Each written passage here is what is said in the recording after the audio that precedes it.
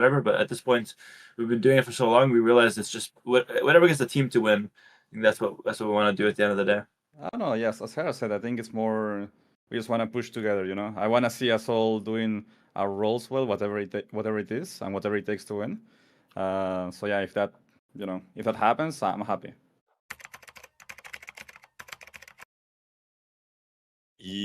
Yes, I mean, very. We've had qualifiers, so we've had some practice, some show matches going on. We'll definitely step up the practice. Event starting soon, So far, I'm warming up the rank ladder so far against Lewis, so can't complain. I'm ready.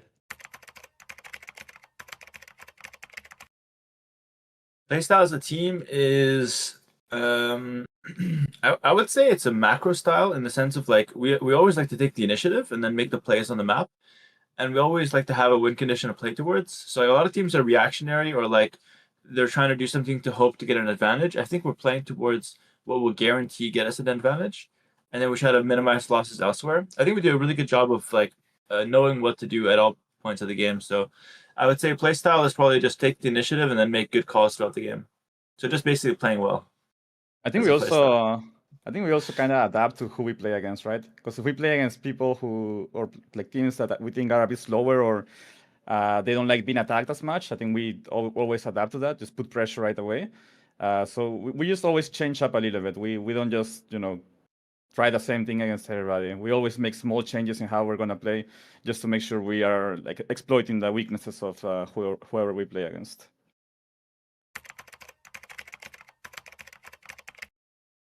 Yeah, on stream or even if you're streaming show matches, so we have like some other public matches or streams, ladder rank games, whatever. We like to banter way more and not go into details as much, into specifics. Usually we'll just be like, I'm gonna do this, I'm gonna do that, whatever. While in tournaments, it's more like way more specific because obviously we're all top pros, so we know the game in and out. We don't have to talk much. We talk very detailed and very specific. We say like less words, but the less words we say, they mean more, if that makes sense. So we'll just flare, we'll just like say 1-2 sentences. We all know what's going on. So gotta be quick and precise. That's how our communication is. I think that's a funny part because sometimes I like in the last week or 2 weeks ago when we play show matches, I would go from playing AoE with a hair and Leary, and when somebody makes a call, we just listen to it. We don't doubt their call. And then after playing with them, I go play Dota with real life friends, and it's just a mess. Like you have to tell them what to do 8 times before it doesn't matter how much better you are than them, they don't listen. They're just animals. So like I always see the difference there is when you play with a team that just trusts your call every time, because it leaves the questioning and like you don't even ask, you just do. And I think that's a very important part of playing in a team game. I want to ask something to that. I remember we played a show match recently and I was in the pocket, and then at some point Hart said, my guy, like his guy, might be going to me with the pocket, and he said, get town watch. And I literally canceled the bill, got town watch. I didn't even look over because I was doing my own thing on the other side. But like that kind of communication, I feel like just really helps as a team because like I didn't delay it, I didn't check myself, I just got it right away because I just trust his call. Like he spent my 75 food, but I trusted him with that 75 food, and we ended up winning. I don't know if it was because of the town watch, but it helped for sure.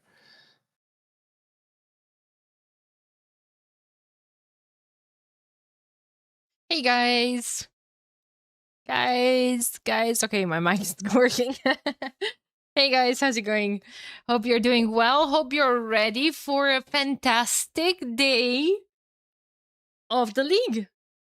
We're ending the round 2 with a smile today. Hopefully we're going to have a couple of good games. Recs are going to be released in 2 minutes for the rest of the casters. And you know what? Before that, well, first of all, I just want to say hi to all of you. We can dive a tiny bit into the civs and into the matchups a tiny bit later. For the moment, I want to check the standings as they are right now. So spoilers ahead. Close your eyes to something for the next 3 minutes if you don't want to see any of this. We're looking at Ling Yuan versus Vitality for the first set of the day. Ling Yuan is at 4 points. Position number 4. Obviously, well, Actually, no. Yesterday, 1, 2, 3, they had the same points, but nah. Ling Yuan, if they win 4-0, they could go tied with Tag for rank number 1. Vitality has some work to do. Vitality is right now in position number 7 with 1 point. I'm excited. I'm excited to see this matchup. They only played 1 round, however, both of these two teams. So round 2, this is what's coming up. Later on, we're going to have Nocturna versus Onimaru Vanguard. So I'm looking forward to that one as well. Going back to the drafts, we have Crescent for game number 1. With a couple of very interesting Civ picks here. Chinese in the pocket position, Malay and Wu for Team Vitality on the flanks. And then we have Berbers in the pocket for Ling Yuan with Dravidians and Vikings on the flanks. And hey, without further ado, if you guys are ready, I think we might as well hop straight into game number 1. What do you guys think? Ivo Berbani, hey Kib, Alskar, Apor, Mage, Bullmeister, everyone. Are you guys ready? I gotta see I'm ready here before I hop into game number 1. Hey Chupta, let's go. Chupta is ready? Okay, well, 14 homies. 14. Both sets are going to be recorded games today. But, hey, recorded games of games that haven't been shown or casted before.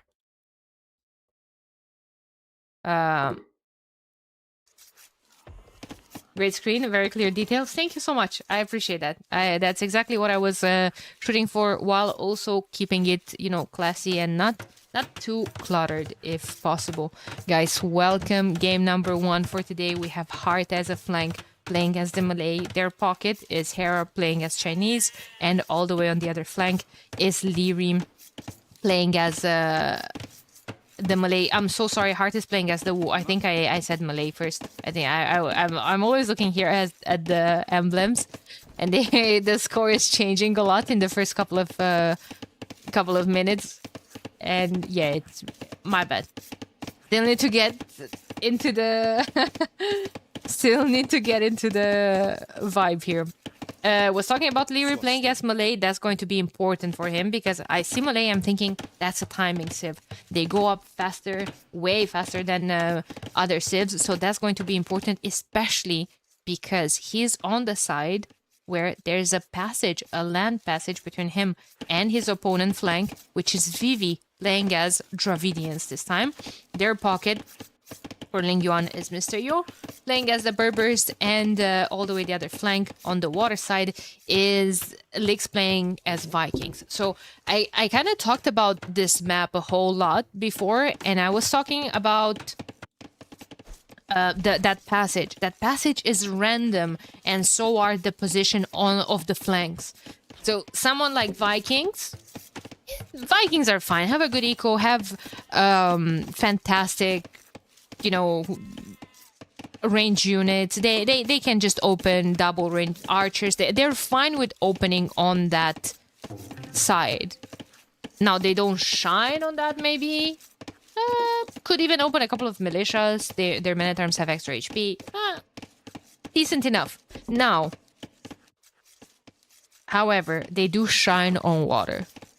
And I think that's exactly what he wanted.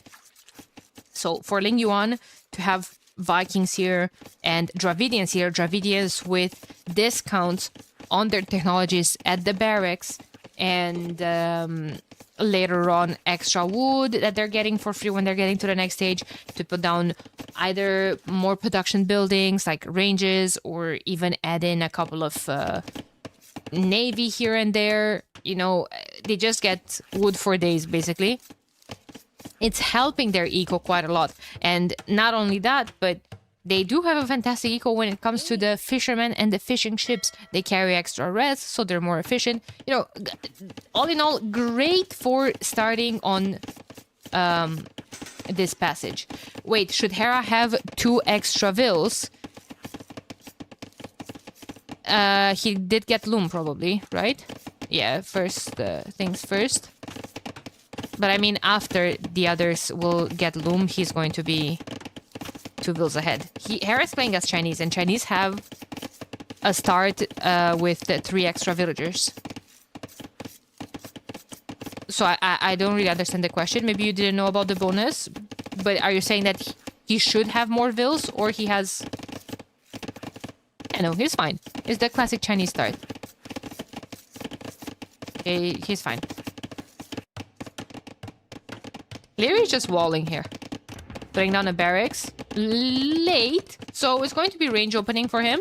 And like expected from Vivi, we already have the militias going on. Going forward soon, I would imagine. Leary's keeping an eye on that. He's probably expecting it as well.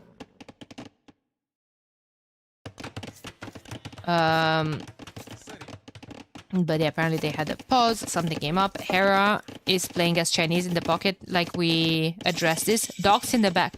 Docks in the back means that he's going to have all of his faith in Heart in contesting water and defending water for him.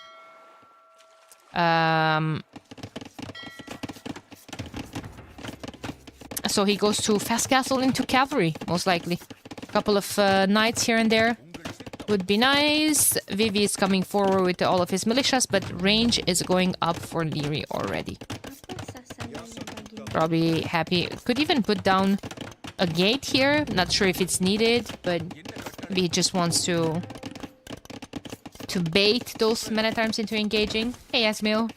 If Hera goes Dragon Ship, even I will cheer for him. What do you mean, even I? Are you a Hera hate watcher, Asmil?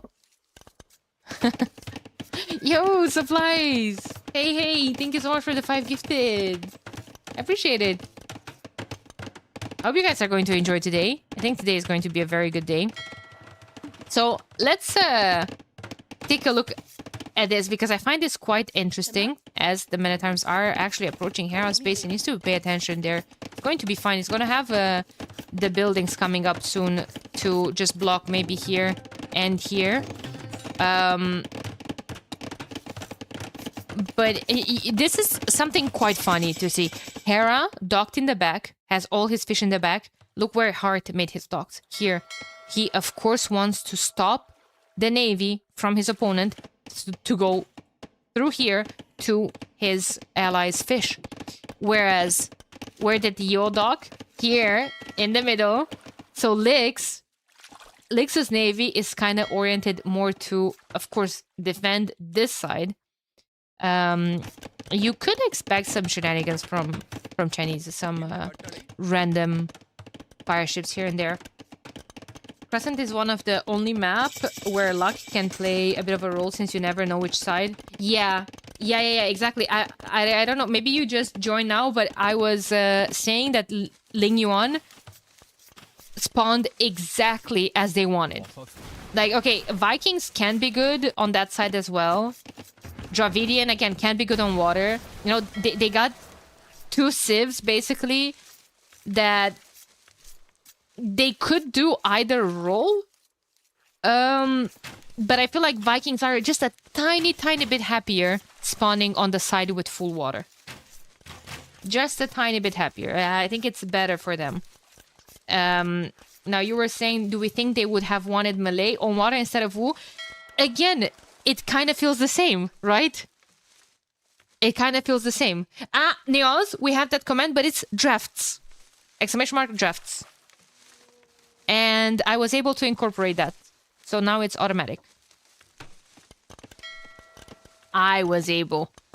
Cow helped me. I would have been nothing production-wise without Cow. But Leary's here with his archers. He got all the way to Yo's pocket, to Yo's base, the pocket, but Yo is on the way up to the next stage. Double stable, bloodlines, bloodlines. Wait, what? I thought for a split second he had bloodlines in the queue as well. I guess not. How are things looking like on water? It's just galleys versus galleys. To finish up my idea about the Wu and Malay, kind of feels the same for Vitality, right? If I'm thinking about the bonuses and what can Wu and Malay achieve, I mean, if you're planning to put aggression, do men-at-arms into archers, you probably want Wu because their infantry regenerates, and you get all that extra food from docks and production buildings, right? So maybe you would have preferred Wu, but Wu are fantastic on water because you see often they go into galleys versus galleys, and careening and dry dock for free in the later stages of the game, I feel like they're very important. And he not only he's saving those resources, but it's also the research time, the building time of the university, and it's instant, you know? So I don't really mind Wu on water.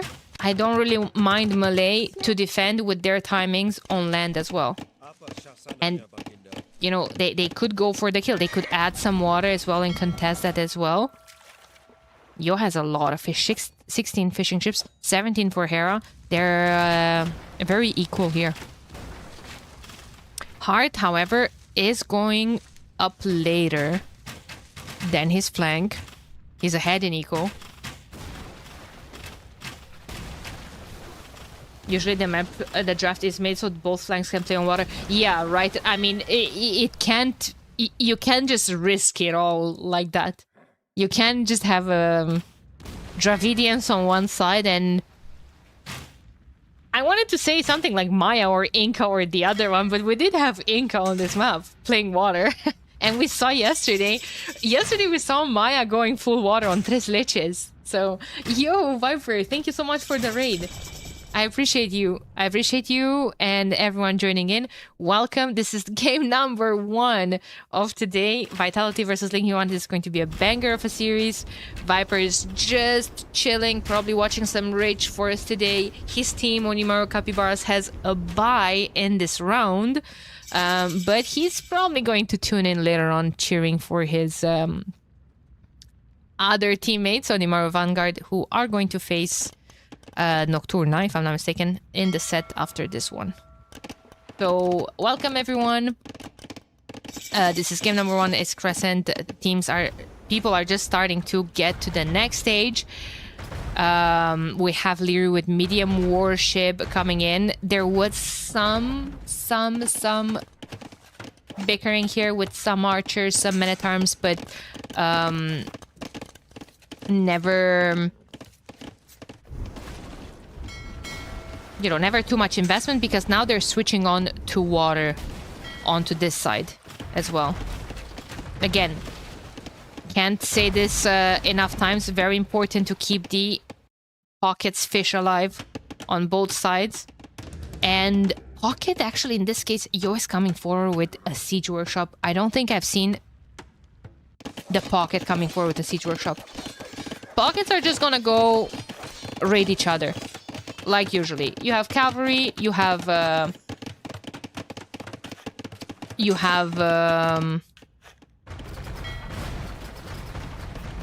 mobility, so might as well. There's a couple of fire ships here.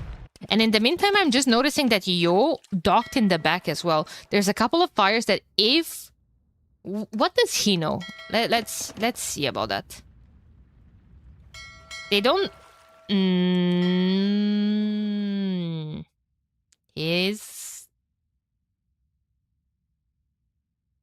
He's gonna go. He found Yo's fish here. Someone asked me why never webcam. People like to see expressions. I'm using Today I was a tiny bit late to the stream, so there's that. But in all the other days, I opened the stream with the webcam for the event. Usually I'm not a big fan of casting with a webcam because whatever. I just don't like it necessarily. But every single day I opened by talking to the chat and with everyone with a webcam. During the games, it's a 3v3. There's so much information on the screen. I think like we have to have the logo, the sponsor's logo. Again, plenty of information on the screen, and now I'm putting a webcam there as well. It's just too much clutter, and I don't like that. I like to keep things as clean as possible, and yeah.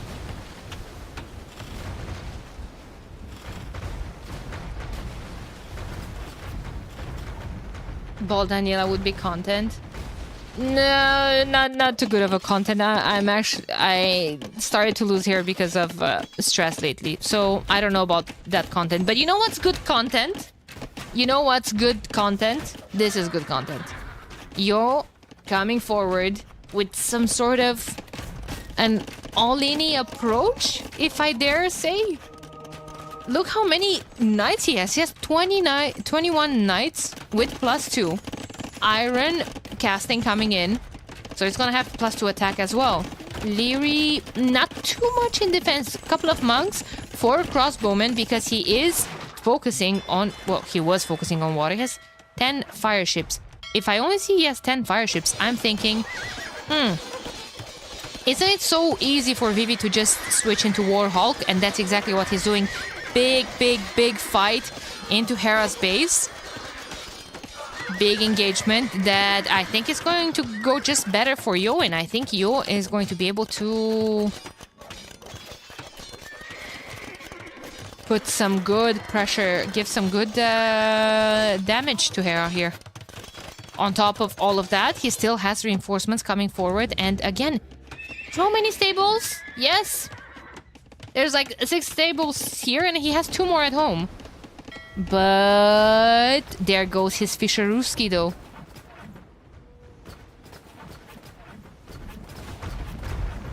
There goes the fish. But Vivi's here. Wait, how? How is Vivi here? This Hera? Look, Hera probably lost a lot of fish as well, but look at Hera's eco. He has a lot of farms. Lear is trying to help with his monks. Gets quite a lot of conversions there. Yo is more busy microing away from Hera's aggression.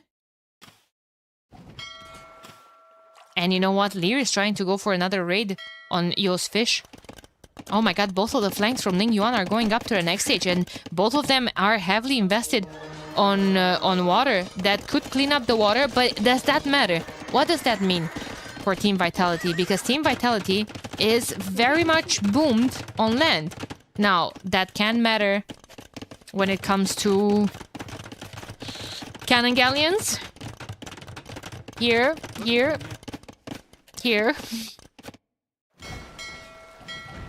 Oh, a lot of Hera's fish is going to die here.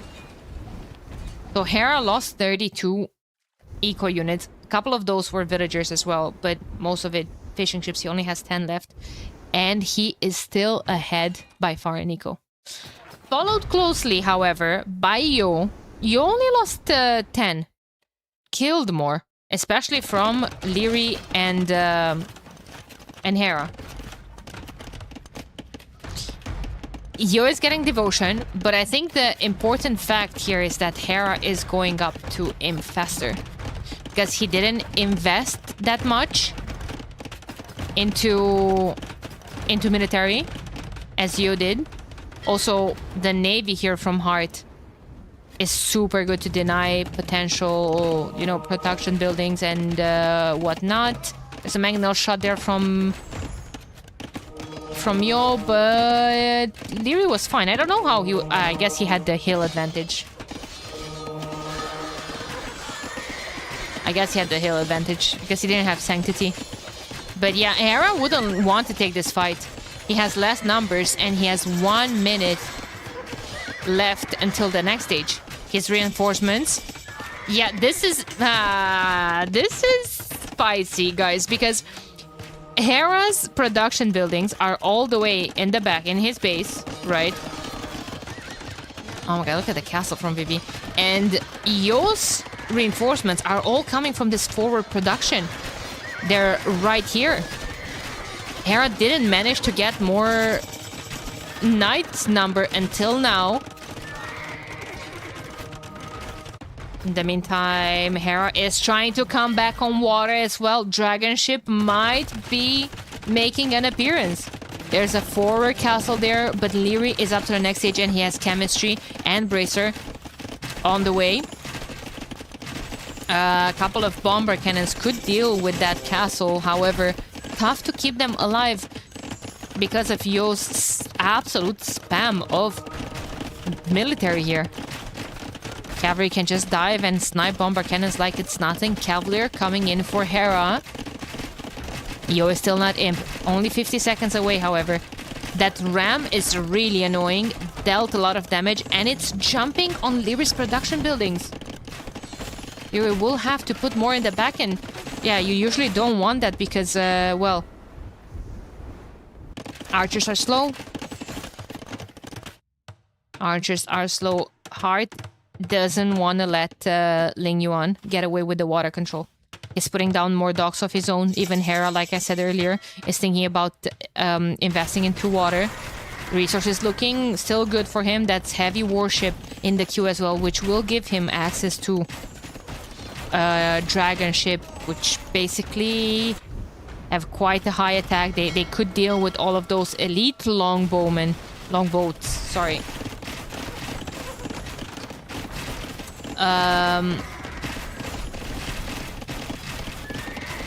But only if he has careening and dry dock. Does he? Does he? He does not. That's tough because... So careening and dry dock does give you an extra pierce armor. Which is usually important in a galley versus galley fight, but it's especially important against longboats. Guess it doesn't matter. I guess it doesn't matter because they can't stop any of this. Hera ended up losing all of his cavaliers forward. Wow. Ling Yuan taking game number 1. And in a game where it just... I don't know, some of these games from the league are just super close. Until they're not. Until, like, what went wrong here? It just felt like Hera wasn't able to keep up with Yo. With his production. Yo was faster in adding...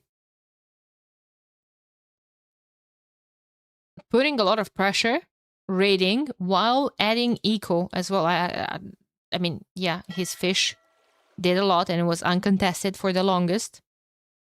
But by the time his fish suffered, he had a full eco. Built. Synergy difference. I know you said earlier, I saw you said earlier that probably Ling Yuan has one of the best synergy in the game because they have been playing, you know, forever. And I don't disagree with that.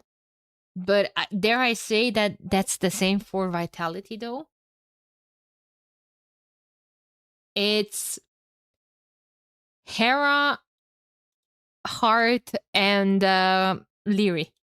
They have been playing together since forever. They were in Aftermath together as well. Yo, Crush Destroyer, thank you so much for the tier 1 sub. I appreciate you. Hera seems super sick and is away from home, to be fair. This is something that I noticed in his previous set as well, yeah.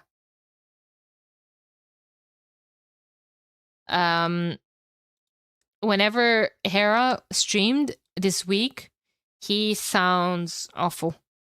He sounds super, super sick. But again, I don't want to say that and take away from how well Ling Yuan is playing.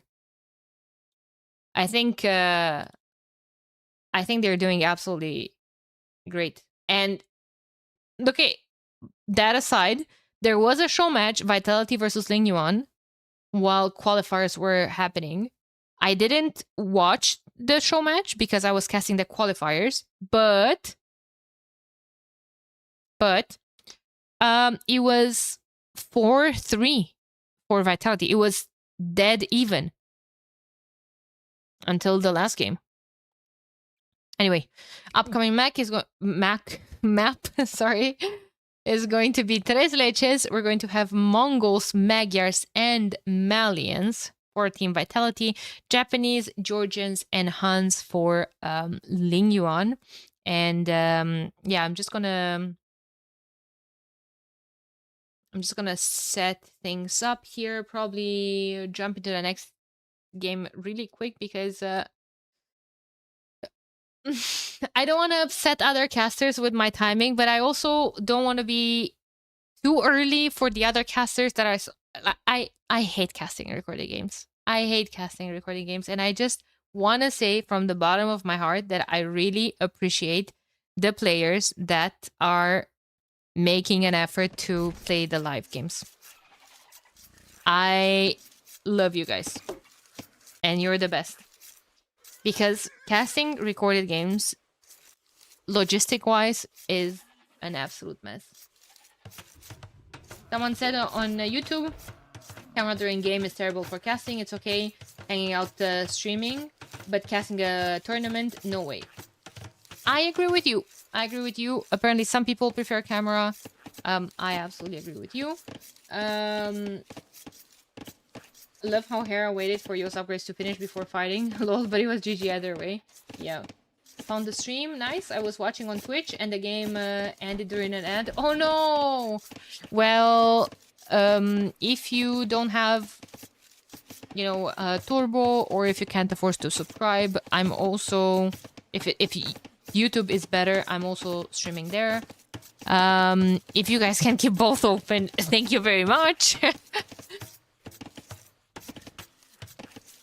How recordings can have tougher logistics than live because of the pace that you're casting, because of the pace in between the games. In between the games, all the casters, all the commentators have the same pace basically. The players dictate it. They take their time to start the lobby. It's not going to be bigger than 20 minutes, than 10 minutes, sorry. They're going to pick the map, they're going to pick their civs, they're, you know, that's fine and everything. But, you know, each caster has a different pace. For instance, some of the casters just like to jump straight up in the next game, and then I don't want to fall behind them. Some casters like to talk a tiny bit more, which I fall into that category. I kind of like to talk a tiny bit more about the previous game, about the upcoming game, about the civs, kind of catch up with chat, tell Sweep on Wake Up, thank you for the follow, you know, engage with chat a bit, because to me, that's very important. But then I don't want to fall too much behind, and if I go too fast, I don't want to be too ahead in front of other commentators. I don't know.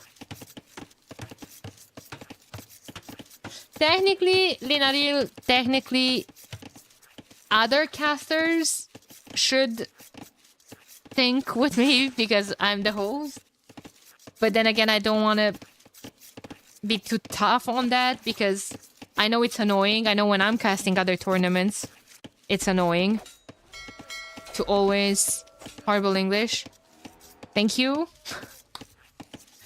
Don't delete it. It was his opinion. Like, it's... You can go switch to Dave, homie. If you don't like my English, I'm working on it still. I think it's understandable. If you don't like it, you can switch to Dave. Dave is casting right now. But just first time message, hopping in here saying horrible English, it's rude. At least where I come from. Maybe not for you, but that's fine. Anyway, moving forward with the game. Maybe he was just interesting. Yeah. Hi, horrible English. I'm Daniela. Nice to meet you. Lex playing as the Huns.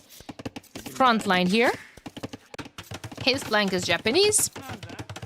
Probably going to go for full water. Full water with maybe walls and maybe something like Cav archers in Castle Age.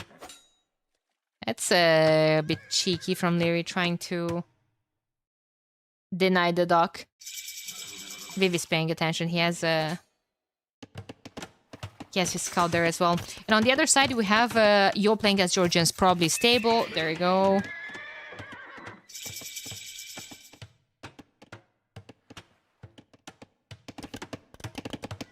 And there we go. And he's facing Hera playing as Magyars on stone. Late feudal. Is this a fast castle Magyar Hussar? 4 CA civs? 1, 2, 3 for true. Georgians have good CA as well. They regenerate. They're missing Partian tactics though, right? No, thumb ring. Sorry. My bad. I think thumb ring is very important. Especially on CA.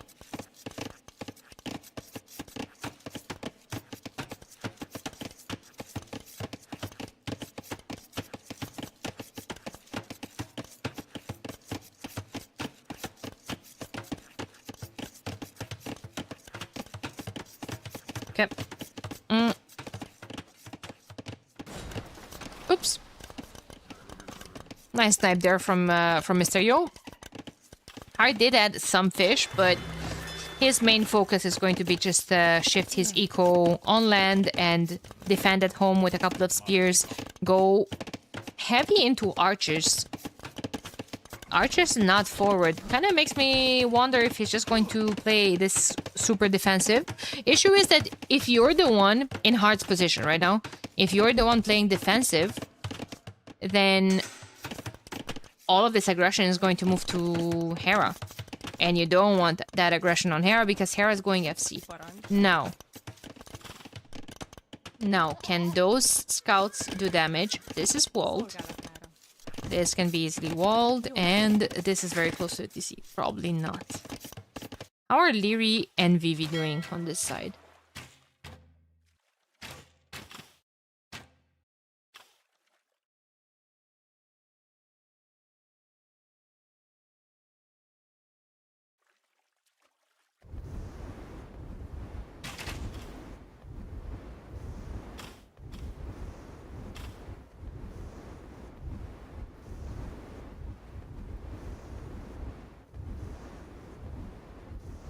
Are going Magyar Hussar? Yeah. Yeah, he is. Barracks coming up as well early, so he's going to want a stable for bloodlines and husbandry. Which, hey, fair enough. Fair enough. If you have a cavalry unit, you want it mobile. Kinda needs to start working on the quick walls. There they are. When were these games played? Friday or Thursday, if I'm not mistaken. I don't even know if I have access to that information.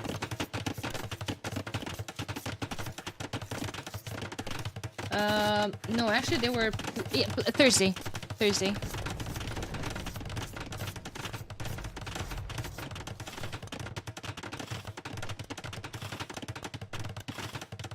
Stable going up.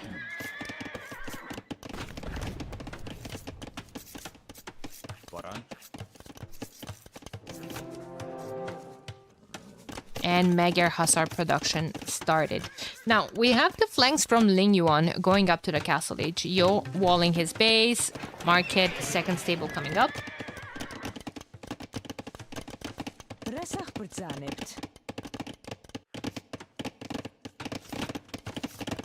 Probably something similar from Leary. Leary's going to go CA. No production building yet for Vivi. Vivi is going to go full water. Now this is interesting because if this is going to... Ah, no, he is putting down a range. If he's gonna go into CA... Which CA do you guys prefer? Mongols with extra attack. Ooh, the Scots are in. They could do some damage here, forcing a lot of reaction from Leary. Now, you could say, but Leary's fine. And you would be right, he's fine. He's not losing any vills. But you see those houses? That's idle time for those villagers. That's idle time for those villagers. This is idle time for this villager and spending resources instead of actually bringing in resources. He's spending wood as well, which he wants if he wants production on the range units. So yeah, Mongol CA attacking faster against Japanese CA with +2 against range units. I kind of prefer Japanese, especially in the long run. Given the fact that, well...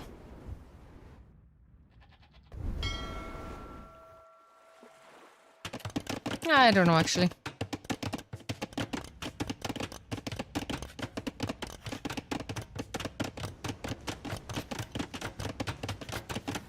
Mongols also lacked the last armor on the...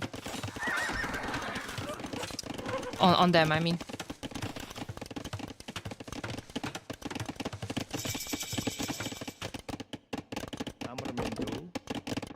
Almost everyone going up to the next stage. Well, everyone going up from the next stage from Team Vitality as well. Hera was trying to put some pressure with his Magyar Hussar. Gets stopped by Yo.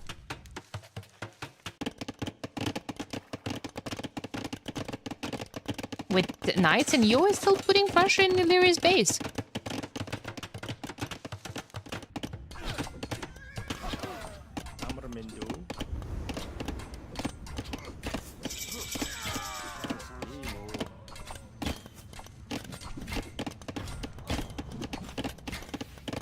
Now, I'm not sure about licks and all of those scrims. Probably just an answer to the mass of archers that Hart was sending forward.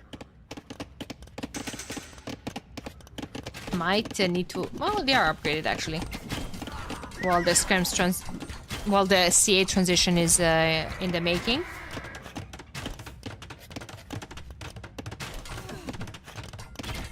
There's going to be some damage there for licks. Isn't this Rex? It is. But does it matter? The games sometimes are being... We have a strict schedule for Division 1, right? From Thursday to Sunday. We have 2 sets every day. And if the teams are not going to be available, if they really can't play in the scheduled spot, the games will be recorded. But... I mean... Okay, for the for the viewers... and casters too, it's probably more entertaining to watch them live. Maybe there's some like crazy things happening. Maybe there's some messages in between them. You can see what's happening in real time, but otherwise, like, I don't think there's too much of a difference. What's the big deal if they were played on Thursday and broadcasted today? Yeah, it's just team games are harder to schedule, and there's another team game tournament happening in the same time. So I really do think that players have a hard time scheduling all of these sets. Yo might suffer now here. Yo might get all the heat that he has been putting on the members from Team Vitality.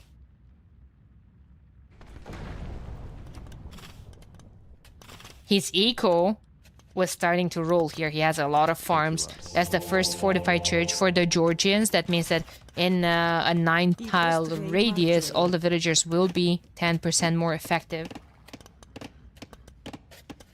He has a lot of military here. BV is bringing quite a lot of CA to the party. It's 12 Magyar Hussars against 13 Georgian Knights. And if the Georgian Knights don't die, they will regenerate HP. +2 was in as well. And Hera is like, okay, bye-bye. I'm bouncing away. And there goes all of Heart's archers.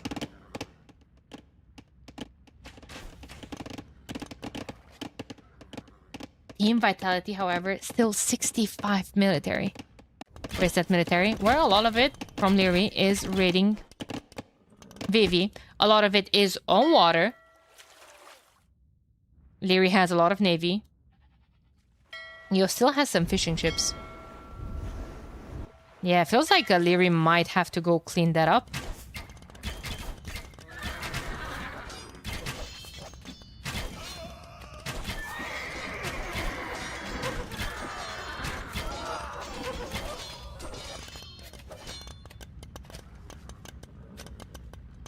Your mods don't like to seem the freedom of speech. I think my mods are thinking about my general mood, and I don't know, seeing a comment like that kind of hurts my feelings, especially knowing that you could go watch someone else, an English speaker, a native English speaker, sorry. But you're choosing to throw a hurtful comment. It's not that they're against the freedom of speech. Is that not all opinions need to be expressed. That's the point. But yeah.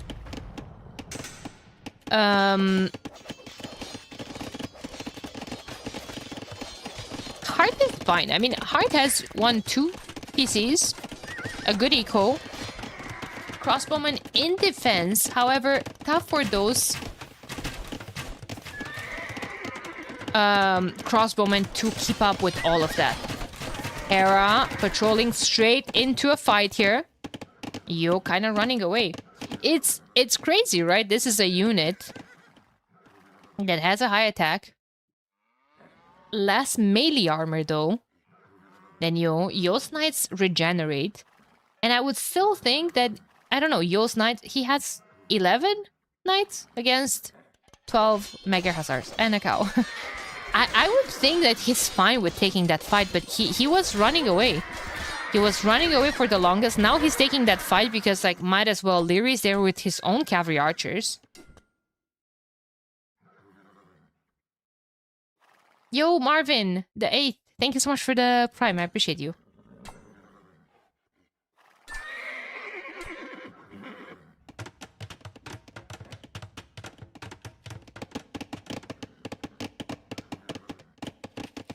Yeah, thank you, Gil.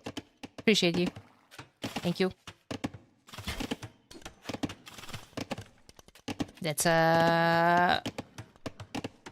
that's a lot of military here, guys.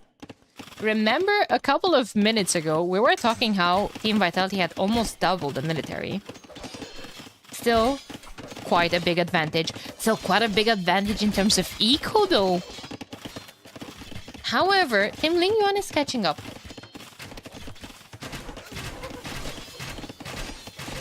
They are catching up. Hera's now suffering from some raids. He's going to clean them up easily. 4 TCs from the Canadian. I love when Mem calls him Canadian. When Hera switches to CA, the other side is dead. Hera won't be switching to CA soon. I know you guys see fletching here and you're thinking, oh, there it is, Danny, you're wrong. And I might be. But fletching also gives an extra attack to the town centers against the raids and an extra range to the castle and towers. Going down that university and getting ballistic soon might be the end of me.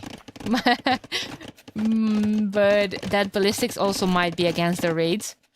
I just think it's too expensive for him right now. Whoa, good deny of that extra TC from Licks in the meantime. I agree with you guys. I agree. Magyar CA are absolutely the best. And that switch is going to happen eventually. Just not now. Just not now. For now, Hera does what that can do best. That Civ can do best right now. Add eco and raid.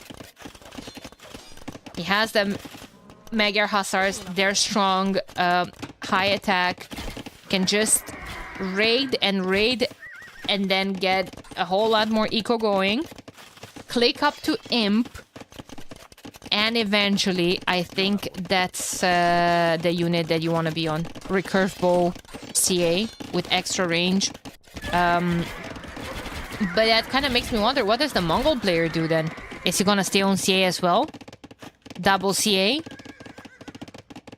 Heart's gonna maybe switch to cavalry then?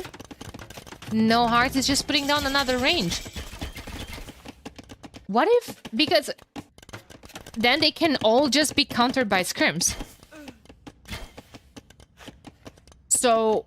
what if Hera never switches to CA? Mongols are gonna stay on CA, and Hera adds either Elite Magyar Hussars or Paladin.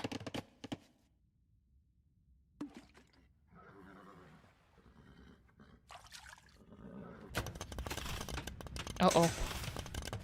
Arbalester is in for Heart.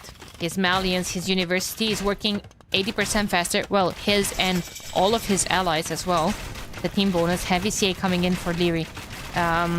Heart with chemistry can add in a couple of bomber cannons now. Oh, that's a lot of military here, but I trust Heart that he could clear up a lot of it. However, he's walking towards that fortified church that could do a whole lot of damage to those as well. Oh, he's stacking them, trying his best to micro this away. There's all the militaries from Ling Yuan are here, focusing on Heart. He's running to Hera's Magyar Hussars, but they're a tiny bit too late to the party. All three homies just piling on Heart here. Table's going up. In the meantime, what are Heart's allies doing? Well, they are busy with their own stuff. Vivi is taking the heat here. He does have 30 cavalry archers. Bracers coming in. He just got to Imperial Age.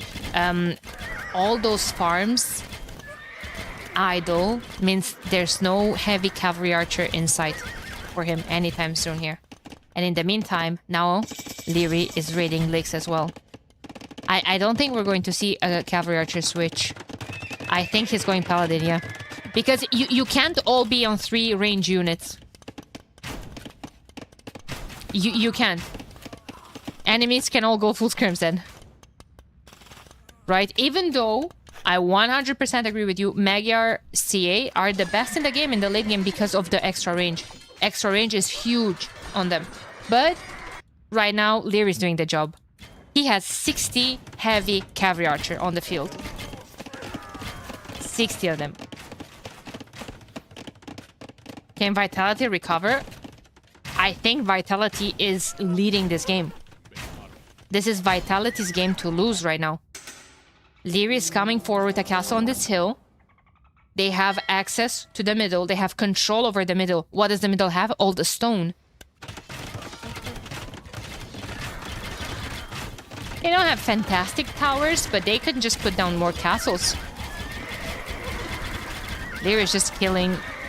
Oh, Leary is actually not looking at this fight. He got distracted by that TC, and it won't matter. It won't matter. Vivi just cannot afford all the upgrades right now, and yeah, with that castle from Yo being denied as well by Hera's Magyar Hussars, Paladin switch was on the way. Trade was on the way as well. And there we go. Vitality taking game number 1. Guys, we have a set on our hands. Oh god, I'm not live. Oh no! Oh no. Nice to see you live on YouTube. Nice to see you, Mr. Cott, on YouTube. Hey, Justin. Great stream. Second one I've joined. I think I saw you play in a tournament, which were the most interesting games I saw. Super aggressive strategies. Oh no, what tournament was I playing on? I am retired from playing in tournaments, guys, because I am probably the most anxious person that you will ever meet. And it was just too stressful for me. It was just too stressful. I'm not playing in tournaments anymore. I clicked the point to the wrong team. Well, Ling Yuan won the first game. Yeah, it's 1-1. It's 1-1. This was the second game. This was the second game, and that was tres leches for you guys. Remaining maps: Arena, picked by Ling Yuan, and Frontline. And oh my god, I see Arena picked, and I see Vitality having polls. I feel like that's just going to be hard job once again. Let me see. Game 3. Leary playing as Portugal. Yep. Hard has polls. 4. No, don't. I said, no. I said Leary, and my phone heard that as Siri. You see, I do have a terrible English. Like, homie was right all along.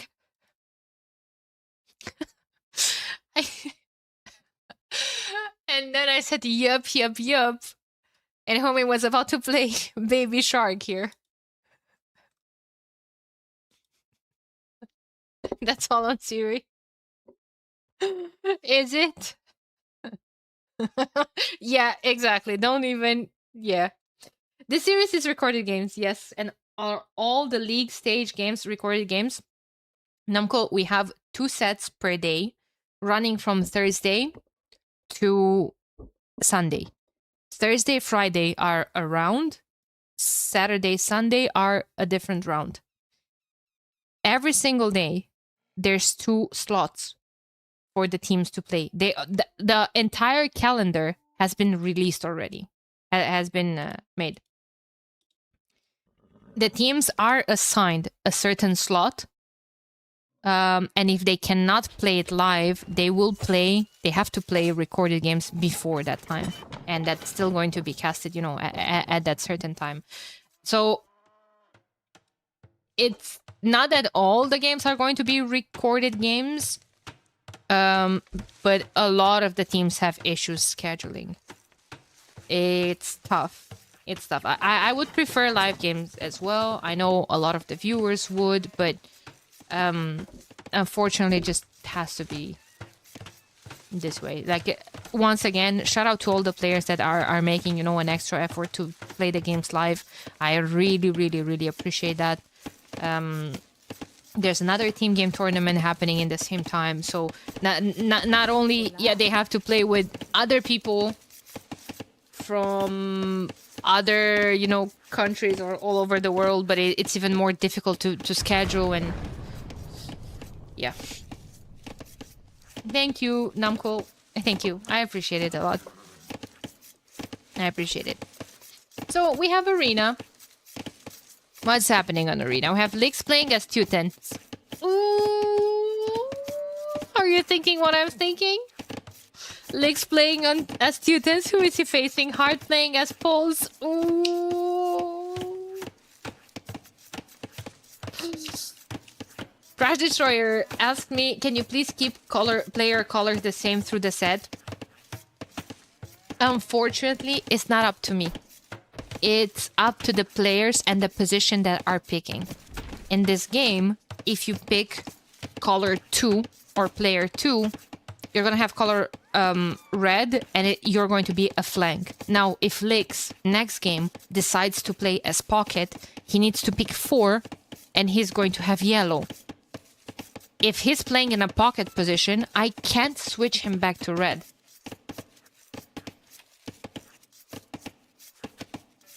You can change colors, yeah, but like that's going to absolutely screw up with my casting.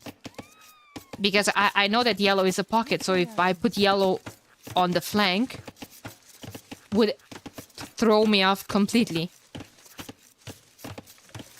It's mostly Leary and Hart that change colors, right? It's mostly Leary and Hart that change colors, which are both flanks, which would be fine, but I prefer to not mess up with the team position.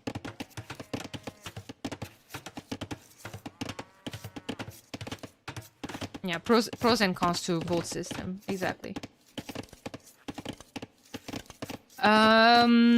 So who's trashing first?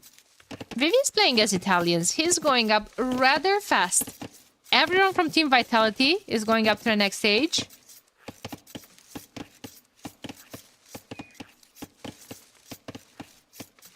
Yeah, okay, changing from 6 to 8, that's a personal preference. Because I think it's just better for the cold colors. What's going on here, guys? These are some fantastic uptimes. Look at Vivi. I mean, okay, he's playing as Italians. He's going Market Blacksmith 21 pop. Is he going to sell the stone? No, he's fine.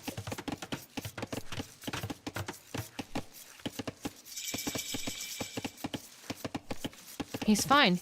He clicks up to the next stage. What a fantastic build order. Market Blacksmith coming up from Lakes. I was getting so excited about the tower rush. And didn't end up happening. I guess when you're playing against Pulse, I guess they both just scouted each other early on. And Pulse probably wanted to tower rush and they were like, meh, I'm against Teutons. I don't want to trust them. And Teutons were like, I'm playing against Pulse, I don't want to trust them. So they're just going Fast Castle. All of them.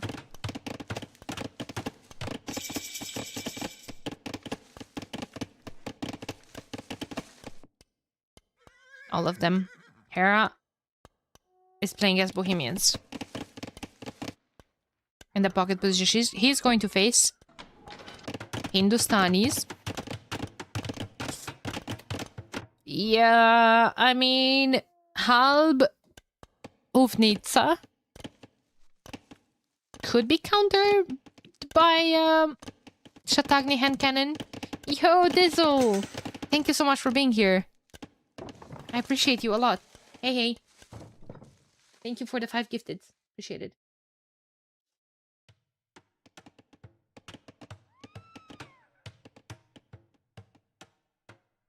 Will the finals be... Yeah, finals will be live. But so, well, we have group stage, right? And then we have the playoffs. And the playoffs are going to be live as well. Playoffs have to be live. Anyway, and then the final, the grand final of Division 1, that's going to happen in November, live in front of an audience at a LAN event at the Garrison. So, yeah, that's going to be live. Imagine getting 10 minutes Castle Age on my rank game. That would be a tiny bit impossible because it's a 9 villager start. But hey, I saw that next week we're going to have a quick start arena. Oh boy. Yeah, well, maybe that's going to happen. You just need to replicate Vivi's build order and play as Italians. Everyone's gonna boom! It's a boom fest, chat! Hello? It's an absolute boom fest.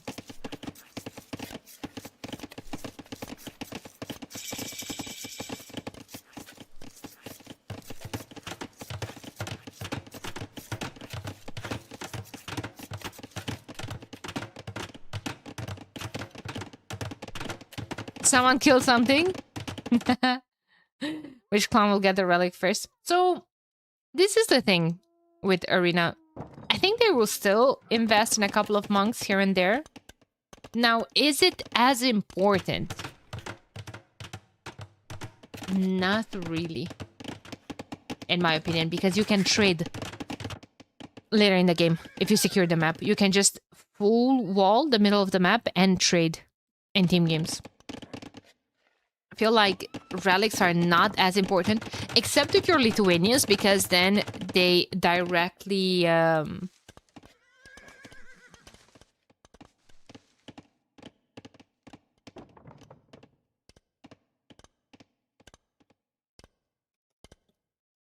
affect the Cavalier and the Paladin line.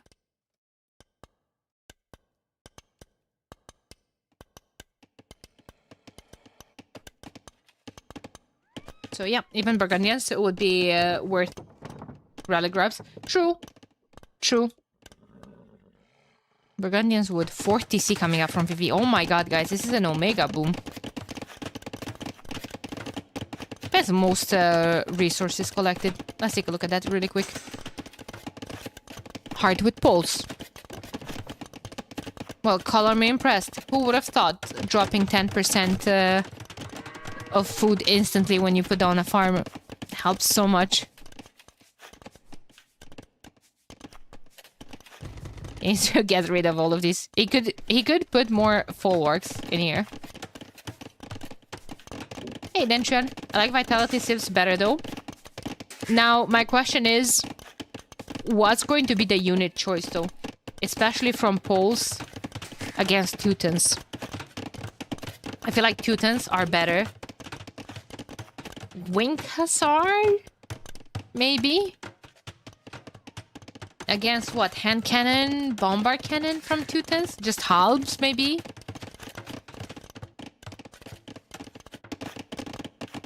Yo has that stable as well. He's getting a monk out. Is that going to be the first relic? Hussar raining on arena, not the greatest. I was thinking about the trample damage, especially with the bonus damage against the hand cannons. But that's only if Teutons go Antis. Well, Poles could go CA as well. Or Elite Obuk. Not sure. Vivi could go Genoese crossbowman. Vivi could go condos. Teuton condos are kind of great as well, actually. Yeah. Salve. What's Leary going with Portuguese? Against hand cannon is not the greatest, you know. You probably don't want that against your enemies that have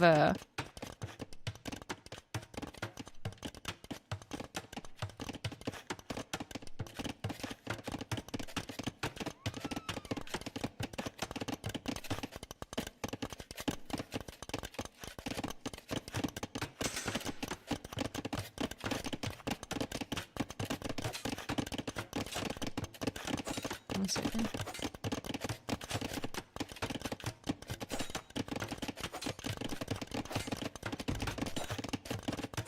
Blocking the gate, yeah, and then like a workshop in his face. No way. This is fantastic. Hard wanted to make an outpost to see what's up. You know what's coming. And then has to make a complete new one because Lix is attacking that straw.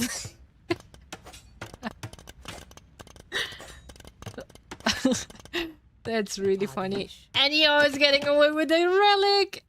He's yoinking all of them. Ain't no way that was the first one, two. Going for another one. No, Hera. He's gone. Oh, is that the siege workshop? Are they just like mirroring each other? Like, look at this. It just puts down a castle on that.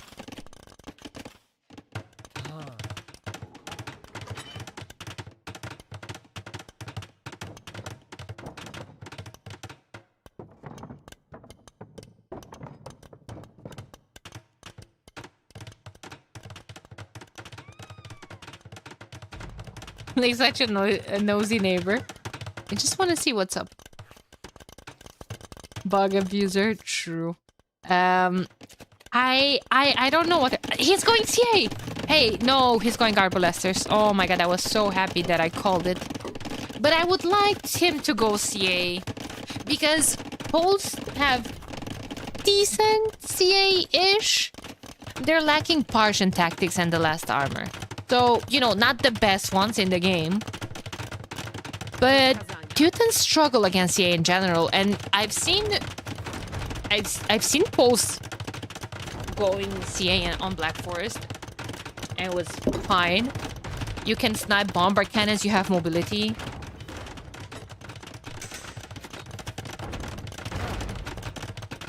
Oh man, I was so happy that I was right and he's going CA, he's going Arbalesters. Alright. That's fine. Castle's up. There's another one coming up for Licks forward as well. No one imp yet. They're all gonna get imp at the same time. Look at this. This is just like a no rush 23 minutes. Why is there a siege workshop on the gate? Because he wants to block the gate. Yeah. He wants to block the gate. And his teammate did the same to Leary. So, I mean, it just has to be. Oh, Vivi's gonna open Condottieri, isn't he? Organ guns can have gunpowder armor class. So, condos are gonna slap.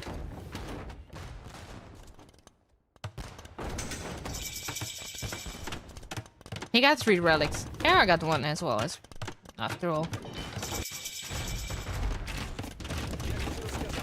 Okay, well, that siege workshop is going to be gone. Treb's out for Heart already. Treb's in the queue for Licks. He just got to the next stage now. Going to be Halb Hufnica. And now, what is Yo doing? Ranges, Shatagni hand cannons. He might be going Ghulams. He's going Ghulams. Okay, well, that's not even bad at all. What kills Ghulams? Hand cannon. Can you go hand cannon? Well, not with Vivi going Condottiero.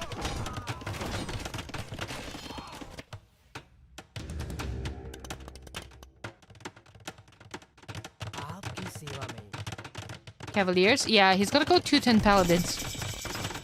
I actually don't mind the comp here from Ling Yuan. I think it's very strong.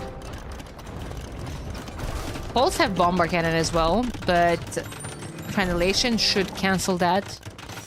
Now, that's kind of a bit expensive right now.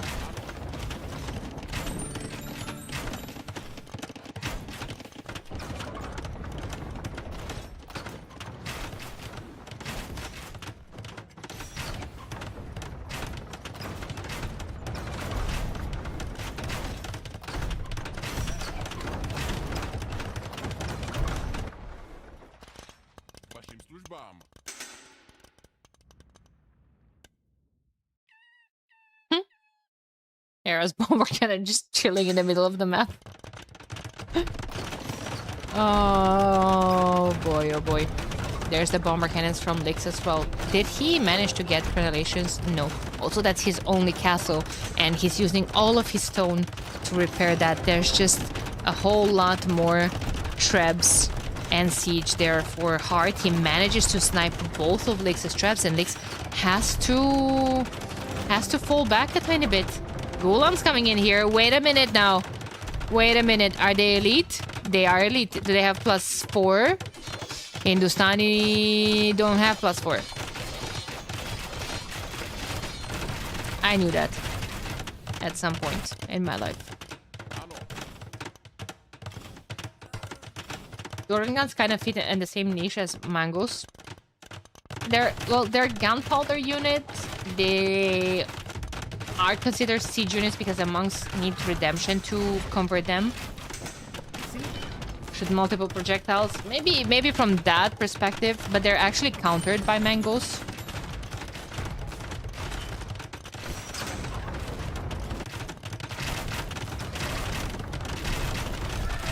Grand Trunk Road coming in for oh, headshot. Coming in for the Hindustani, so all their gold is coming in faster. Fun fact, tiny bit of a trivia, useless fun fact here. Grand Trunk Road used to be the only unique tech that had 3 words, 3 terms in the name.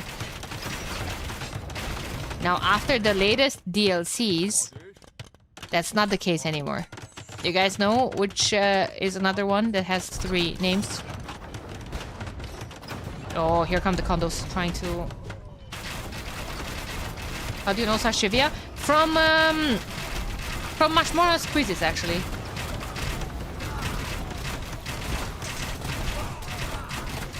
Coiled Serpent. Wait, I didn't know that one. Now I learned that one. Okay, so there's more now. I was thinking about Redcliffe's tactics. I was thinking about Redcliffe tactics. But you see, there's so, like, I want to learn some things and my mind is just not there. And, like, it won't, some things just won't stay in my head. And some things, like, I'm watching a much more quiz in some podcast. And the information that Grand Trunk Road is the only unique tag that has 3 names just stayed with me forever. Now every single time I see it in the queue, I remember about that. Now it's Ming Guang armor as well. There we go. Now there's plenty of them. Now that fact that's stuck in my head is useless because it's not even true.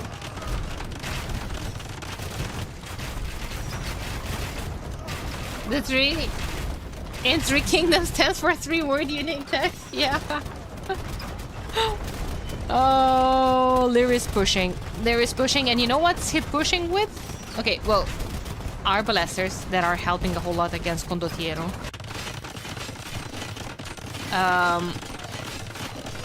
But gunpowder, and I said, no, surely they won't be pushing with gunpowder against condos. I guess if you mix arbalesters, that's fine. Now, who's dying faster? Llama, Heart, or Vivi? Issue is that the military from Lyri here and Hera is a slow push type of military, right? Where Legs can just kill a lot of vills faster here.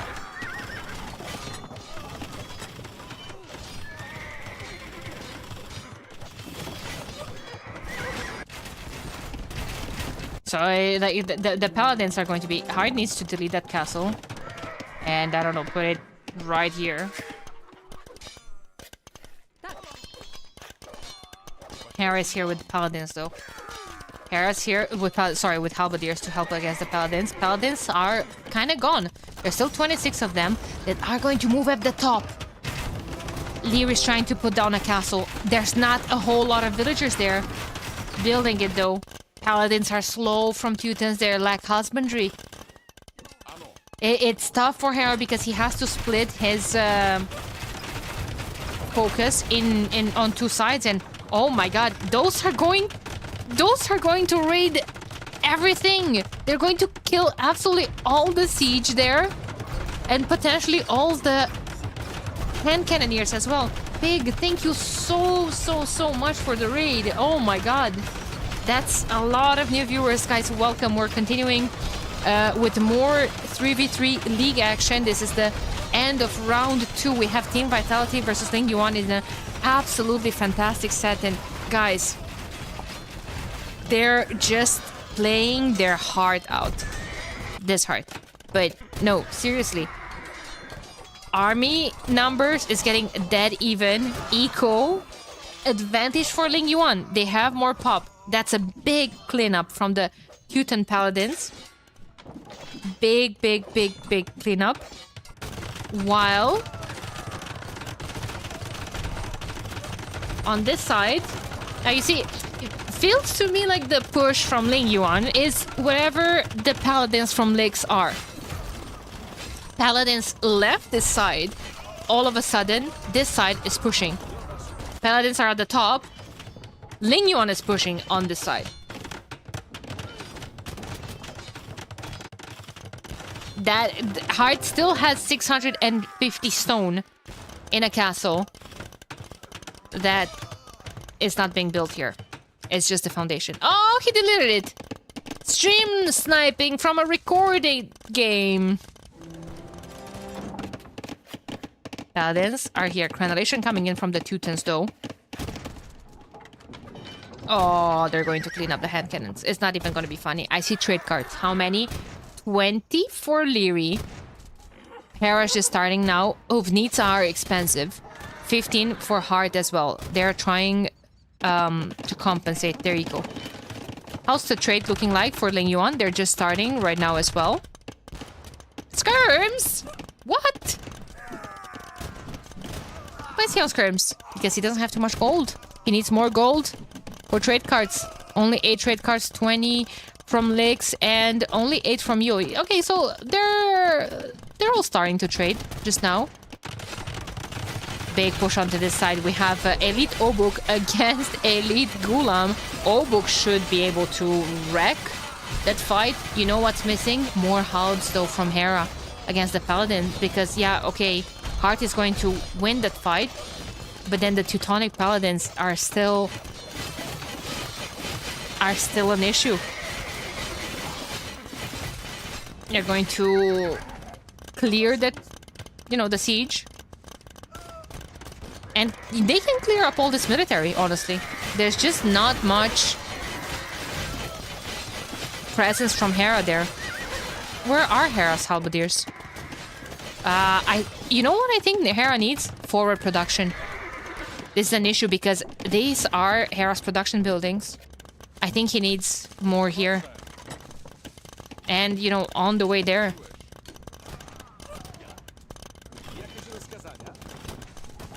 Also, Team Vitality has... Team Vitality has markets working 80% faster as a team bonus. So that's nice when it comes to upgrades, you know, pumping out trade cards. So you can build your trade quite fast. But on the other side, we have Team Lingyuan with Italians and Hindustanis. And Hindustanis can build Caravanserai, a building that heals and speeds up the trade cards. I see 0 built though. Ah! Haha! There it is. A foundation. 2 foundations. He's thinking about it. They're just starting now. Hera going into Long Swordsman. From Bohemians. Are they fully upgraded? They're missing Gambesons. I guess when you're fighting Gulams, don't really care about Gambesons. Hand cannons are going to be the issue though. Leary is adding a couple of Cavaliers as well. More walls being deleted. I'm concerned with these walls being deleted if they're not being built in the middle. Because if you're deleting all the walls, you know what you're doing? You're giving a free road for those paladins to go straight behind your base. Straight in here, in the trade. Raid you to death.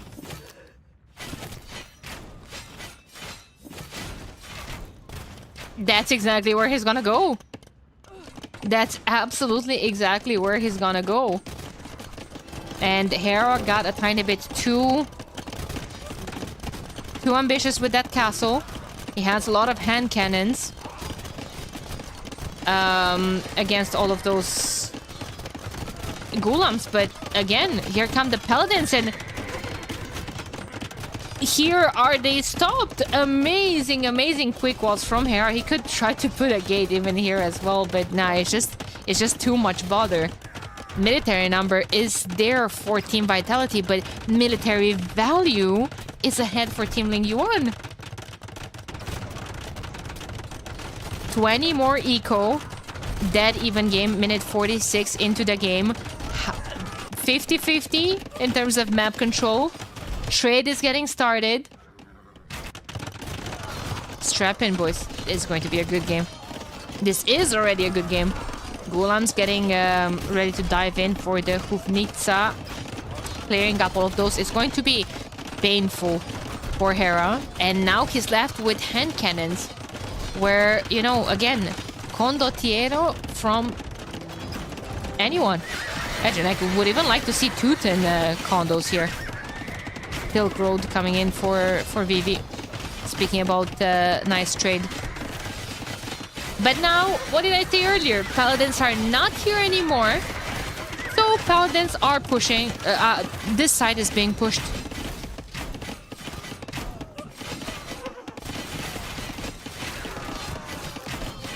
This side is being pushed. Where are the Paladins? Oh, there's no more Paladins. Okay, I personally think that's a mistake. I think the Paladins were doing quite well.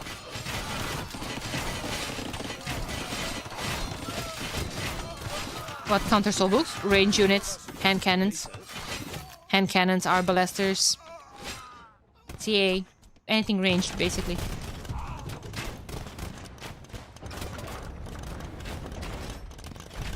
Scorps, sure. Ooh, imagine if we see heavy scorps.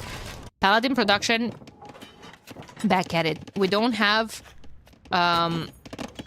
stone walls yet. Where are those bomber towers from Italians? Okay. Hera's champions are doing the work against the Kondo plus Gulam comp. But that's the thing, those Gulams can be quite pesky. They have 14 kills on them, and now they're going to dive deep into Lyris base. Where's Lyris military? He's fighting Vivi at the top as well. There's so much action going on. Everyone is just fighting everyone on all fronts, and Leaks again with a group of like 7-8 paladins just diving in, sniping the siege and going back. Big fight under the castle. Oh, Hera didn't have enough numbers there. There's just too much coming forward from Yo, and that castle bites the dust. That castle's gone. And Hera is going to build another one tile forward. Move, sir. This is a construction site. Just because why not? Just because why not?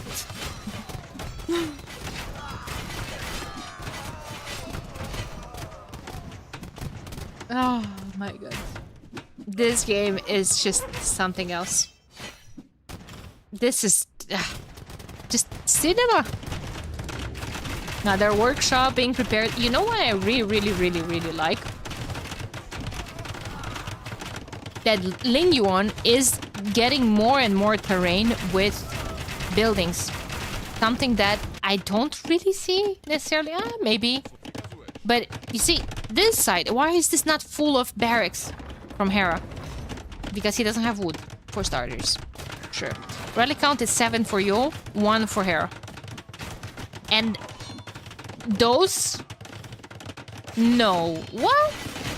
No. PCA from Hindustanis? They're missing parches, but I mean, it only will count against other range units, which, okay, it's important. It's extra pierce armor against all the arbalesters.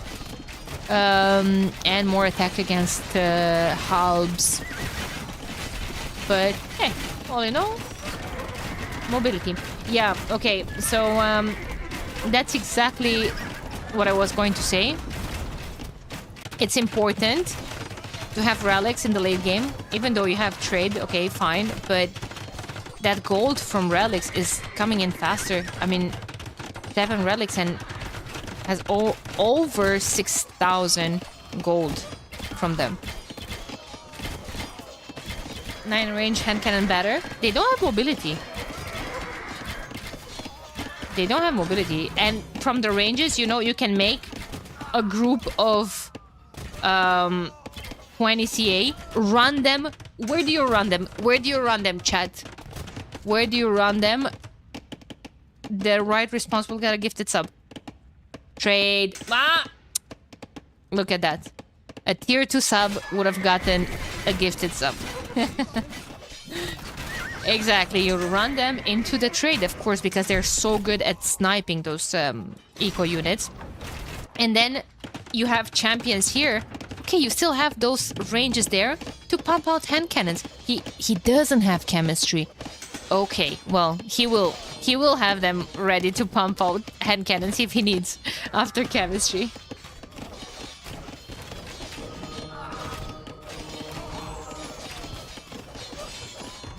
He has ballistics on his CA. As him here. Paladins are here. This side is pushing. Paladins are not here. That's fine. This is not the, you know, ultimate push here. What's happening here? Whoa! Vivi, big terrain advantage into Lyri's base.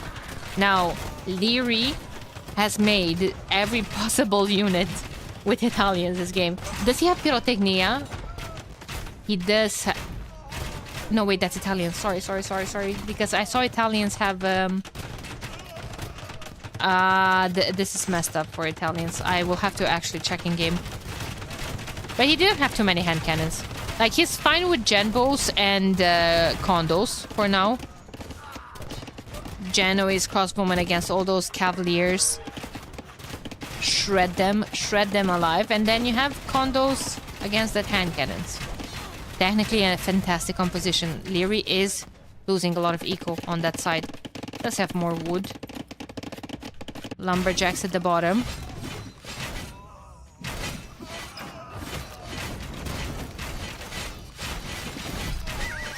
Dangerously close to the train.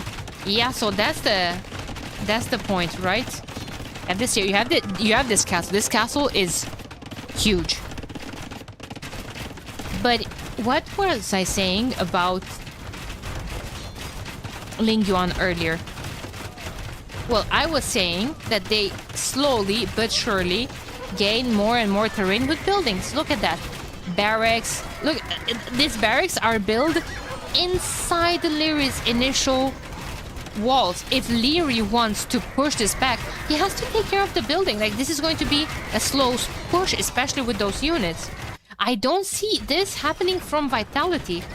There's all of this space in the middle. I think I would like to see that.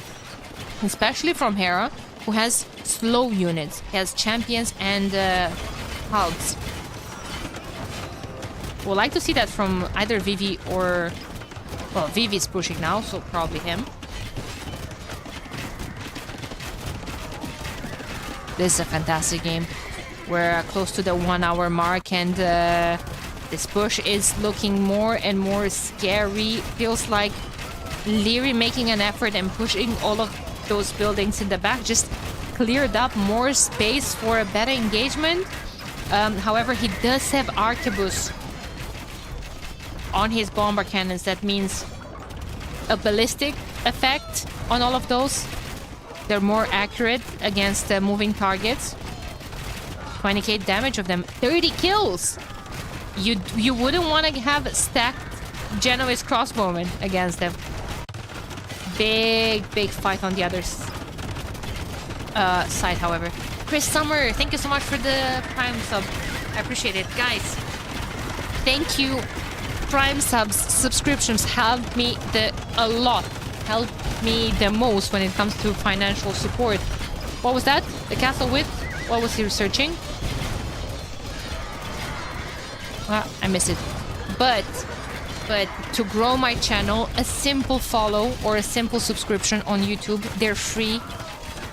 And that's already more than enough. So thank you so much for being here. I hope you guys are enjoying the games. I hope you're enjoying the tournament.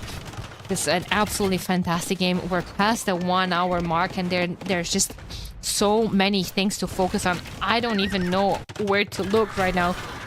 I would like to have a split screen right now with this fight going on and this fight going on, because they're both equally important. There's a big dive from Vivi on all the bomber cannons, and there were like 9 of them. Suddenly there's 4 left, chat. Make them 3.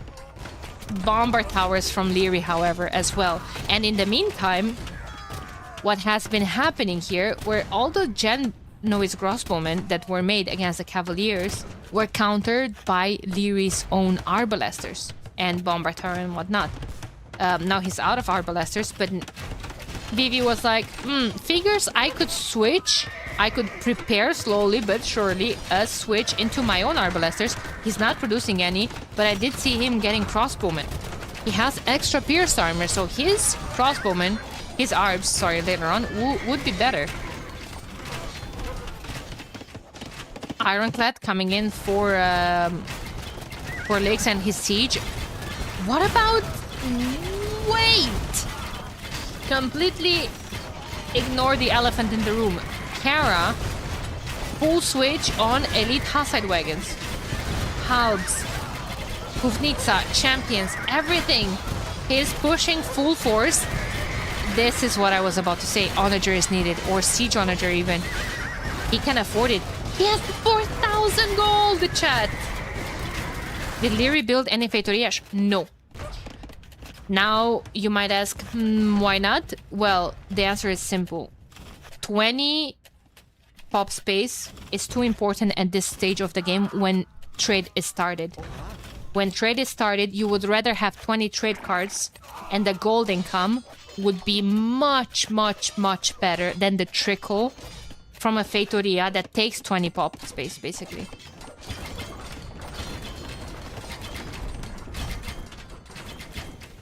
Does that make any sense? Heart adding Cavaliers of his own. Does he have Schlachta privileges? He does. He does. Schlachta privileges, Flood of Cavaliers. We have Paladin. Probably gonna see Halberdiers here from Lix as well, or at least I am expecting, even though he is making a couple of condos, probably just to snipe some Bubnica. But I do expect something like Halbe. So there's SO in the queue from Lix. He has Ironclad, so +4 melee armor. On those, there's another push in the middle. There's just Gulams running in. Bomber towers now from Hera as well. Everyone's buying stone. What's the price of stone at this point into the game? Getting expensive. Getting expensive. Still back and forth. Front of Leary's base. Dangerously close to the trade. How are some eco kills looking like? Yo killed 120 eco units. Mostly, well, Leary lost 125 as well. Some from VV, some from Yo as well. Oh my god.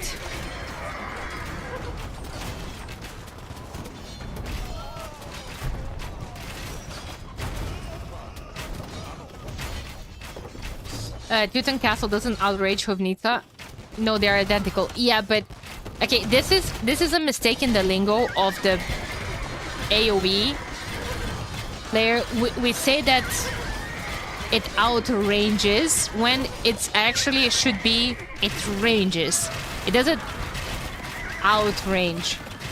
Basically, we're talking about the Prenelation and the Yupsong towers. And we often say about something that it outranges. No, they both have the same range, basically. But I understand that that's exactly what Aurico meant. It's 13 range on the Hovnica and 13 range of the tower. And guys, VV is getting here with Bombard towers close to the trade, 10 tiles away. Sinestia, thank you so much for the tier 1 sub. I appreciate you so much. I appreciate everyone being here. I hope you guys are enjoying the game because I definitely am. Vitality pushing with their greatest strength. On the left flank, Hera has all of the Haside Wagon as a mid shield. All the units behind taking less damage.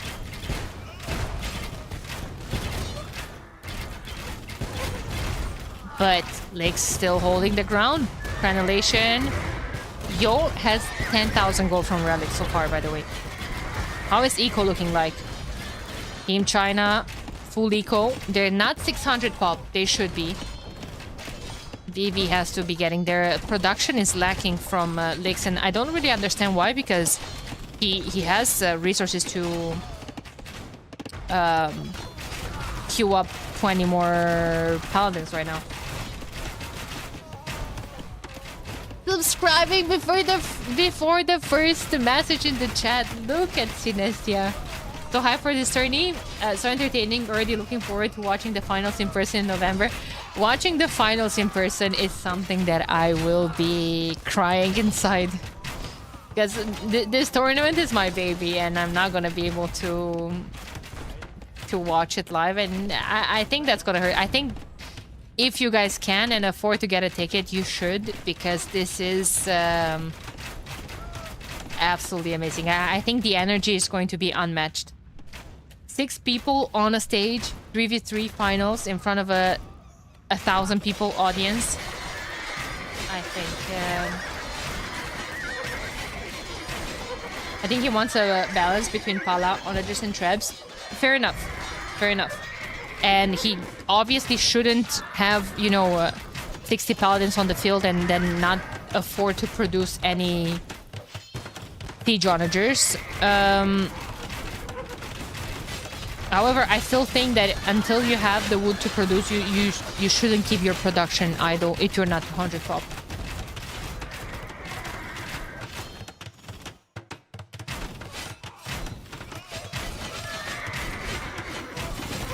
I already have a ticket and we'll go there with my brother. I'm playing a lot of AoE. Nice! Gonna be an epic weekend of Age of Empires. Absolutely. Absolutely. Hope you guys can make it and I hope you guys have fun. I think it's going to be a very fun final. Like, this is only round 2, guys. We have 9 rounds in this event and round 2 is already delivering. They're getting super close to the trade. Leary is there with his Arbalesters. Arbalesters will outrange the CA, but the CA won't care because they have a lot of HP. A whole lot more. More attack as well. And that's also 4 Trebs. 6 Trebs. Vivi has 2 of those as well. Why won't you be there? Well, I wasn't invited. And I'm not into a position where I can afford to travel to lands. So, yep. Stables going up from Heart. Just going to spam more Cavaliers. He could start raiding as well. This is getting very close to the raid as well. So I agree that, okay, Yo and Vivi have a big push here. They killed a lot of trade, but Vitality is still adding more. And this is the freeway to Ling Yuan's trade as well. It's your baby and you're not there. That's sad. Yeah. That's gonna be a tiny bit heartbreaking, but it's fine. As long as everyone still, you know, everyone enjoys the main event and we have a good time and all the rest of the event is running smoothly, not the end of the world. It's fine. Next time. We're at the LAN finals in Hamburg.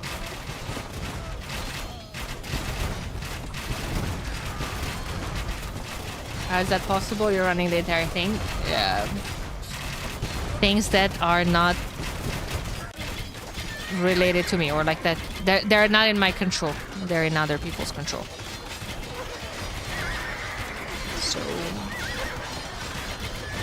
who's gonna cast the games over there? It's a final, so every final is probably gonna be casted by T90 and Dave. Every S-tier final nowadays is going to be that way. It's just a recipe for success. You know, they're the best co-casting duo, so they're going to be there for the garrison anyway, most likely. I'm sure it's going to be them that they're going to cast. Yo and Vivi pushing this back. But now what? Yo is pushing. Yo is flaring everything. You see, Yo is flaring this. Yo is flaring this. That again, do something. More towers. Attack from those are weak spots, and soon, definitely soon after, Hera is already starting to put down a palisade, not palisade, stonewall. Sorry.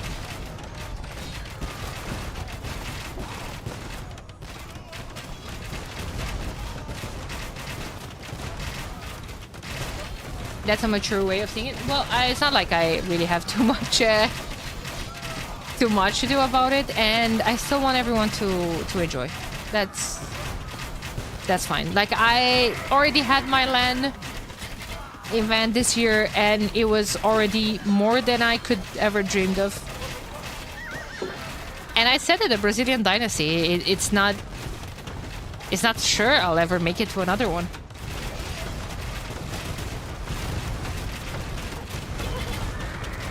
It's not guaranteed, so might as well just make the best of it as much as I could.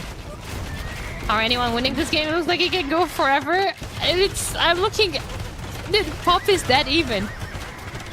550 to 550. Like, Pop is that even. They're pushing here. Yo is gonna come help this side. They're going to push this side back. While that's happening, Hera's moving here with Leary. They're pushing this side back. I don't know. I don't know who's winning this game. Oh my god. It's 170 military to 170. 2k more military value from Ling Yuan. They have all of those expensive SO, all the siege, all the cannons. More eco as well. Vitality lost a lot of trade, but they're adding more as well. Hera, 64 trade cards. 0 gold in the bank. Hufnitsas are taking a lot of gold, and nice snipe there on that castle. What's happening here? This wall, I don't see it going up anytime soon. Anytime soon, guys. This is... the condos are just sniping more and more raid, and so are the range units. All of Hera's military needs to come back and deal with all the raids because the gold income is what can put an end to a game, and it can snowball quite quickly because now I'm looking at all sides and I'm seeing Vitality retreating. I'm seeing hard push onto this side, very close to another point of trade. This castle and this castle, if they fall, all the markets are there, exposed. In the meantime, Lear is going to lose all of his lumberjacks. Maybe. Oh yeah, he is. Vivi's there with Condottieri. Now Lear is kind of pushing here with the Cavaliers onto that side. Armblasters here too. But again, this is what I have been talking earlier.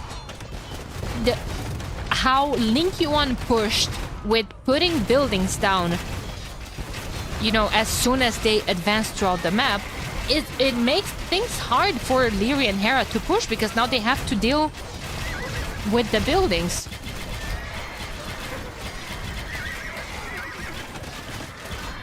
Lot of CA. Oh, armored elephants now. Siege elephants, actually. Lactic Legacy coming in for Heart. He's going to go full into Winged Hussars. They have a bonus damage against the hand cannons as well. And even range units, that is. So, like, they have a bonus damage against the Cav Archers too. He's missing the gold to continue spam Cavaliers, and at this point, without the last armor, I think it's just better engagement for those Winged Hussars. However, I don't think he has time. I think he's going to go down fast here. Yeah. All of his allies are there pushing on the other side with slow units. For all of this military to get here or any reinforcements, they won't get here in time. And Hart had lost all his base in the meantime. Ling Yuan is taking game number 3. And guys, Vitality needed a better result. I'm saying needed. It's not over yet. It's not over yet. There's still one more game. It's a play all 4. Oh my god, what a game.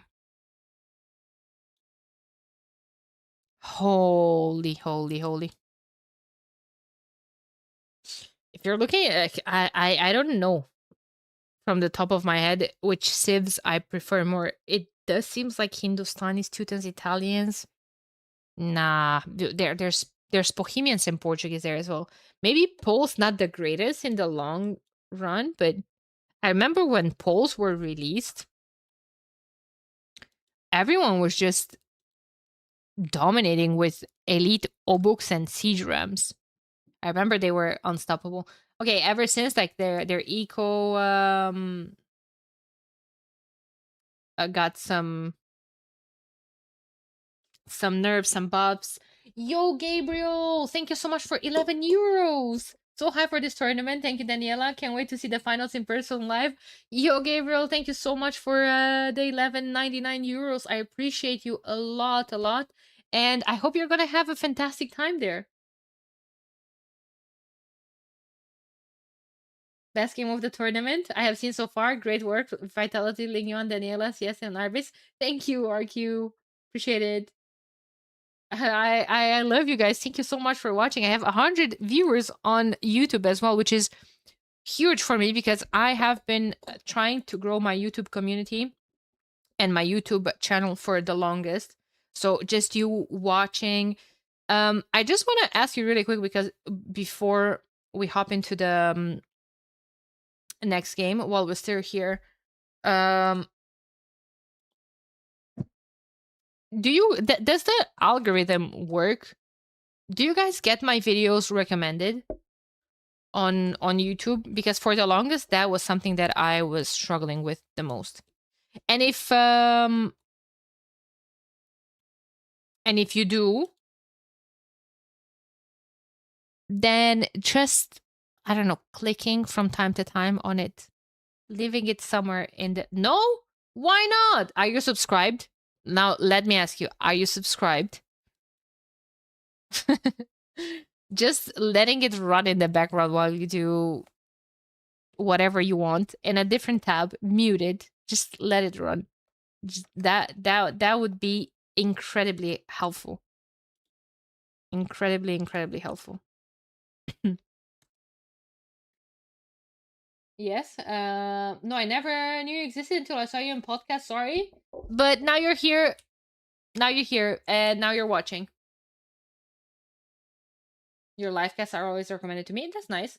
I didn't, but I wasn't subscribed until today. I came from Viper. That's that's great. Keep an eye if things are going to be better or recommended more. After you subscribe, you still have to subscribe. I still don't get recommended. Also, I'm a subscriber. Oh no! That YouTube algorithm is absolutely killing me. I just, yeah. Frontline. Next. God! I see a Persian. Please tell me it's going to be... Please tell me it's going to be flank. If I see Persians as a flank and we're gonna see a TC drop, I call this a good day. Lex douching. But it's for team vitality though. Maybe it's hard douching, imagine. Oh, thank you so much, guys, for being here. Let's hop straight into game number 4. Last game from this set, and we still have a long day ahead. We have Nocturna versus Onimaru Vanguard, another banger. We have to check the standings. We have a lot of work ahead of us, guys. You could make about 3 channels. Lots of big YouTube creators make 3 channels to increase the likelihood of the algorithm catching on. Yeah, but I'm trying to grow 1, homie. Imagine if I'm trying to grow 3. I can stream in 1440p, but I had technical issues. I am going to look forward into the tournament, deeper into this matter for 1440p on both maybe Twitch and YouTube, or maybe just on one of them. I'll see. I'll try. Pinky promise.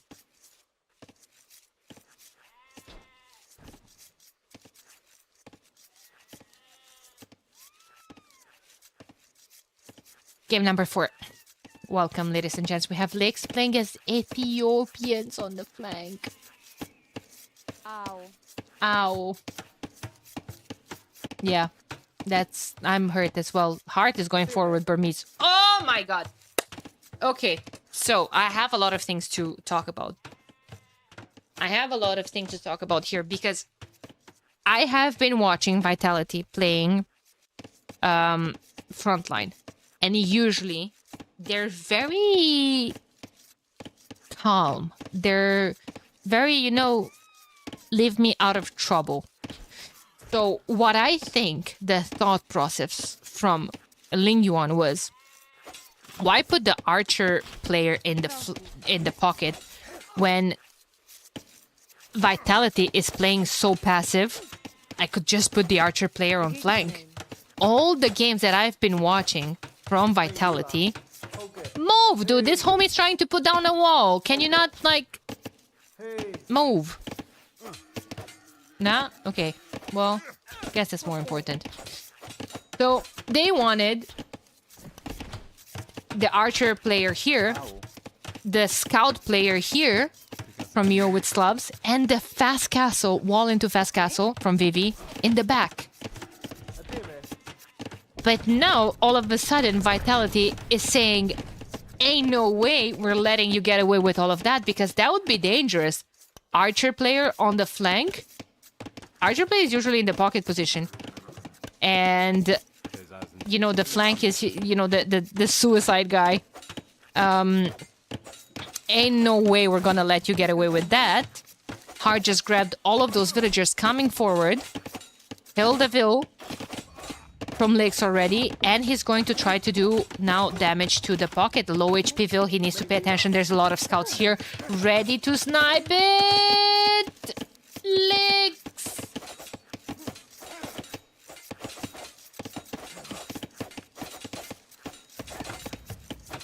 Nice walls from Yo. Doesn't wanna lose.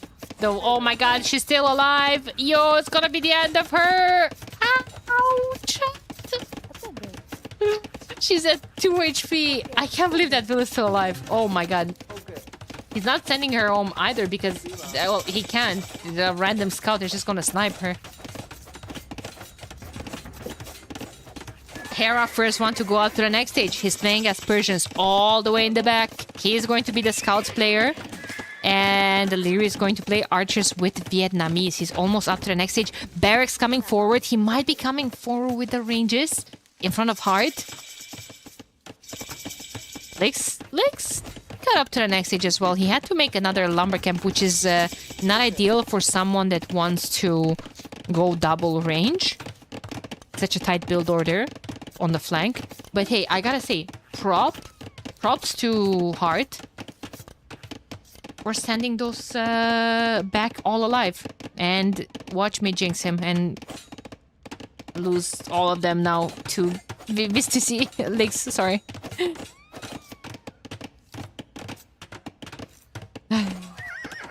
Yeah, there goes the scout. Maybe he can wall this out. Yeah. Hera's here with his scout. He's gonna save her. All is good. All is good. She's going home. These homies are still gonna create some more damage. Very pesky they are. Range coming up. Double range from Leary. In the back of Hart space, but that's also fine. Imagine if Hart walls this range. So it forces... Nah, I'm cooking too much. There's archers. He already forced a tower, which is fantastic, because you know what's gonna happen? Hart can go up eventually to the next stage, and he can come forward with a tower and deny that. Why not? Why not? Couple of scouts already on the field from Yo. Hera has more of them. Hera does have to come all the way from here, though. Probably would want to work on closing the back of his base as well. Doesn't want random scouts going there. She's going home. I hope she lives a peaceful life. She's been to hell and back. Yeah. Where is she? She's a farmer. 1 HP.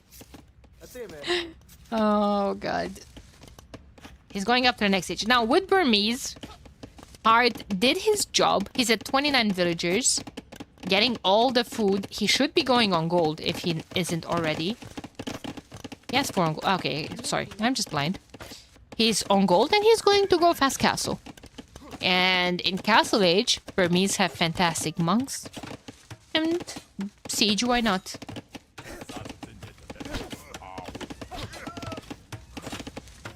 How come Vitality is individually best but suck as a team?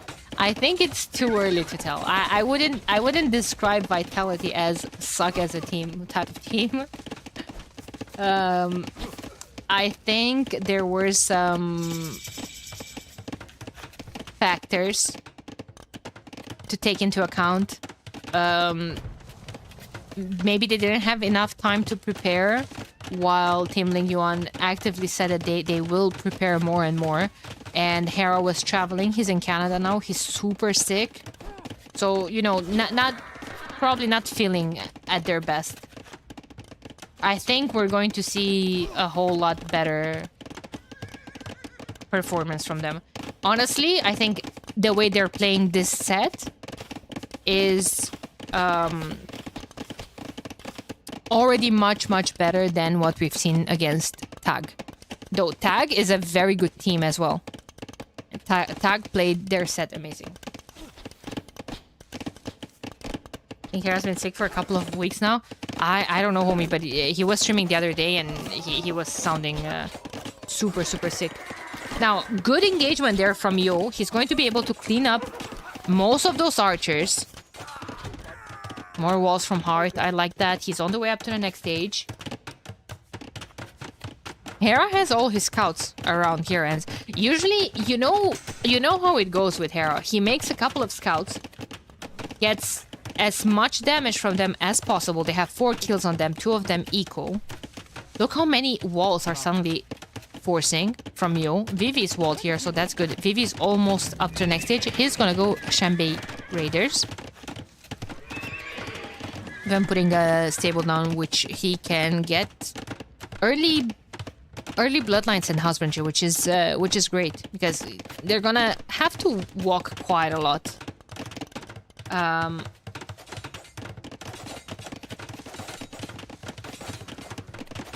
But look at Hera's resources. He can click up as well. Hearts first to Castle Age. What is this? It's usually the case when you play like this as a flank. You sacrifice a lot early on. So then you don't make any military. You sacrifice a lot while not he still didn't lose a single villager. While he created damage on Licks and on the pocket. So slow down 2 players while his eco is running. He's bringing the boys back home. He's putting them to work.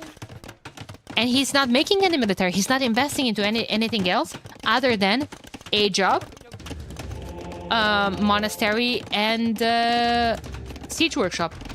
Lix didn't go for early Vil fights. Lix went for fast feudal, took damage, and now his archers are not doing damage. And he has 2 minutes idle DC time. So it makes sense. That's usually how it plays out for the player that goes into, you know, early aggression with the Vils, into, you know, afterwards letting the rain to your allies. They're going scouts, they're going archers. They already have the great comp.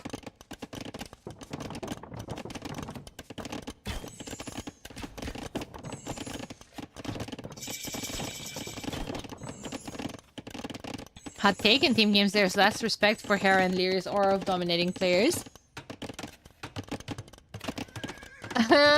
I could see that. Not necessarily less respect, but it's just a different synergy in team games, right? It has to all work out perfectly. Whereas if a player is delayed too much, it kind of screws up the plans for everyone else, right?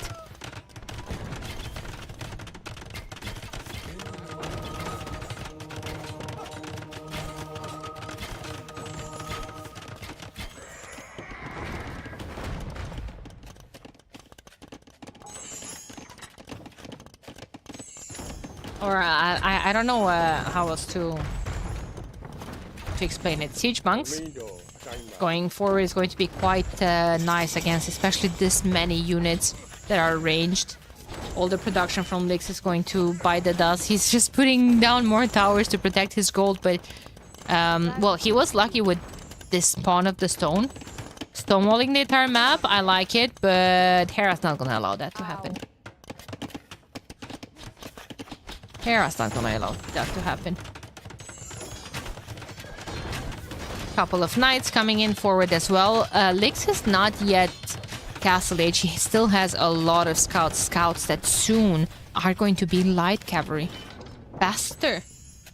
Easier to go and raid.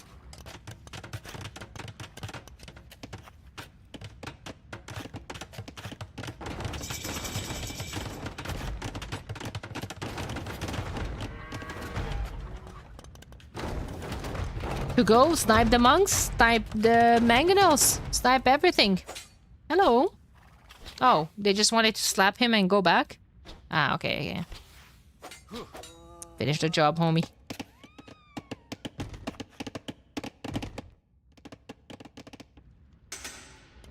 Yo is pinging all of this, though.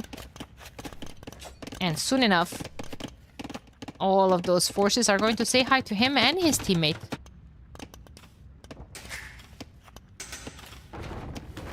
Will Lix's TC survive? Oh my god, Lix is in a position now where he had to basically wall the entire map, spend a lot of resources on tower, has a lot of Vilson Stone. Those Vilson Stone... Having Vilson Stone so early is super bad because basically you don't have them on food. You're not getting food, wood, you know, gold. You don't have a market, the resources that you need to go up to the next stage, and just keeping Vils on stone and forcing towers will delay you so much. Lix is at a point where I don't see him clicking up to Castle Age in the next 10 minutes. I think he's gonna lose his TC. I don't even know where he's gonna move. There's just so much military here. The knights cannot engage without the Lycav. There's just too many monks. There's more monks than knights at this point. Can get all of them converted. The Chambays can just get flattened by an attack round from, what's that, 5 mangonels.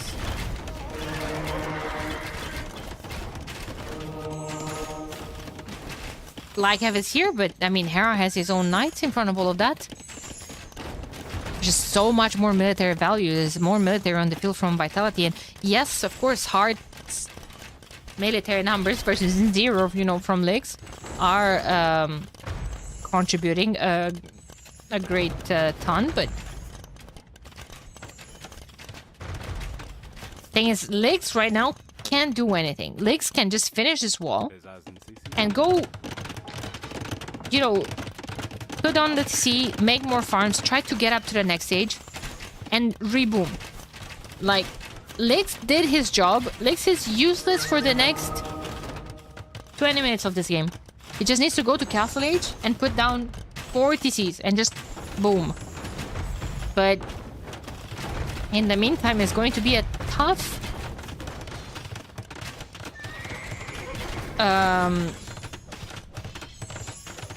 job, you know, for Ling Yuan to play 2v3.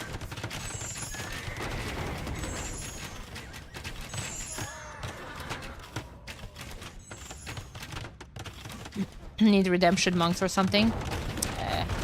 And if you add redemption monks, who can add redemption monks? Gloves, maybe. It's just so easy for Heart to just get atonement. Yo is giving up and trying to go for a raid, but I mean, Hera can come this way. Hera's diving under all those towers. There's some reinforcements forward from Lyria as well. He's even getting some ring. All the reinforcements from Heart could actually just... Look at that knight. Look at the knight from Heart. Paid actor. RIP. He was discovered. For our Lyria's archers, half of them are here forward. Half of them were at home defending against all that force. We might have a big engagement.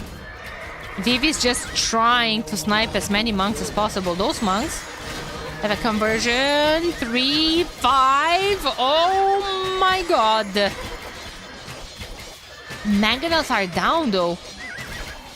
Mangonels are down. And half of Lyris military was missing from the fight, and well, Heart's gonna lose all of his military. However, Heart has a fantastic eco. He has a lot of people on stone. He could go castle forward and a run by. What do we think about that? Even walling here as well. He could prepare walls here as well, which he is, to stop the raids from this side from Yo. And then his castle could go somewhere. Where could his castle go? Maybe here? Protects this stone, this gold, for access to that stone. Maybe.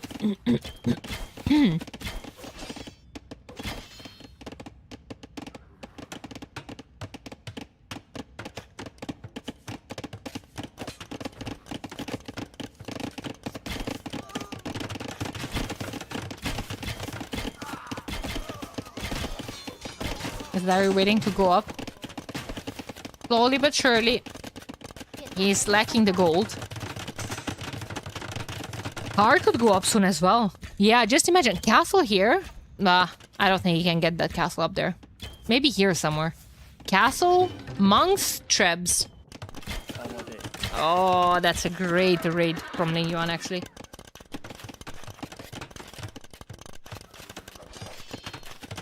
Nice quick walls from Hera. Dodging the ballistics. Cheeky. Heart is selling this. Some stone, getting the castle up, preparing his resources. He's gonna be able to go up soon. Not a big fan of that castle, but they lost all their push. Thing is, Ling Yuan dove too deep here. Why does Vitality wall so badly in team games? I think they're on the principle of if we're the one pushing, we don't need to wall. Heart, however, is preparing the walls here. Some walls at least. So there's not going to be any raids on this side. Vitality got this last game. Looking at this, I think so too. I mean, look at the pop. The military. Lix is going to Castle Age now. While Heart and Leary are both going up to Imp. And the thing is, I honestly thought it's just going to be monks and trebs. But the thing is, Heart has such a good eco. It's even gonna mix in halbs. Halbs or champions? What is he gonna do? Probably, yeah, okay, halbs. I think they're just scared of Yo going something whole night.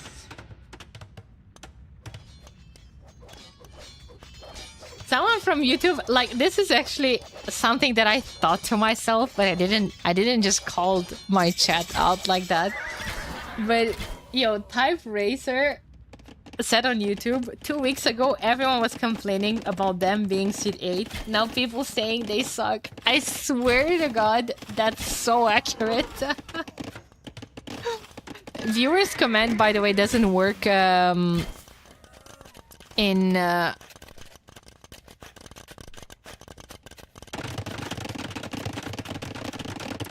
with recorded games. Do you watch Ted Lasso? I just finished 3rd season. I started the 4th last night. I know, I love it. Yeah, 3 players up to the next stage. Spicy Castle from Lakes? Sure. Is it gonna get trapped down? Yes. As soon as Heart realizes and doesn't lose his entire woodline, Heart, hello?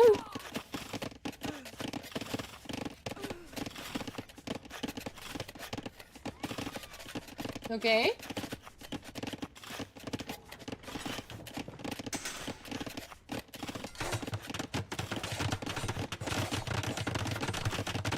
Okay, okay.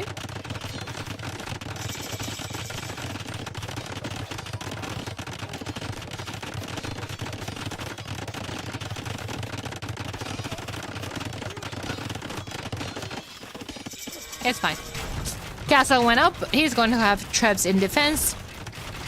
Hart also has a trap here. All of the arbalesters from Leary are going to be pushing straight into Yo's castle. Yo's putting a castle up to the next stage with him as well. But is that going to be enough? Oh my god. Those are so annoying, actually, those walls from Nyx. Pikemen are here. They're pikemen from Burmese. They have more attack. And arbalesters are just going to eat everything else up. He needs to pay attention to the villagers, though. Villagers are important if he wants to finish that castle. But Team Ling Yuan is going to lose so much military here. No! And then as I'm saying that, they actually end up cleaning house. Uh-oh. Uh-oh. Time for a regroup.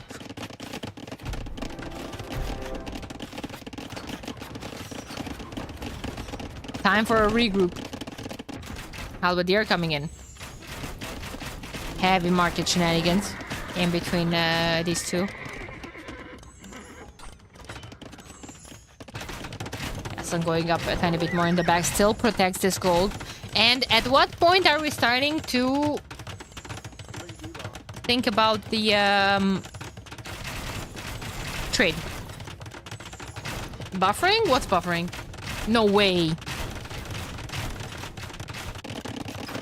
Aha! We are thinking about the trade. They are thinking about a trade. All of them at the exact same time, man. Like perfect synergy. This is always something that surprises me so much from the pros. With this short trade line, because of the tree line, is it worth the time to cut with honor just to have a longer trade line? Yes. Yes, yes, yes. We've seen that happening a lot, actually.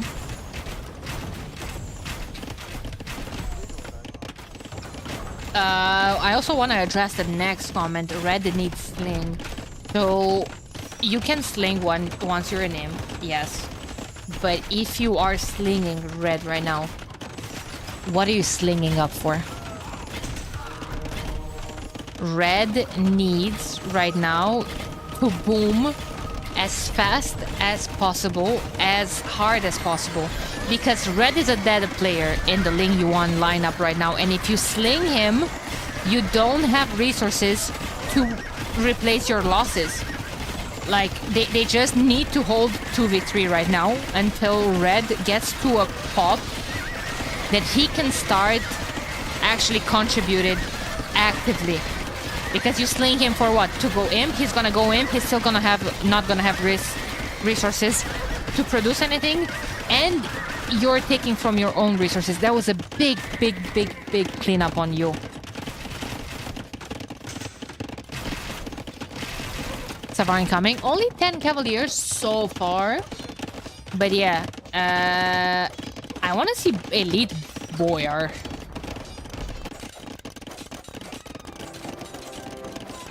I want to see Elite Boyars against Savars. I think that would... there's some random...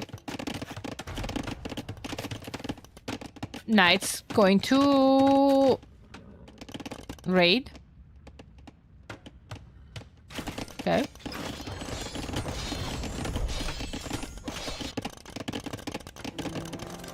There's a castle here protecting the trade. It's a really nice setup for Team Vitality. Just one castle from you. Yeah. Detinets would be nice and everything. Vivi is up to the next stage as well. He has Bracer, all the armor, has 45 Shambays. With Wei, he gets extra HP on those as well. Needs that because they don't get elite upgrade.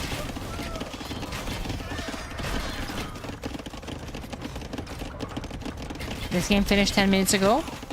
This game is still ongoing on my screen. scrims for all that massive arbalesters and halberdiers. Sure, but then how is scrims going to perform against all those Savars?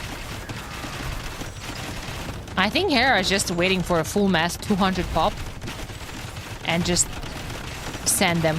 Hera needs to delete villagers. At this point of the game where Hera wants to get to something like 60 trade cards, you can't have 127 villagers. Hera needs to delete a lot of lumberjacks. He has 49 of them and he's starting to float a lot of wood. Paper money coming in from Vietnamese. Savar going forward to raid. Savar going forward to raid and the traps remain unprotected. However, there were a couple of Savar still and the scout line basically just melted to the Burmese halberdiers. Lix is still booming, trying his best, but they're still 2v3. 2v3. 127 villagers still. Hera's at 160 eco. With 160 eco, you can you can actually tech War Elephant.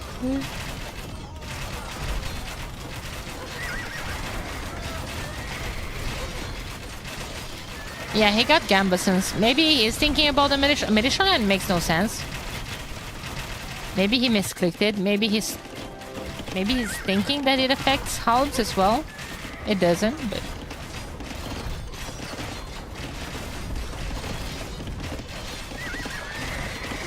I don't see Hera often to play elephants since they're a slow unit. They are, but Hera also likes to put down some units here and there to flex when he feels like the game is over.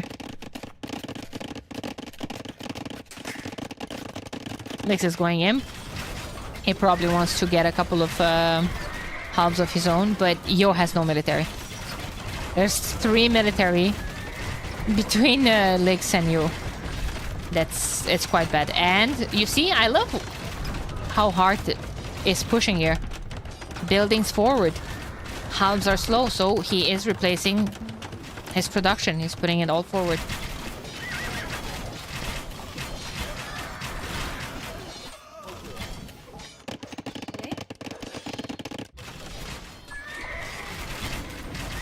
Yeah, I think it's just a matter of time. Like, they cannot deal with all the raids. Like, yeah, okay, Vivi having so many Shambays, 29 of them, great and everything, but also when you see the Elite Skirm transition, it's not a great sight. And the fact that they actually managed to deny a defensive castle in the middle of Yo's base,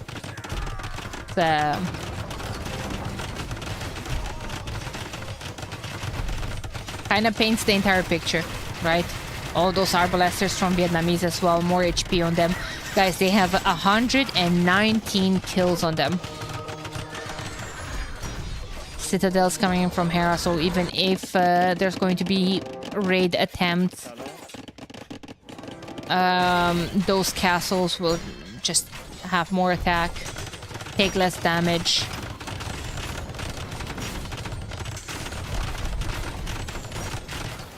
Cao Cao! He increases the attack, I want to say. Let's go! The attack speed of nearby units. Oh my god, finally got this one right at least. I always confuse them, like I always confuse them. Onager? Wait a minute, Lix is so back. Halb Onager. Halb Onager into Torsion Engines. Is there a castle from Lix? Nope. Is there stone for Lix? Nope. It's not even stone for Yo anymore. 0 to repair, and that castle is a goner. Those are 3 traps repairing it. Yo trying to buy stone. Nope. It's Jover. Howda, an elite battle elephant from Burmese.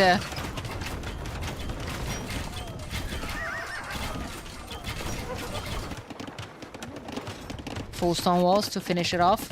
Fortify wall came in for Heart as well. They don't want to be dealing with the raids, but there's not a whole lot of units to raid with. That's it. 8 pikemen, 4 hussars for you, 25 halbs, 26 skirms. Just not great. Super Chicho, thank you so much for the 4 months of support. Zibran, hello. Hello, everyone. Guys, this is what good Age of Empire looks like.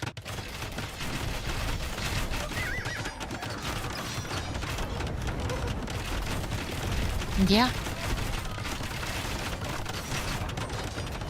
Yeah.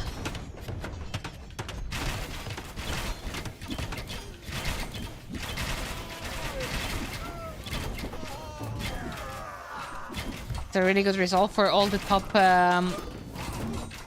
4 contenders, assuming Vitality wins this one. Yeah, we're going to take a look at that one in a bit. At the standings. Maybe we're going to manage to see some archers flattened here by the onagers. Maybe. No, it's fine. At the sight of elephant, I just feel like it has to be a GG. Like, yeah, okay, everyone's going into halves, but your halves are just absolutely feeding the amount of arbalesters. Onagers are going down. Manipur cavalry came in as well, so all the cavalry were mounted units. How is it phrased? From, yeah, cavalry plus 4 attack versus ranged soldiers.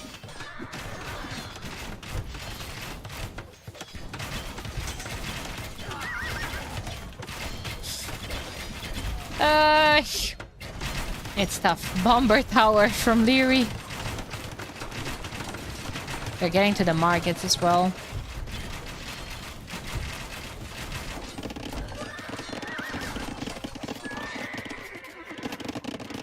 When you have 1-2 people going halves, definitely not the greatest sight. Also, this is Yo's lumber camp. Could be more efficient. Gotta say. I gotta say, but this is basically just splitting Ling Yuan's base in half. And there we go. Hard going into the Man-at-Arms line as well. It's the last thing that he needed to tag. Like, when we had his Alps and Elite Battle Elephant on the field. Not enough for him. Wants some champions. More attack from the Burmese as well against double halb. That's going to be fantastic. But you already have the arbalesters. Not that you would really need it, but hey, might as well catch with your teammates and score, you know. Bomber towers going up is going to be more than enough to deal with the potential onagers being annoying. Nice snipe. A trap will go down here, but that's about it. There's the bomber cannons there to snipe the potential onagers as well. More raids even on this side from Hera.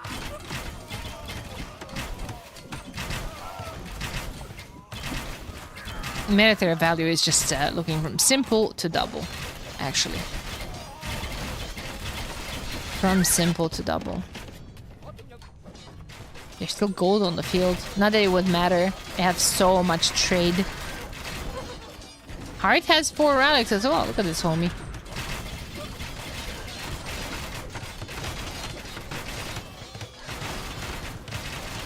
Gotta give it to Ling Yuan. They're still trying, but look at the minimap. They literally just cut Ling Yuan's base into GG's called from Yo, and with this vitality and the set with a tie. What a fantastic series! Oh.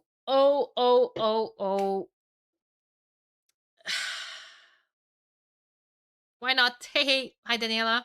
Are those games live? No, they are recorded games, but they're the first time when they're broadcasted. They just weren't available to play the set. They weren't available to play the set live.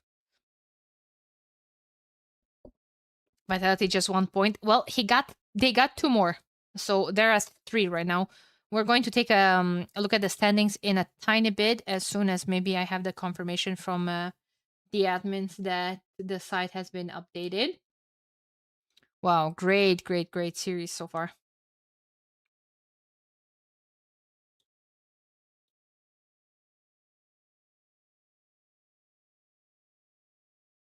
Uh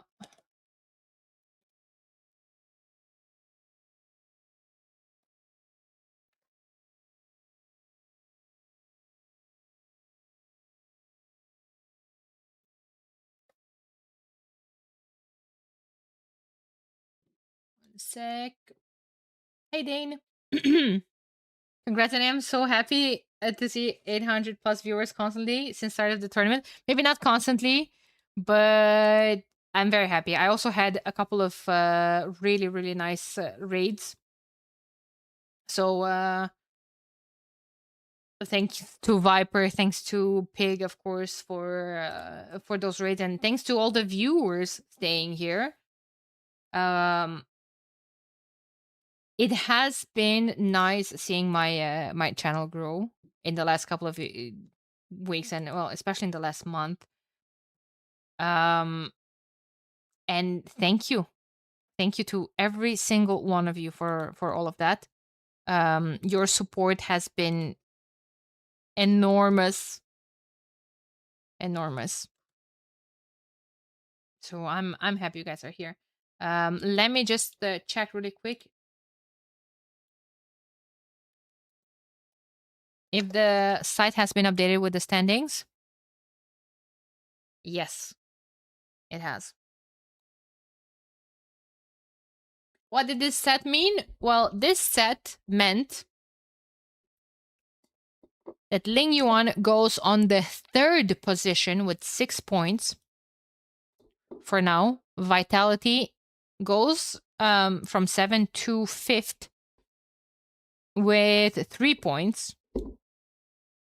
But now let's see how this is going to be, because now we have Nocturna Esports versus Onimaru Vanguard. And they're right behind Vitality. We'll see. One of them, I think for sure, is going to overcome Vitality. Wikipedia combines both Onimaru teams into one in the group stage winning section. Yeah, I know. People have been telling me that. Unfortunately, I have no control. Well, we have no control over Wikipedia. They're working on a volunteering basis, and they're different from us. I think they are aware and they're working on this. Do you cast the next set too, Daniela? Yes, I will be casting it. I just want to will be fixed soon. Yeah, see, so people are aware of it, and they're working on it.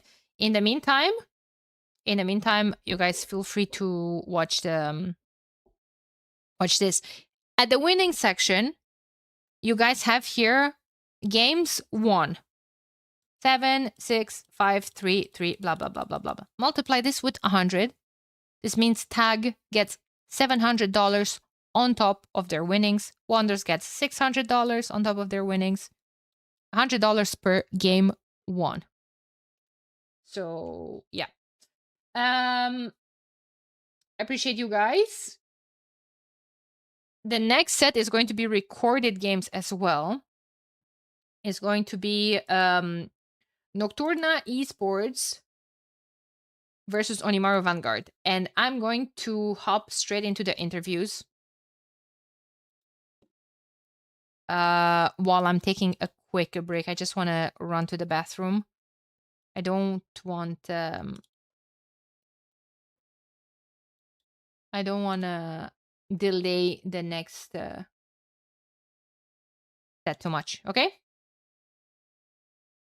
Let's take a look at the interviews. Just I need to do 1 second here. Something really quick. Turna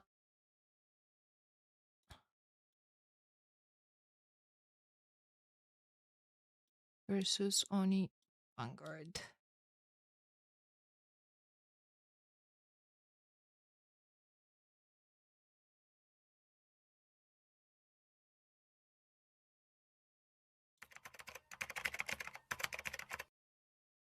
hard to say because like most of the stuff we do is like a group effort. I would say that mainly I'm some sort of a pocket player or like a tricky flank player who does strange stuff. And I think that together with Anatov, I'm like behind a lot of strategies in the team. But like I said, it's like mostly in group effort and everyone does everything a little bit here. The thing is, Anatov is like the best pocket in the world, so it's tricky to be pocket here. Well, I'm the pocket that Running talked about. No, I'm actually when I started playing, I played a lot of flank, but I switched to pocket at some point in my AoE career, and yeah, from that point, I specialized a lot in that role, and I don't think I've ever played like in a proper tournament of a flank game on a map in our team at least. So yeah, I'm a pocket player, and I agree with Running that most of what we do is really a team effort, and we strategize all together, come up with new ideas, test them out, and yeah. Well, I'm kind of a slow player, as everyone might know. So I'm more the player that gets sacrificed or put in the front, fighting on the flanks, and see how it goes. I'm probably the player that's closest to like only a flank player on this team. So I mostly play flank, mostly archers, maybe some galley wars a bit, but yeah, a lot of range units.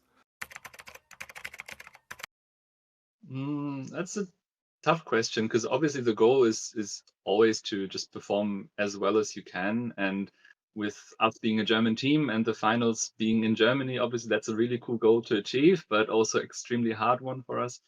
Yeah, I think the goal is just to perform as well as we can, and maybe have a shot at qualifying for the LAN event, but that's going to be really tough with the opposition we have. I think we feel ready. Like, I think our practice looks a little bit different than most other teams' practice because it's very like how to say.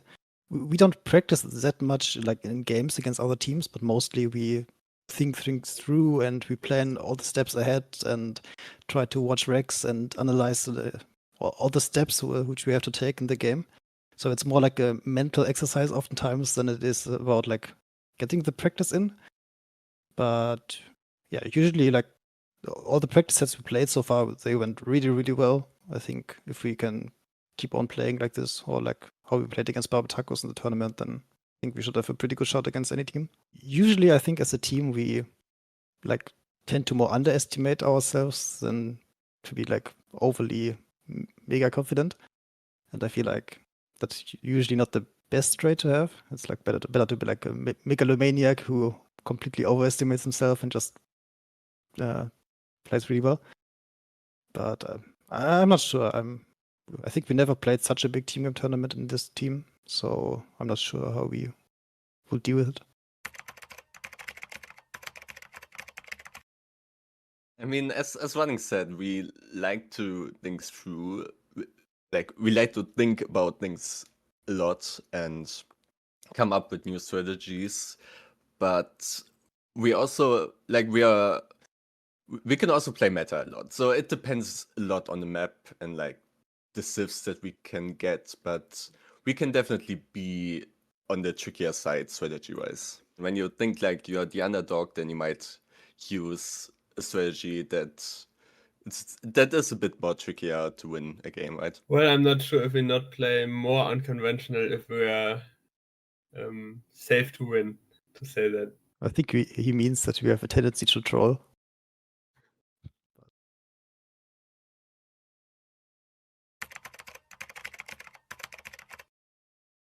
That's a good question. No, my role is definitely being the guy who does the scheduling. Running after people, that's something I can do very well. Other than that, I think my role is also to, I would say, keep Andy and Doubt the strongest as possible. Like, I would rather sacrifice myself rather than Andy or Doubt, because I think both of them play amazing in late stages. I do as well, but I think both of them are a little bit better. So I try to sacrifice for the team. It's so hard to say because every map is different, every day is different. I guess just survive and try to get to late game, and mostly I'm doing the drafts. I think Jordan is like, "Oh, Andy, please do the drafts." I have no idea. Doubt might be able to do the drafts, but he's lazy sometimes. So If I he's guess there, he draft. can do. Yeah. Well, drafting is my role, I guess, and then well, depends on the map. Sometimes being the sacrifice player, sometimes the boom player. It really depends. Of course, being at the LAN event, right? I feel like Andy Dowd and I are playing super well together. We have a very unique combination of play styles. It's not like meta, which I really like as well. And it could throw a lot of teams off guard, who especially excel in meta. So I think going for the LAN event is going to be a big motivation for all of us. I have an individual goal: make a Dowd show up to every practice and every tournament game. No, but on a serious note, like, of course, there's a goal that I perform to the highest standards I can, right? That is very important to me because I don't want to let Andy or Dowd down. That is always something which is in my mind. Other than that, have fun, right? And ideally, like top 4 is kind of a must for me. Well, the thing is, we're representing only Mara, right? So everyone kind of has to perform, and everyone will be looked at individually as well, not only as a team. So I guess you have to perform and you want to perform, and yeah, what comes out is hopefully a good result. Well, I guess in general, more strategic, probably more slow than others, like not all-inish, not crazy, more like chill and showing up in late game, I guess. We kind of want to go to late game and we kind of force it with the way we're playing, right? With not going, I don't know, crazy forward cast with all the villagers. So we kind of want to play it safe. We don't want to lose. So it sometimes or mostly goes to imp. I also think in terms of late game, the 3 of us are excelling there a lot. So I don't see too many teams competing there with us. I would say we're ready. Yes, I wouldn't mind getting a little bit more practice in just to. I mean, last time we played was I think 1.5 weeks ago, or even 2 weeks ago. So it's really time to get some practice in again regarding the league. And yeah, right now, of course, getting some teams from Division 2 because all the teams of Division 1 are still to be faced from us. So we don't want to, practice with those. But eventually, after we face teams from Division 1 as well, we will use them as training partners as well. I think in general we are not communicating too much, just because we're all quite experienced in team games, and everyone. Well, we talk through the plan before the game, and mostly everyone knows what exactly he needs to do to get to that point. So yeah, it's mostly details like, oh, this guy coming to raid you, this guy has army here, but well, nothing like, oh, you have to go for that unit, because everyone kind of knows like, oh, he's playing into ARPs, he's playing into Paladin, he's playing into, I don't know, longboats on water map, whatever. So I think it's quite clear before the game, and mostly details like map decisions and stuff in game. Yeah, we're also checking other positions, right? Like how's the position of Dowd, how's the position of Andy or Jordan, and then you kind of think yourself, so to say, without the other one needing to say something. Sometimes, like I'm asking a question, right? If I'm thinking about 2 different unit types, I'm asking like what would be maybe the better complement to your unit type, things like that. But there's not a lot of communication going on, yeah.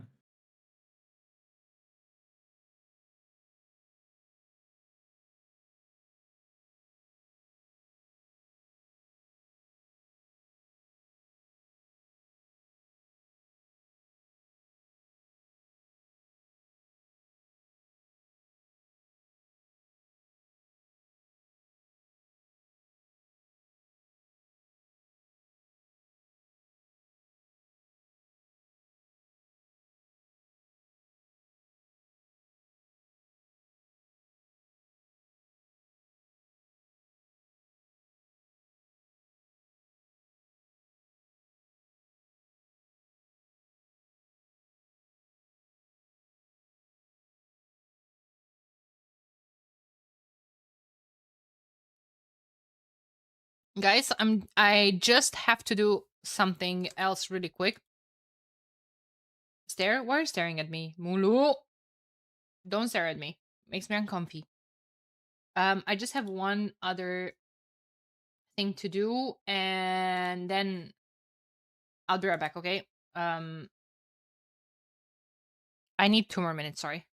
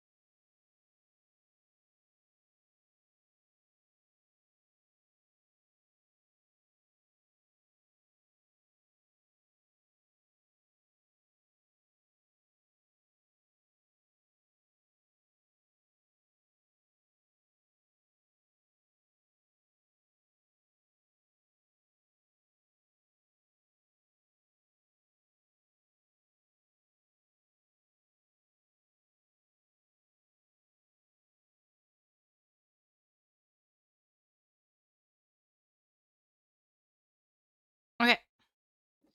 Everything set up. Everything good to go. First game is going to be launched on Migration. Next, we have Nocturna versus Onimaru Vanguard. I don't even know if I had changed my title. I did. You guys already fun segment to hear their thoughts about the tournament and their own team. Thank you so much. Thank you. I think so too. I like the interviews a lot. But now we're actually going to hop straight into the second set of today. We have Nocturna versus Onimaru Vanguard. Game number 1 is going to be played on Migration Shu, Burgundians and Romans, Vikings, Byzantines, and Inca. And I'm getting this game started. Tiramis! Give that man a VIP. Let me alt tab. Sorry. Now I need to stop the music as well.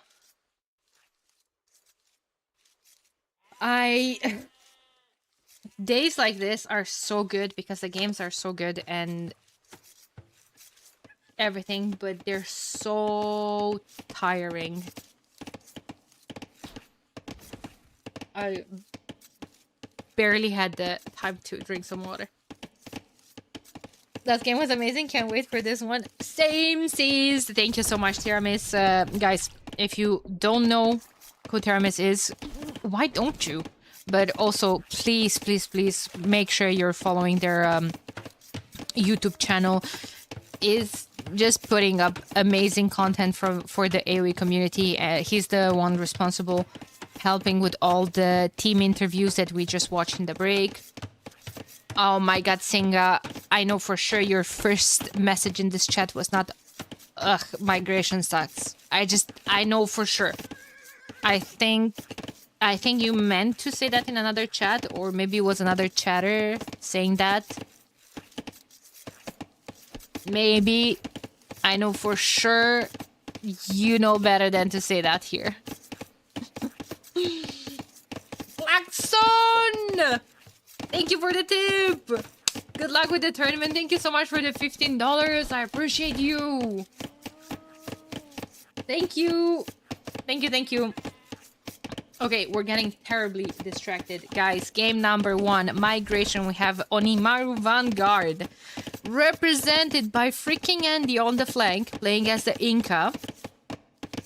Their pocket, Doubt, the one, the only, the Lord, playing as the Byzantines. And all the way the other flank, we have Jordan playing as the Vikings. Yeah. Jordan's going to be facing Thurs, playing as the Shu. Only 1 dock up. Probably preparing to click up soon as well. 21 pop already. Anatov in the pocket position, playing as the Burgundians. And Target playing as Roman flank. Since these are recording games, I can close a whole lot. Is Jordan pushing the hair? Everyone was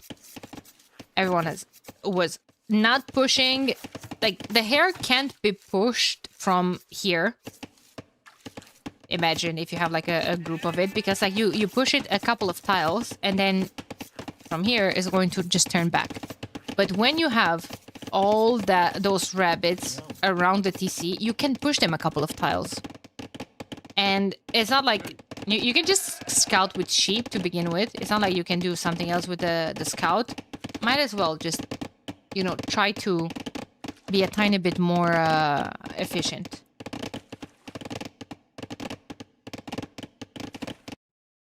You know, hey Strat, long time no see. Good to see you here. Now, I'm looking forward to see Jordan's strategy. Jordan opened fire ships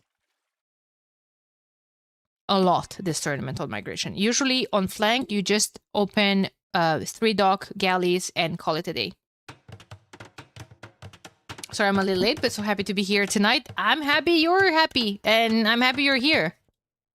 If you are late, that means you did miss this first series, though.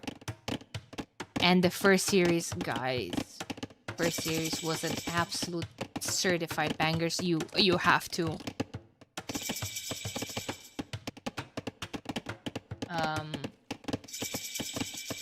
You have to go back and watch that.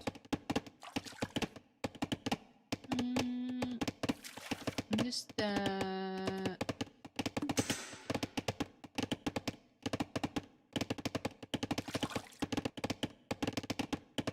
1 second. Okay, we're fine. Sorry about that.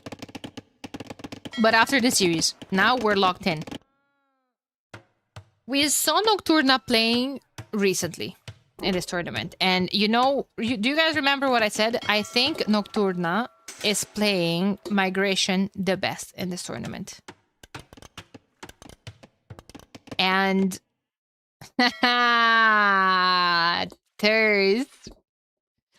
Thurs scouted his opponents.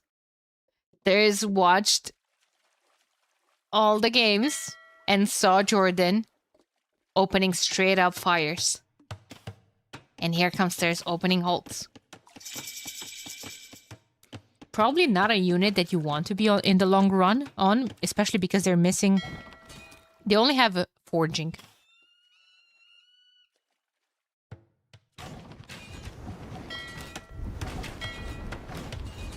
But yeah, Target is going to do the exact same thing on his side, opening a couple of hulks and then switching to galleys. Because they know that's how Onimaru has been playing so far. Adding a couple of fire ships and then either galleys, either hulks. Ah-ha-ha. How the turntables. Oh my god, Jordan has so many of them actually already. There's...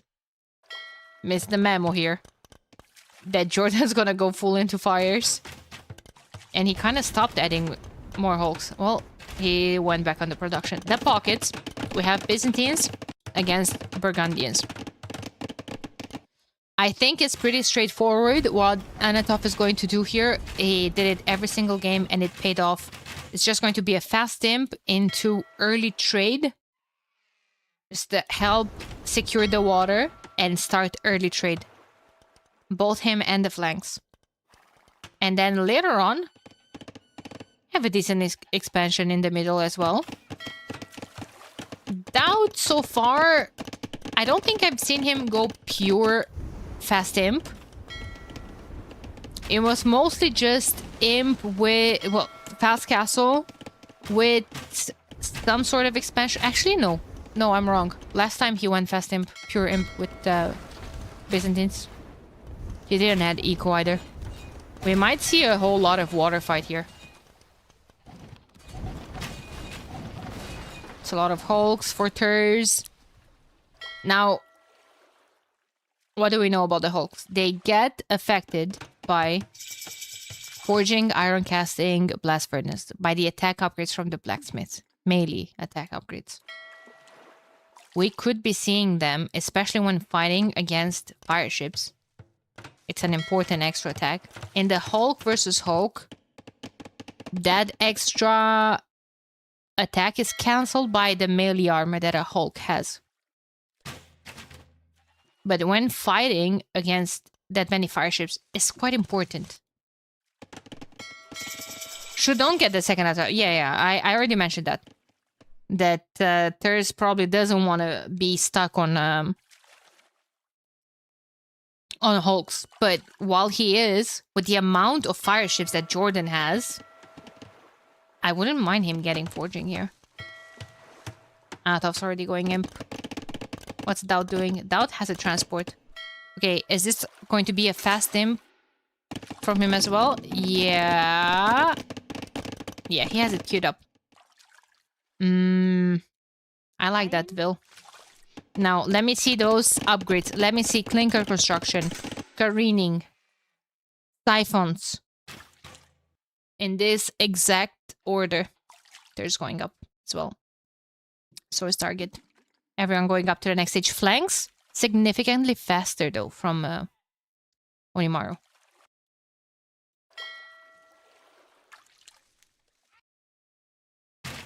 Significantly faster.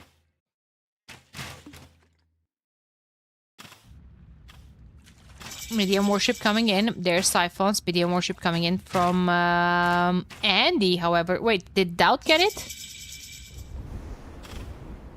No. Is Doubt forget? Okay, there it is.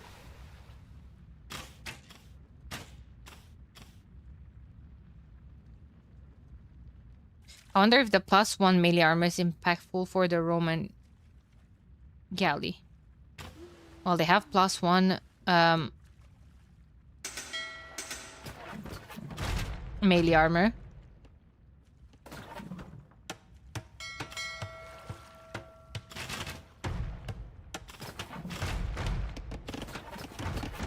Does it bring fire's damage to 1? Well, not the fire ship. The fire ship brings it to 2 because they have 3, right? They have 3 melee attack. But what about a normal fire? Do I see a normal fire? I think everyone upgraded them. A normal fire is 2. By normal fire, I mean fire galley, not fire ship.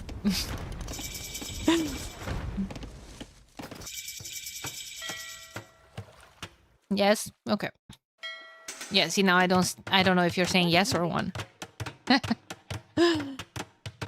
It is impactful, of course it is. +1 melee, +1 pierce as well on the Roman galleys. However, in the later stages of the game, they don't have brazier.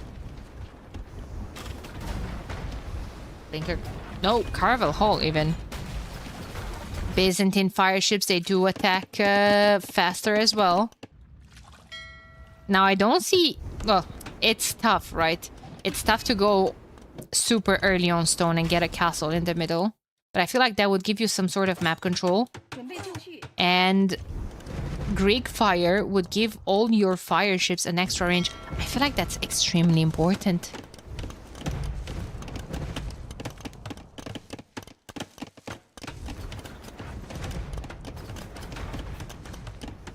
They have a unique tech instead. Well, unique tech gives them +2 attack. Still not extra range.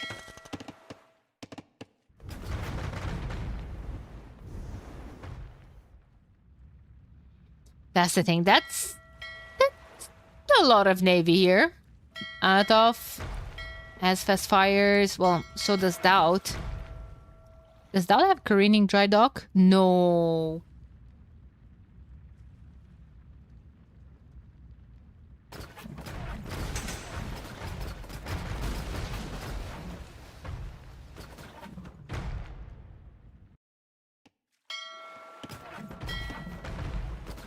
Coinage, yeah, he's gonna sling.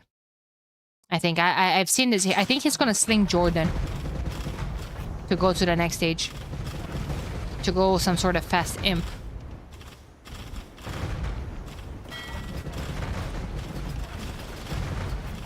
I've seen this before from Doubt.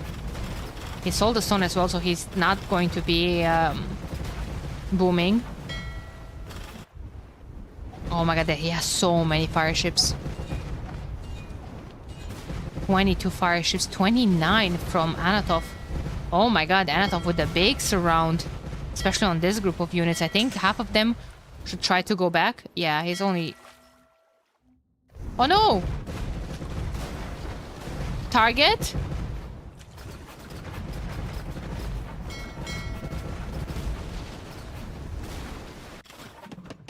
Okay, that's fine. Anatov needs to start sending units this way as well, and he is. There's ballistics on all those longbows from Jordan. Jaws is saying that I'm so out of water meta since the rework, haven't watched a lot nor played a lot. Jaws, I promise you, you're in the best place to learn then. If you have any questions, shoot. Shoot! We love water around here. The raining coming in from Doubt, kinda late I would say. Kinda late, but hey. That's fine. Anatov is here with all of his reinforcements. I want to see the early trade.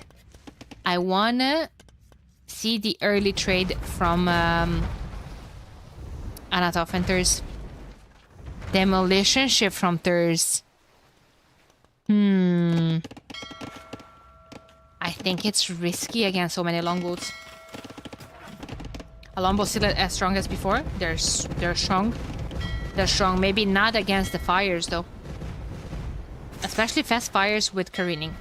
This is a point that I had started to talk in the previous series, but then the game ended before I finished my point. A longboat has multiple projectiles, right? And careening basically gives you an extra pierce armor. That extra pierce armor doesn't just block one damage, because every projectile from the longboats have their own damage.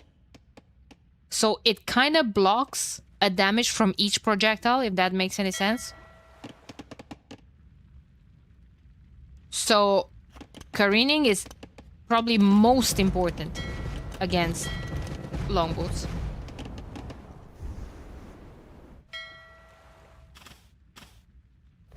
And Anatov has it. He doesn't have dry dock though.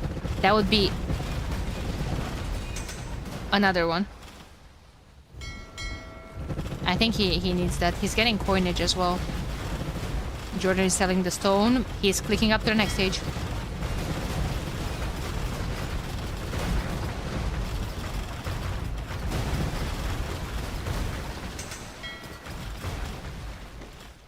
That's oh, he's just slapping the next stage. And in the meantime, Andy is as well. Andy has a lot of galleys, but Doubt is about to lose all of the fire ships, and now Anatov all of a sudden is going to just roll push Andy back into a corner. Heated shots from Andy. Is he gonna make towers? He did make towers, but he made the towers forward.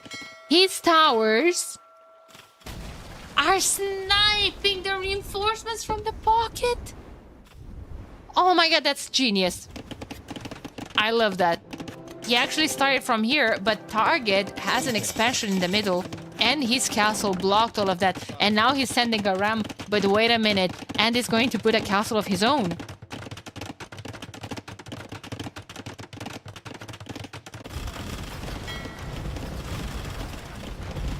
Oh, I would really like to see dry dock here for Anatov. It's very important, especially against those longboats. We have another castle versus castle show off. Thurs does have a couple of archers. He does end up canceling because Jordan is building that castle with 21 villagers.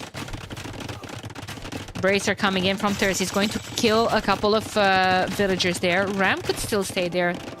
Attack the castle. Thurs is just now waiting for extra stone. He could put that castle down in between these two TCs. Does he know about this? He does. He does. Cavalier coming in from target. Who's imp? Everyone from Team Nocturna. Jordan not up yet, but on the way there.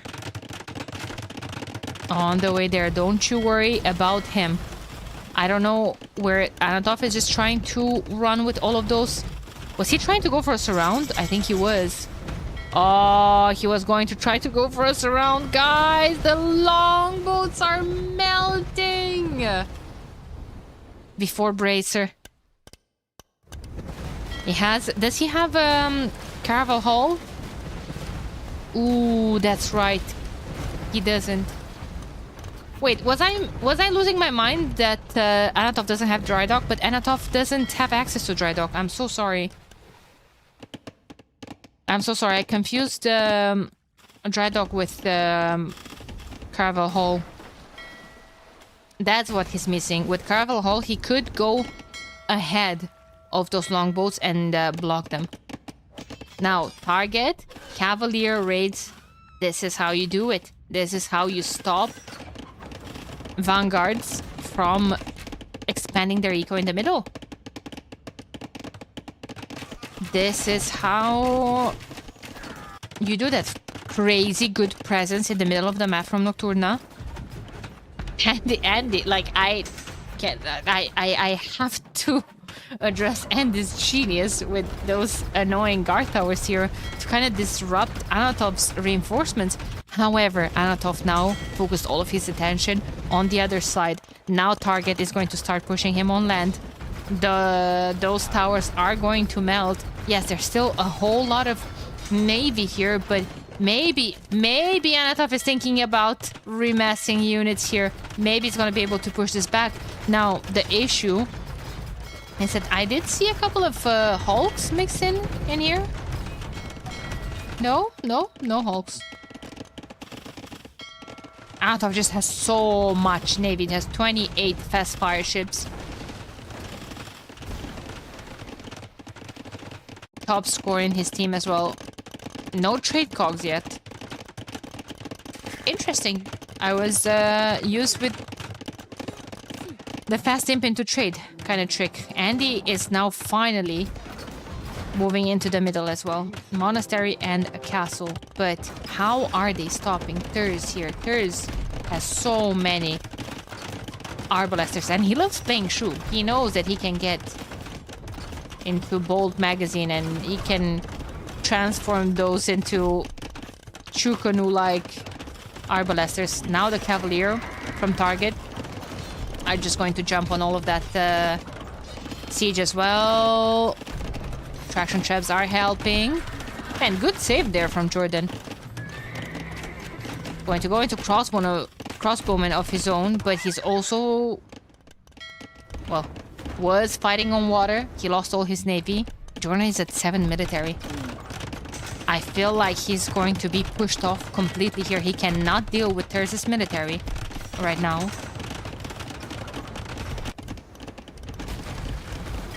Does Andy has a heated shot? Yes, he does. Yes, he does. Andy's going to lose his navy here as well. Doubt's ships are not engaging. They're just patrolling. Doubt is busy doing something else. He's probably thinking about the land, right? Land is becoming an issue. Target even mixing in a couple of light caps here. He knows how dangerous Andy is with monks. 3 Kamayuks are not going to be the end of all that Cavalier spam. And guys, I gotta tell you, Nocturna with fantastic map present on land, on water as well. Yes, Onimaru started the trade. I saw at least a couple of them. Yeah, and it did. But I'm not sure because Jordan is looking for a way to run away from the middle of the map. Because this is unstoppable. Do we have Bolt magazine yet? Nope. What army will only do on land? Well, I saw doubts thinking about Cataphracts. He has 2 castles right here, but other than that, I mean, there's some monks, some Kamayuks, and he's going to be pushed off here completely. And look where Jordan is coming to reboom. Nocturna will not give them time to breathe here. It's 42 military to 136, guys. Here come all the Cataphracts, but hey, what will the Cataphracts will do against that big mass of Arbalesters?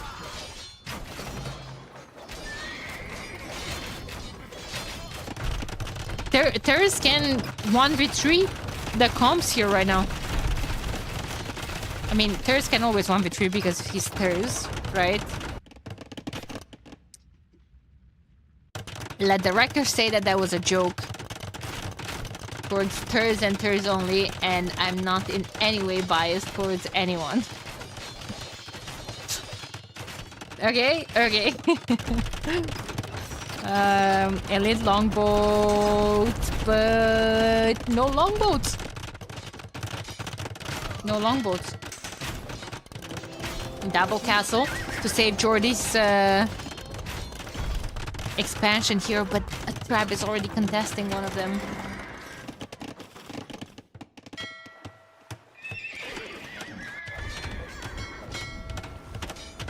And now Thurs is actually getting a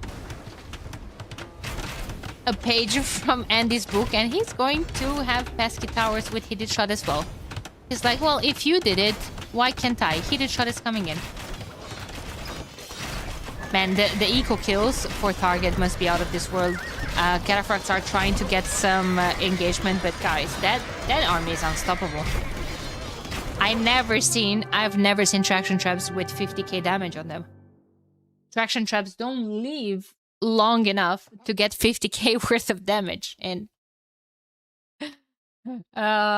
game number 1 going to Team Nocturna. I'm sorry, I'm not analyzing this a whole lot more because I do think that because of the small delays, I'm behind. No, I'm not. Well, man, be super ahead of everyone. But okay.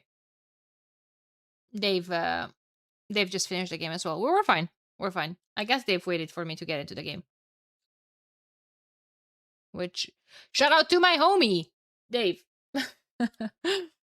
All right. Well, what a good game number 1. Nocturna takes it home. And I think, again, because we didn't have time and everything, I guess this is the time to ask. I wish I could have asked you guys in the previous game, or like before the previous game, but do we have some predictions for this set? Is there a clear favorite? What do you guys think? It kind of useless to ask this after Nocturna takes game number 1, but still. 2-1 Nocturna. Let's go Nocturna. Easy to give predictions now when we see 1-0 already.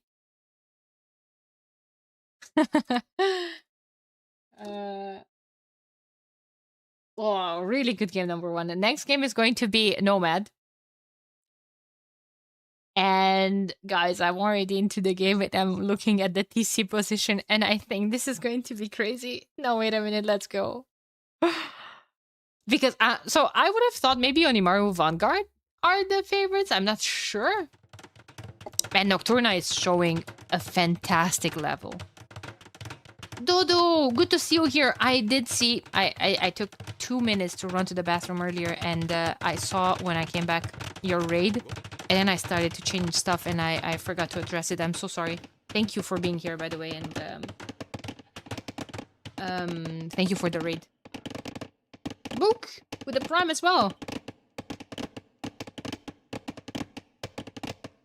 Is notice your stream on YouTube? Drive by Prime? Thank you so much. I appreciate it. Let's look at the map because... Oh my god. Who's here? Well, Jordan, Andy,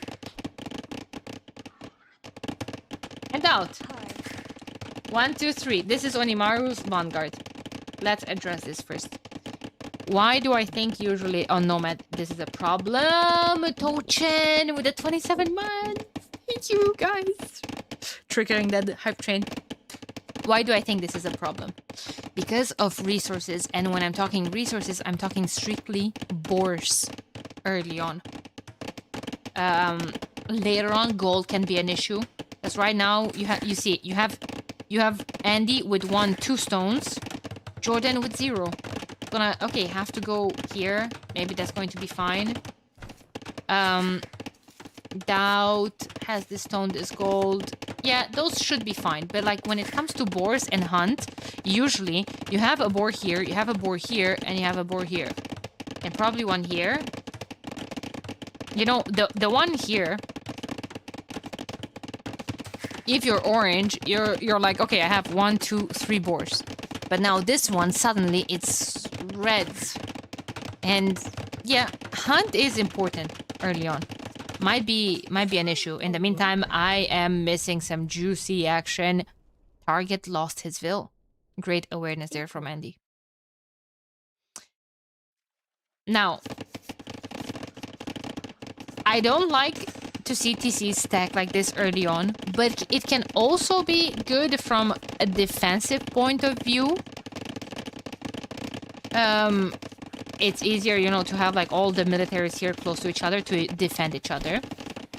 But now look where Nocturna has their TCs. 1, 2, 3. First of all, running. It's playing as the way. He can just go fast castle. And either boom or fast castle into Shambase and just raid everyone to death while expanding his eco. Now these two can just harass. Again, when you're like, again, because they're this close, no matter what military comp you go into, you can force all of them to invest or to react to your pressure. Not to mention a castle drop on one of them, then afterwards can just, you know, kind of create a snowball effect on propagating on the rest of his teammates as well. But even just military, you go here, you're harassing Doubt, then you move 3 tiles this way, you're creating some reaction out of Jordan as well. You go around this wood line, then suddenly you're next to Andy's base. So it's so easy to just get reaction, get all of them to react, to invest early on, while your third player is just booming. Look at the uptime. Running is going up fast castle. It's just going to go into for the technology advantage. Either go Shambay, either just boom, either go Tiger Calf later on. Yeah.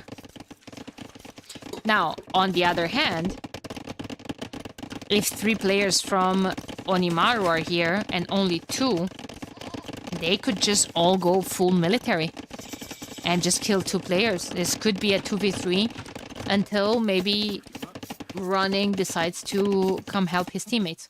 Running's fish, however, is in between Jordan's docks.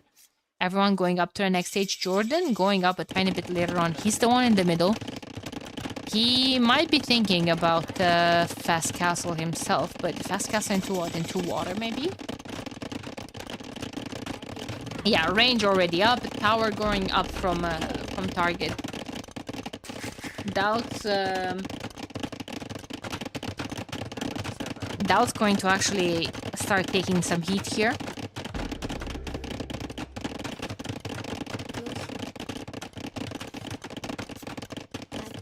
And he's the one moving on stone with Muisca.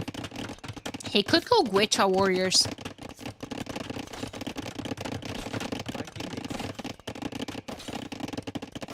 Fast castle into Gwecha. Isn't that like super risky though? What did I tell you guys about this game? You put a tower here, you put pressure on Doubt. Doubt, however, is just ignoring that tower. Market Blacksmith. You move 3 tiles this way. You're starting to put pressure on his ally. Only from 1 player. Target lost 3 eco units. There was 1 Vil early on, and I guess he lost 2 more fishing ships. Andy is going water here. I thought just investing into some fire galleys. He's trying to keep Running's fish alive.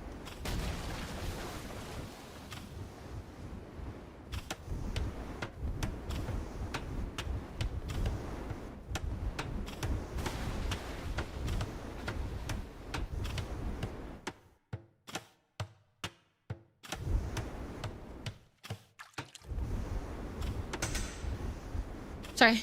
Next question. How good are Witcher Warriors? They're extremely annoying.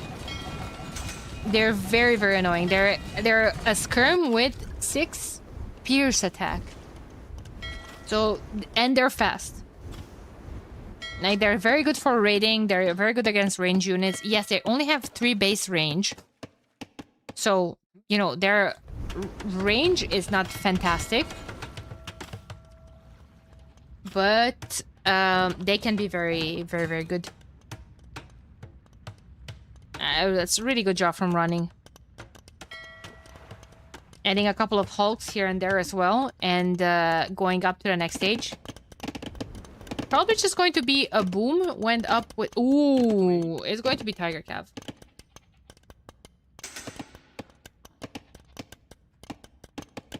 What is more annoying? Gwitch or chatters? Gwitchas. Chatters have been incredibly wholesome.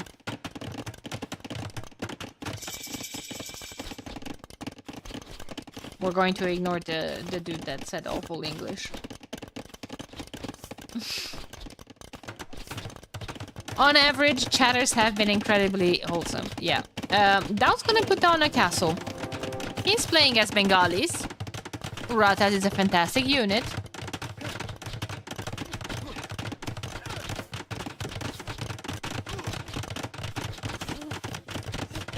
And that's gonna be an easy way into target space. And onto target TC. If I'm target, I seriously consider deleting this TC and rebuilding it here. Double market. Double the fun. Oh wait, it's not ranged yet. Wait, I guess it just attacks the tower automatically, but I think it with Balkan Arrow this is ranged.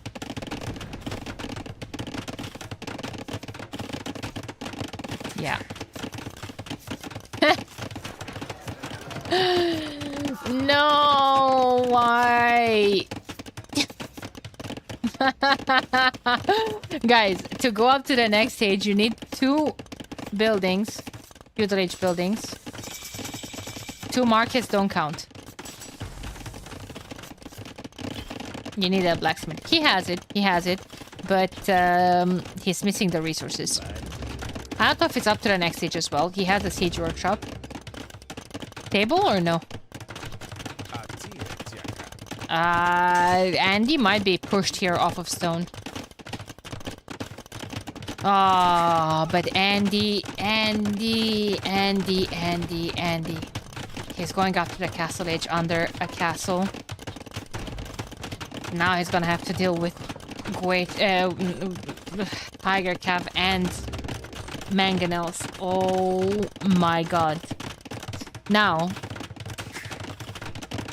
expansion-wise, Running is starting to expand at the bottom. He dropped the castle. Now he put a TC here. He's kind of stopping the expansion from Doubt into that, like, onto that side. This castle obviously is stopping Andy. And yeah, I mean, oh, there's the TC. Target took some damage, but I mean... Andy's in deep troubles.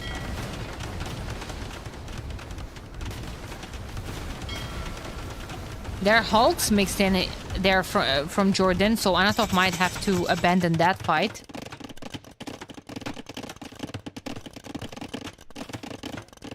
And now what? Andy has stone for a castle. Where does he put that castle? Here? Ah, he's waiting for redemption for Jordan to deal with the mangonel. To put down the castle. Castle could deal with all of that, but maybe the castle can be here. Yeah, delete the homies. Oh! Okay.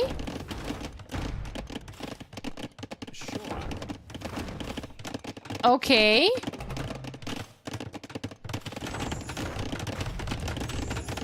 There's another mangonel here, guys. I'm not breeding here. Wait a minute. There's too many villagers, but a lot of them are going to repair that. That was sniped. Mangonel's out. Vills are gonna die here. How many vills? I don't know. Not too many. No, they're not. Okay. Is he coming forward with what? Ah, okay, he's just going to take all of this. Ooh. Fletching and Guichas we go as soon as we can afford them. Actually, no, we can't afford them. Oh my god, G to the G. That was a quick game. That was a quick game, my chat.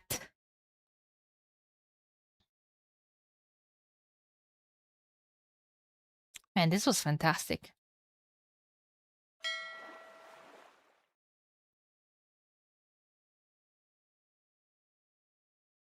I think the timing here between Jordan's monasteries and Andy's castle did a lot of work. And of course, Doubt just, you know, basically delaying a whole lot of target. And now he's going to put pressure at the top.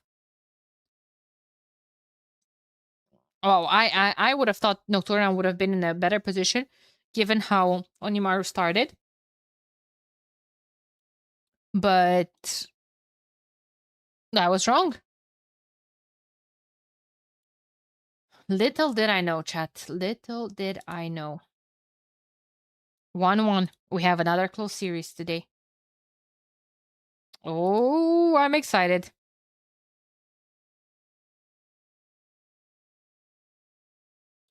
I'm excited. What do you think the next map is going to be? I'm going to tell you. It's going to be Cape of Storms. We have Magyars, Mongols, Khmer against Malay, Portuguese, and Khitans. I don't know what I think the Magyar, Mongols, Khmer I like more. They just have more options. They're more versatile, I guess. Yeah. Interesting. Hemp, thank you so much for the dono on YouTube. Thank you so much. I appreciate you guys watching on YouTube. I appreciate you watching on Twitch. I'm just so freaking happy to just switch tab to YouTube and see 84 viewers just like that when I have been trying forever to grow my channel from 3 viewers on YouTube. Thank you guys for watching there as well. And for watching on Twitch too. Really appreciate you. Much love. And I have been reading your messages lately. I have been hearing your feedback, your requests, and I'm trying to do my best. I just want you guys to all enjoy this tournament because, like we were talking earlier, this is my baby. Well, it's adopted baby with our base and siesta, but the Twitch stream resolutions you can downgrade the stream quality if your internet can handle 1080, you can downgrade to 720. You should have a cogwheel on the bottom right of the screen.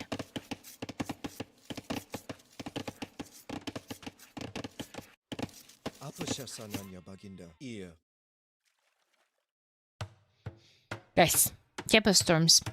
Game number 3. Andy, putting down the dock. He's playing as Malay. Good Civ for water, but good timing Civ if he wants to do some shenanigans with maybe barracks, ranges, everything. Jordan playing as Portuguese pocket. That's interesting. Could be very versatile, you know, in terms of switching between water and cavalry.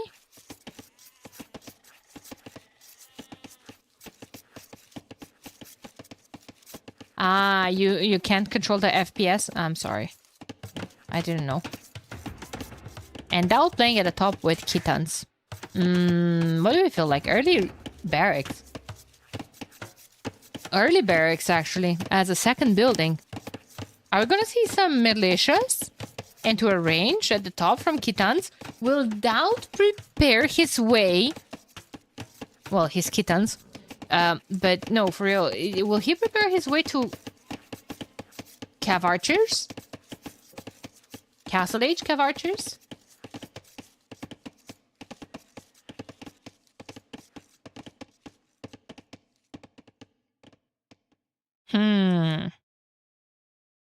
Hey, Ice83, thank you for the Prime. Appreciate it.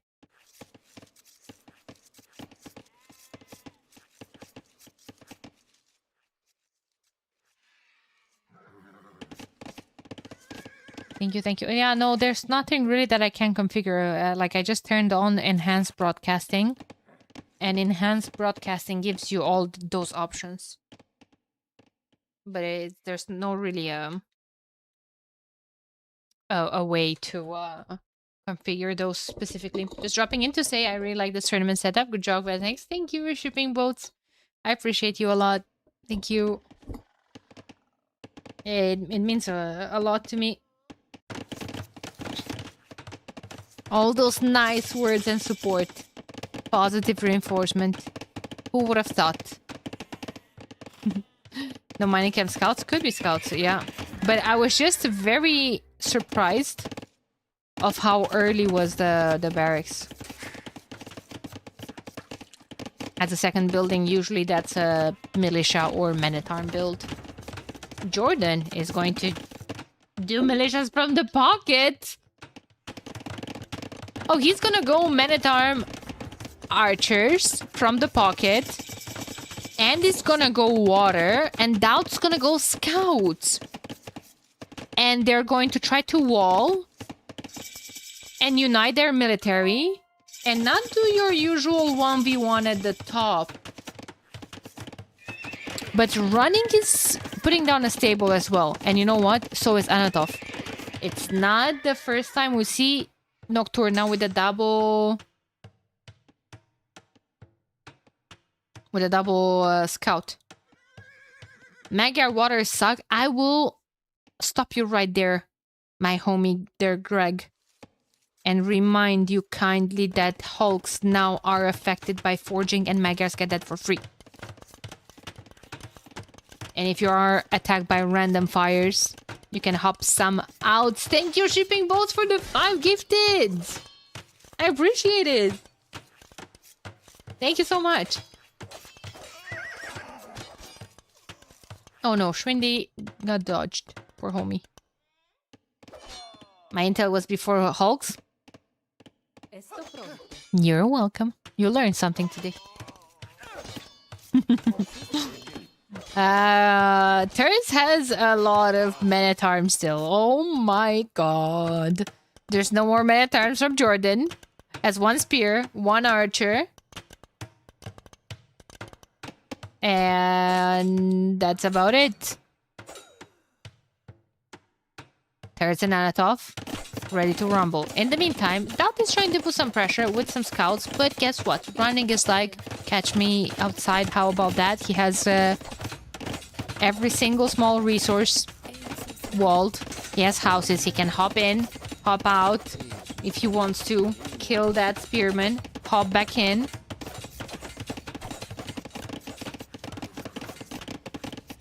Now.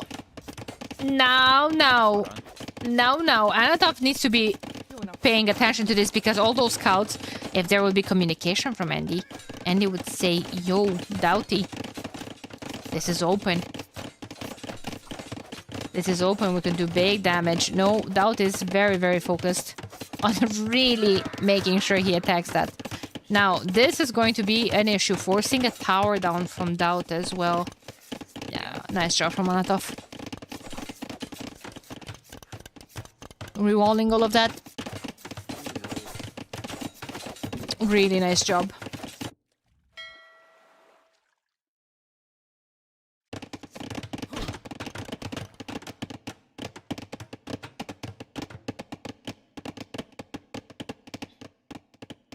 It's a lot of archers. Tiny bit sloppy. Nope. There were a lot of archers soon. Actually, I think Anatov should have focused on attacking those scouts there. With those archers there were running scouts. But hey, does it matter in the end? I don't think it does. I don't think it does. They cleared up a lot of military here anyway. How are things looking like on water? Andy's dominating. Andy, Market Blacksmith, he's even thinking about clicking up to the next stage. He didn't do any military. So Onimaru Vanguard has basically 2 militaries versus 3 from the opponents.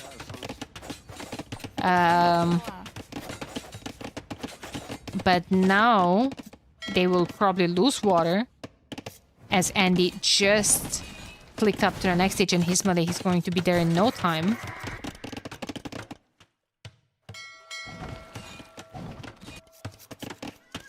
Get on better scouts. Get on better scouts when you're fighting scouts. When you're fighting archers,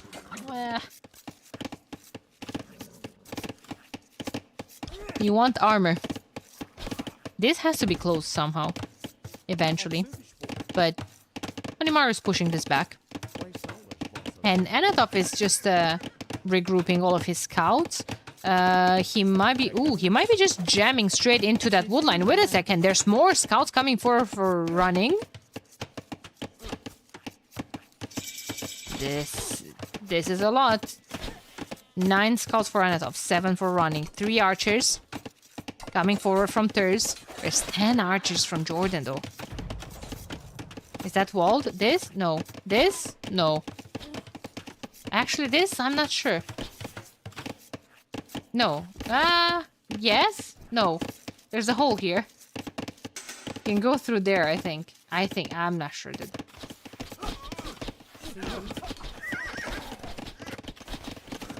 I'm not sure. I'm not sure. Villagers are being pulled. Boys and girls, everyone's fighting. Everyone gets their fighting cap on. Just give them some boxing gloves, some shanks, something, anything, because this huge fight might even dictate the game here. Because if Nocturna wins this can all snowball in all of their eco. Ended up being quite an even trade. Boys are just gonna go home. They're not gonna go home anywhere. There's just more reinforcement pouring in here. Oh my god. Doubt quick walling this year. Oh, Doubt's going up to the next stage though. Second stable was coming up. Some people could die on those pastures. Those archers could die as well.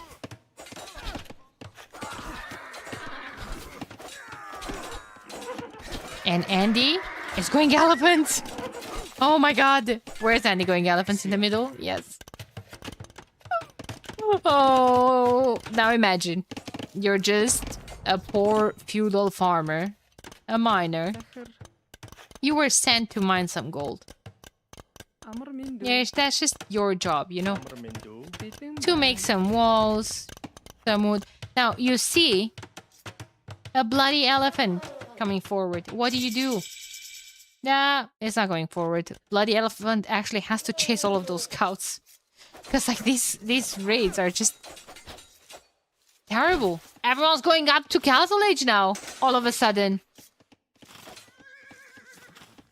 Wait a minute. Who's winning this game, chat? Nocturna behind in eco. They lost the water, that is. But I think they're ahead in builds. Like, you get 16 fishing ships from Andy. And he has 70 eco? What?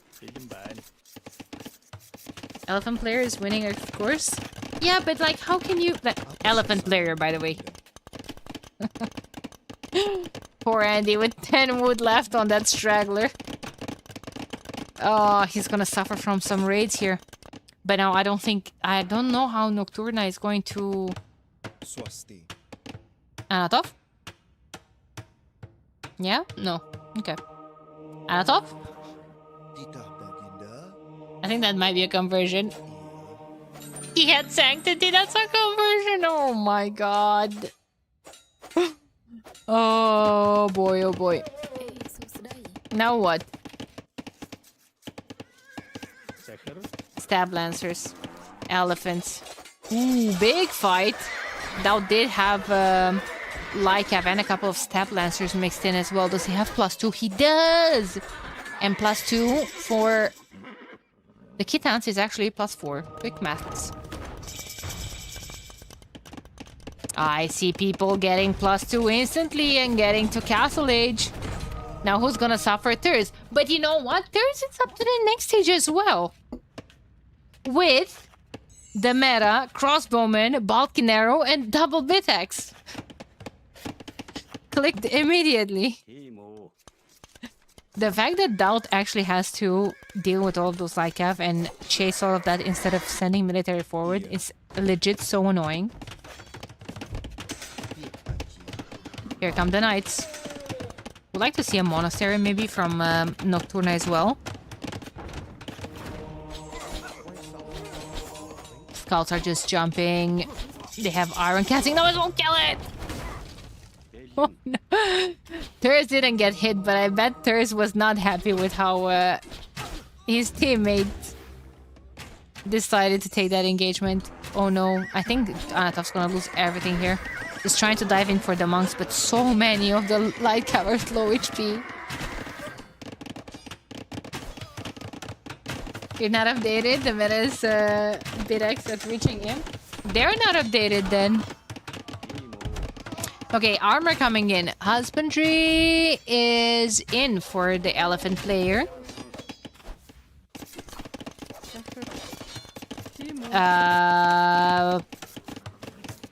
That might be tough for Doubt to deal with that if all of those knights will get into his wood line.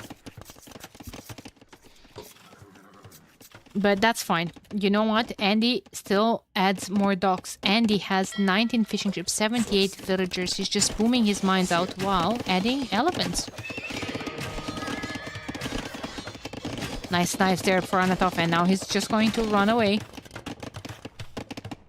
Ballistics coming in for Jordan. He's up to the next stage as well. He has 23 crossbowmen. But, oh boy, this military is in, chat. This military is in. That's a lot of crossbowmen. Couple of knights there as well. They could be cleaning up Jordan here. Andy getting fletching.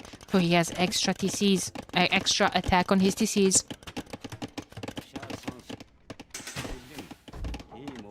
Oh no, Thurs didn't want to dive deeper there, and he might lose a lot of his archers here. Needs some monks or something forward.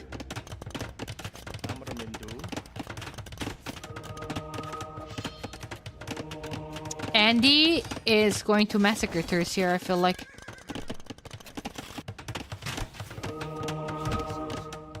Thurs will need more support from the pocket. With Lycav against the monks. Also, those monks are super exposed. Of course, they don't know all of that, but... Yeah, crossbowmen are good here as well. TC under a siege workshop. Well... Easier for the Lycav to engage. Here they come! Ready or not, 3 converted crossbowmen, Jesus Christ. A converted Lycav as well, but hey, the monks are bye-bye. And now the remaining knights can just engage against the Mangonel and kill everything. Really, really good reaction from Thurs and Anatov. I thought they were in a bad spot, but Andy's going imp. Chat, Andy is going imp. Doubt is not in a great spot. Doubt is 29 vils, and he has a camel. I completely ignored Doubt because there were so many things happening here. But the Lord is suffering.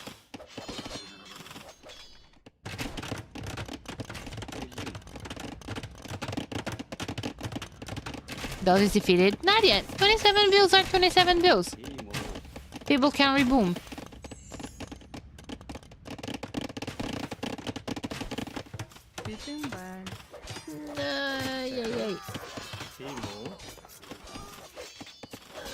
Camel gone though.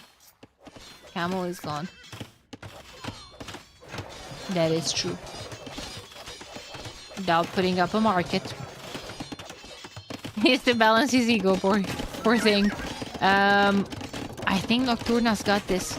With all of the military from Jordan dying as well. Now, question is, how much can Andy do with him? Because if we're looking at Andy, he has 128 eco.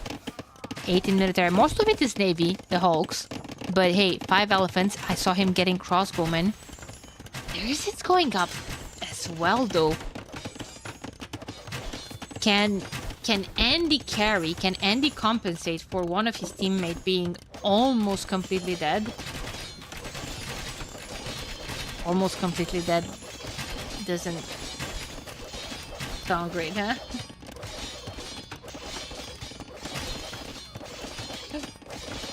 That doesn't sound so coherent. Really good job from Jordan. He has a lot of crossbowmen defending, but issue is with him defending, all of that force is just gonna go towards Doubt again. There's with 2 random crossbowmen here as well. Wait, how is Andy? What?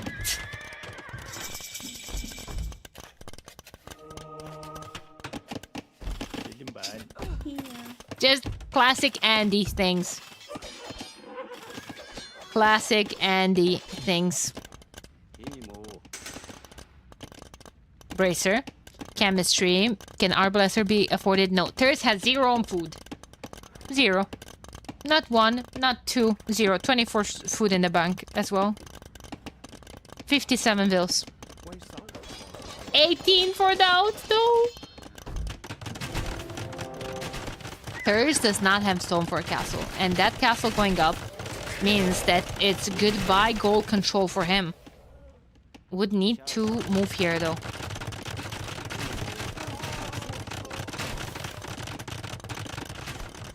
Or maybe you could take this one, even though that's probably Anatov's. Rip that monk in particular. Nice cleanup here, but I still don't know if they even know about all of these. Yeah. There's more where those came from. However, Andy's suffering at home as well. Guys, there's just so many things happening on the minimap right now. It's crazy to follow everything. Andy's getting ballistics as well. He's trying to hit better with his TCs, all of those knights. Doubt still suffering. He's now lost 2 extra villagers and counting. And counting. Like Kevin the Woodline. Counter castle from Thurs. Okie doke. Okie doke. Well, I think Anatov can deal with all of that, and now that should be a Doubt castle from Andy. Do they see it? They see it. They see it. They see it. They know. Oh my god, chat. This might be another super close series. This is only game number 3, but this is so good already. Oh my god. Anatov just quick walling everything. His paying attention to react accordingly to that. Those two traps, I don't like seeing them there because Anatov can just jump on them straight away. And Doubt is getting closer to be defeated. 14 vills. He still has a TC, still has production, but he running was all over his base 24/7. Like there's nothing for Doubt to do. Like he hops out of the TC. There's knights there.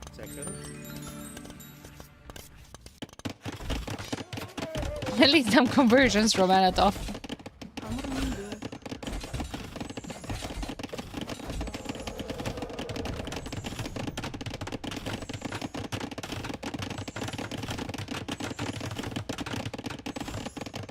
Oh my god, guys.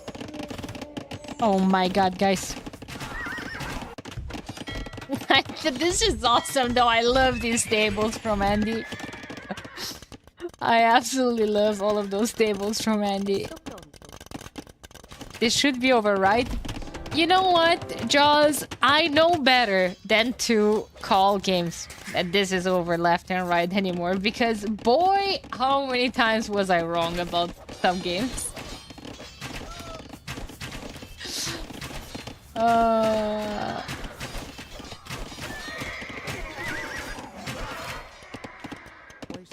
Jordan having troubles finding a wood line.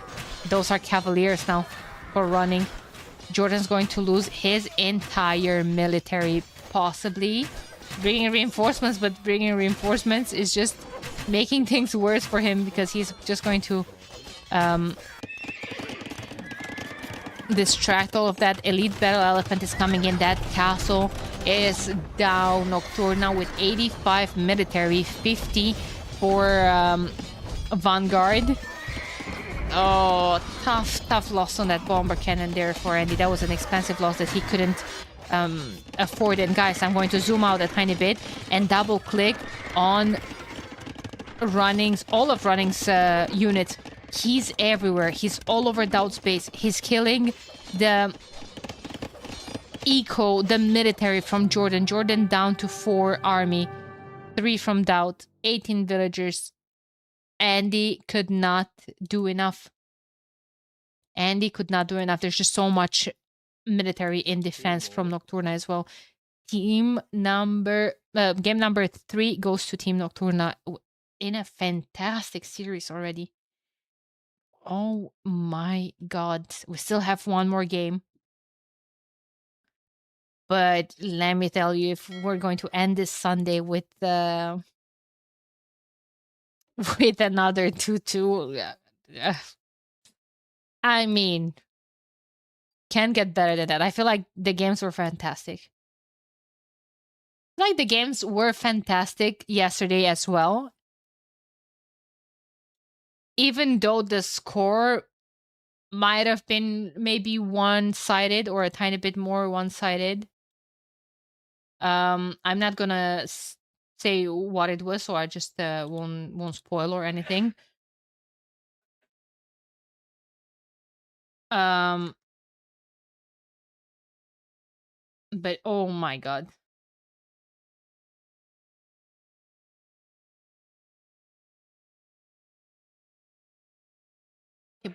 Cape of Storm was a win for Nocturna. And Tres Leches. Tres Leches as the last map. This is another map that can go for hours. Nocturna showing up to play, love to see it. And did you guys see the set against Wonders?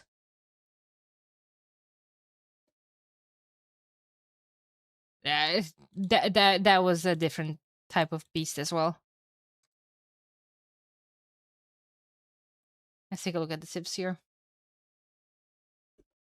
Gurjaras, Maya, and Georgians. Saracens, Georgians, and Berbers for Vanguard.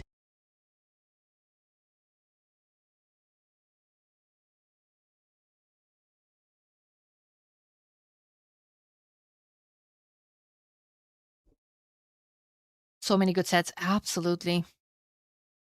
I'm ready. Are you guys ready? Tres leches. If I'm seeing Maya going for water again, I'll lose my mind.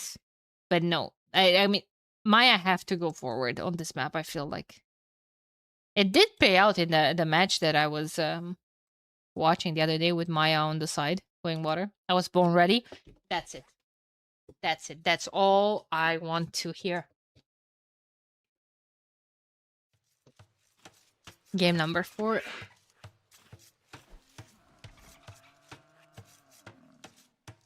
Game number 4, ladies and gents. I hope you guys are ready. I hope you're prepared because we have an eagle forward. And Thurs is not wasting any time. Jordan wanting to get control over one of these elephants. Any one of those, Jordan sending 2 villagers here. Blocking one of them with the other one. And forgot about this one because he is focused on this one. And oh my god, Jordan saved! Oh my god. No!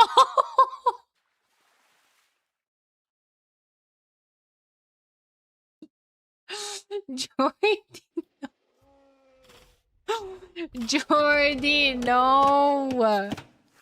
The greed! The greed!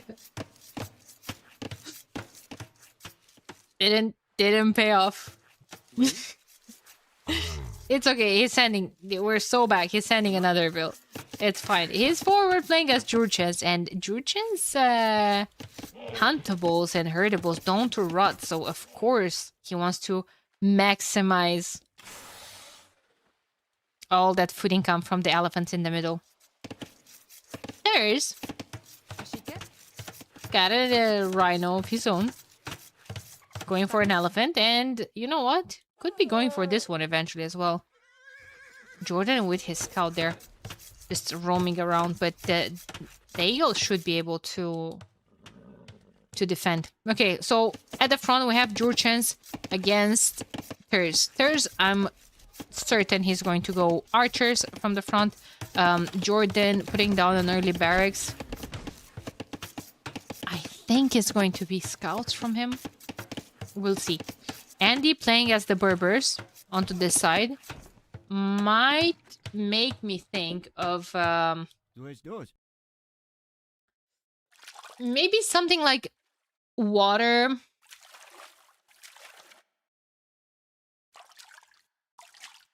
Water into what? Into a fast castle and camel archers. Maybe into a couple of scouts. Doubt has Saracens. Yeah, I think Doubt is going to go full water into FC. Maybe FC with a stable to add camels later on. But I think scouts in Fuselage are going to be added by Andy. But while I'm saying that, I see Andy is going to be up later. So maybe Doubt. But wait, now they have Saracens. Would make me think, what if Jurchens would go archers from the middle? But no, Jurchens wants to go FC Iron Pagoda or what? Guys, I'm so confused about everything. We have running playing as the Georgians, which is probably going to be the scout players, I want to say, or Gujaras could play scouts as well. Or no one's playing scouts. Double range. One of them has to. This is probably going to be just the camel player. Water into... Yeah, third dock. Water, walls, and then maybe Anatov is gonna make scouts. Yeah, there we go. Scouts into camels in Castle Age. Okay, I'm mesmerized of Team Onimaru Vanguard's strategy here. And I want to see what's up. So Andy is walling, and what? He has the ultimate low elo mining camp that gets both stone and gold.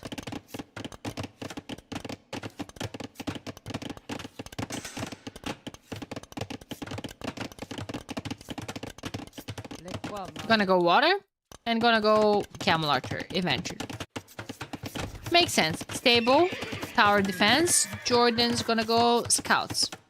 Why is he on stone though? Does he want more towers? If he wants to put towers forward, probably wants to defend both his stone and gold. Okay. Skeleton tower defense is not something that you see daily. I will tell you this. So.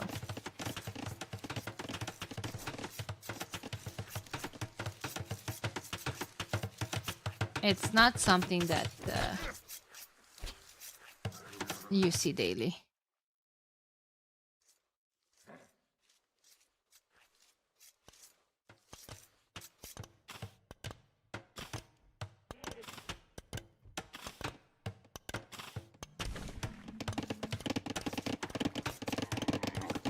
Out is walled. People on stone. Going full galleys on water. Saracen galleys attack faster as well. So... could be good. Could be good. Just teasing each other with some navy here. And running, that is. Yeah, hulks are not going to do fantastic against that massive galleys that Doubt has. But Doubt is not sending them forward. Maybe he was just busy macro managing his economy.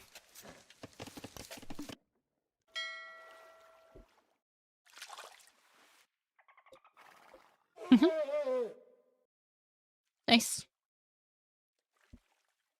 Someone going up? Someone close to be going up? Would say Doubt is.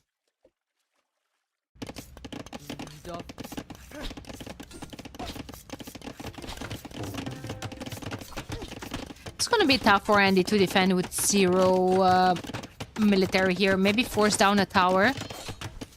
Sooner than later. Oh, Apex, thank you so much for the $50, Omi. I appreciate it so much. I know, you're going to say absolute volume fraud, but I don't have the alerts during casting during the main event. I'm sorry. It is the main event, so we're trying to keep it as professional as we can. But the message was, I'm not an Imperial, but yet still going to sling Danny, which is quite funny. And yeah, it would have been worth hearing it. So thank you one more time for the $50 donation. I appreciate you a lot. Les Mafrod, per usual. Well, what can I say? You knew where you're coming. I agree, keeping Apex out is the height of professional. Rude! That was not the point. Running steering up the water, guys. Guys, Jordan is getting a lot of upgrades on his scouts. Does he plan on trying to clean up everything here? Can he? There's forging, there's bloodlines, he has 10 scouts, but the upgrades are not fully in, not bloodlines at least. There's a camel there with 20% extra bonus damage. But there's the cleanup. Jordan scouts do attack 25% faster as well.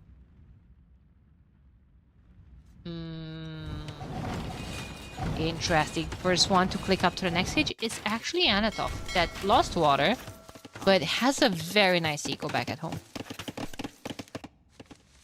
Eco that Jordan probably might want to send his scouts into, especially since he's not fully walled. I think he's just trying to clean up all the military on the field to just make sure his teammates have a smooth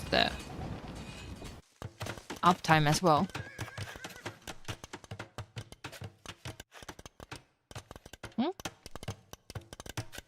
Doubt going up to the next stage. Andy as well. Hers going up from the middle as well. Jordan getting wheelbarrow has quite a lot of farms, but oh my god, Jordan's gonna run out of wood line soon. He needs a new tower on this wood line. Man, it's just so tough for the player that's in the middle to get good wood line access. Like, look at this. Look at this. When everyone is just chilling in the back with good wood lines. Kurt, thank you so much for the $25. I appreciate you. Thanks for a banger of a tournament. Thank you. Thank you, guys. All those, I'm gonna show you after this game, but you've seen the progress bar. All of these donations do go into production costs for the league. So everything that you guys saw, interviews, that nice app that I'm using for the overlay and everything, to make things smoother and of course help with the event, have been a huge help for the casting and, you know, just for the event as a whole. I think things are looking better, more professional, like we want them to, of course. But I had a lot of help from Tiramis, from Cow. I kept shouting them out a lot of times, so they are professionals. So of course I'm trying to find the best compensation. Of course, I don't like people working for free, basically. So all of these donations are going straight into that fund. Shivamsha against Camel Civ. Shivamsha for raiding.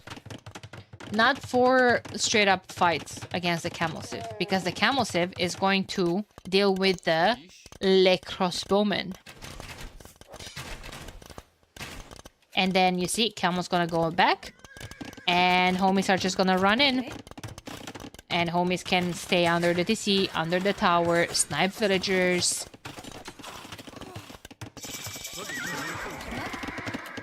Be more annoying. Oh, if Jordan is going to be found here at the bottom as well. Jordan just lost, what, 5 villagers? And he almost got his market denied as well. Who won water? Seems like running, but Doubt still has Navy in the middle of the map. Running is getting medium warship upgrade, however. Oh, but that was a tiny bit sloppy from Thurs. I don't think he was paying attention. His crossbowman ran straight into all that massive camels, and the camels from Saracens have extra HP on them. They're more tanky, and now Thurs found his death here. Doubt was adding a couple of knights as well, just to secure that fight, which is fantastic. But now Anatov is going to add camels of his own. Camels have bonus damage against other camels as well, so that's going to count for something. Now, of course, Saracen camels, like I was saying, have 25 more HP. It's going to be a tough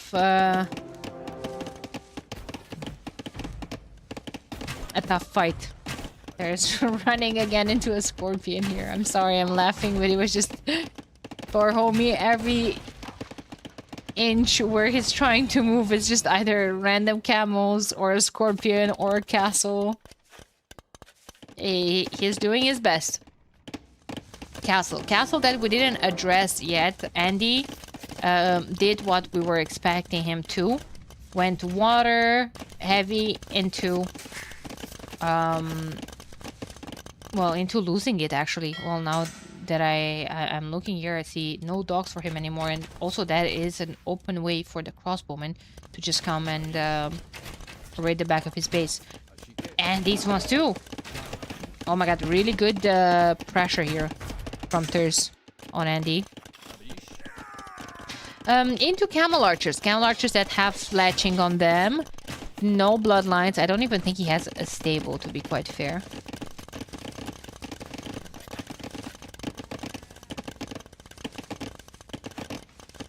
But for now, I don't know. I'm looking at some stats here. looking really good for Team Nocturna. They're ahead in pop.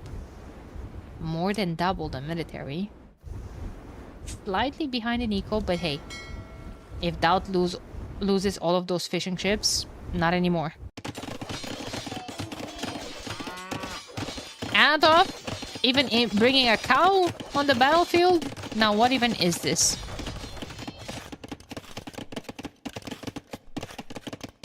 You know what I don't really like here? That they're not really using the Saracen bonus. Not, you know, the end of the world, but...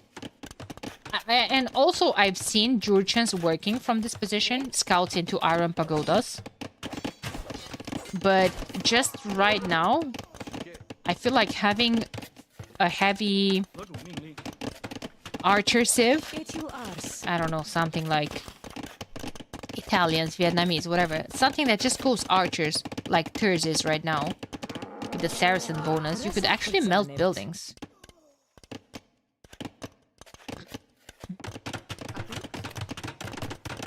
Nice trap there from Thurs.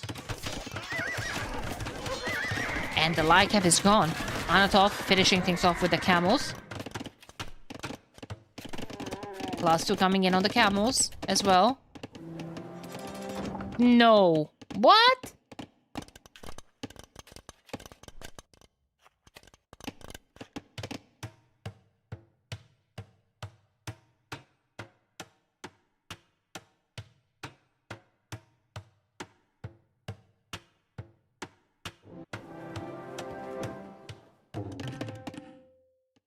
Azul.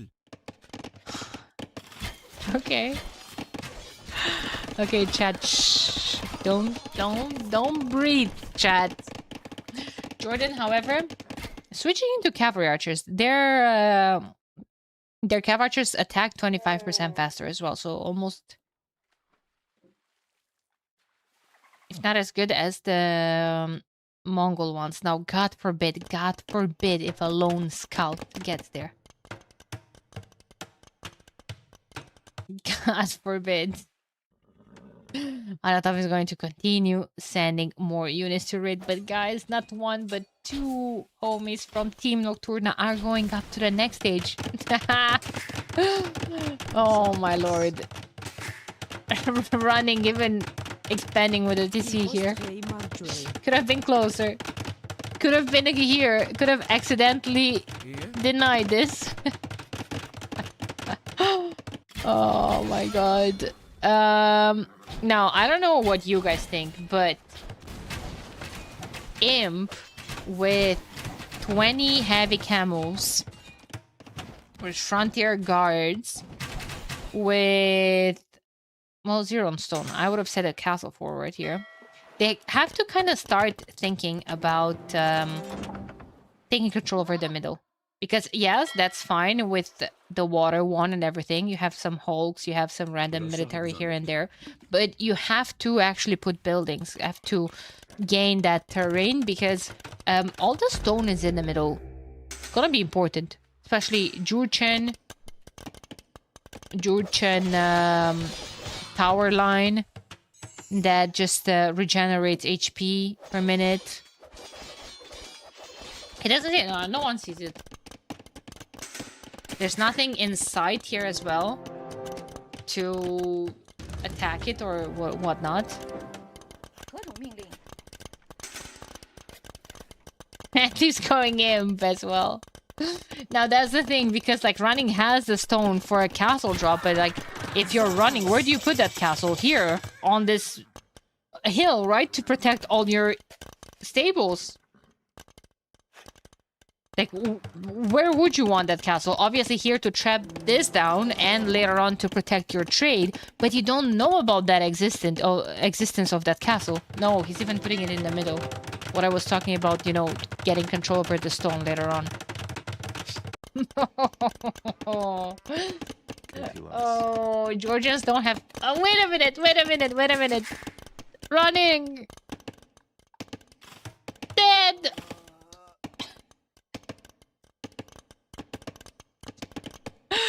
Now he's pinging it.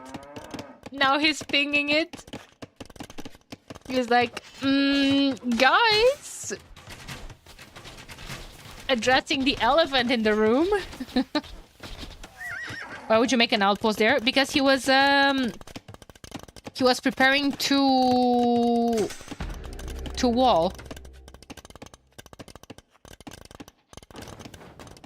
And you know, this is not the first time. Like I've seen this move once again. I think Viper did one Ville castle randomly, like that. If it was not Andy himself, it's like, you know, too free of an area basically. There's a random sneak castle. Yeah. Now, this is an issue. This is an issue as well. Oh my god, because like, okay, Andy had big plans. Andy still doesn't have husbandry, I don't think. No, he does. Wait, what? Those are just like super slow moving.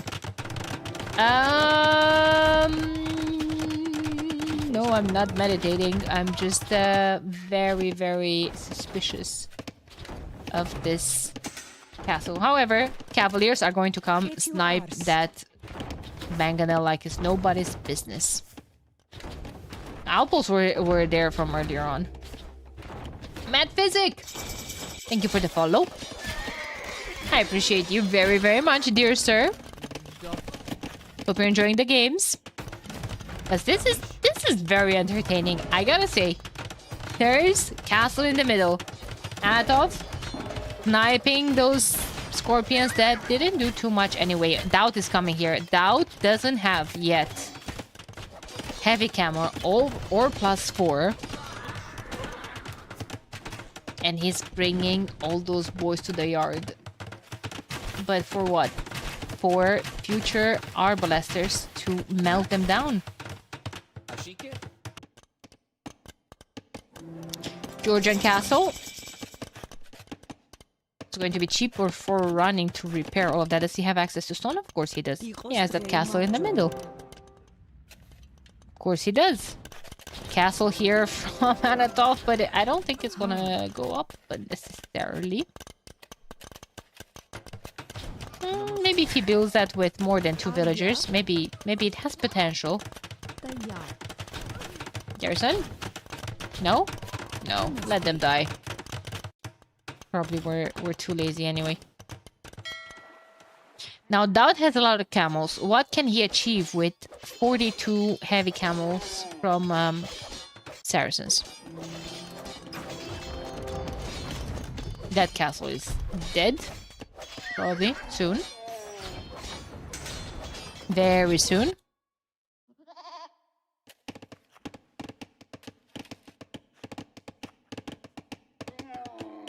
Ultimate Camel Showdown. It's nice of Dao to pull some away, you know, to leave the numbers equal. He's getting Frontier Guards! He's getting Frontier Guards. +4 melee armor on those. In 25 seconds, of course. Only with score lead again. I think the score lead is simply that massive camels from Dao. Hold! There we go. He's uphill. He would need the arbs though here as well. Like those are still too many of them. Have so much HP. Look at the difference in terms of HP, dude. That's insane.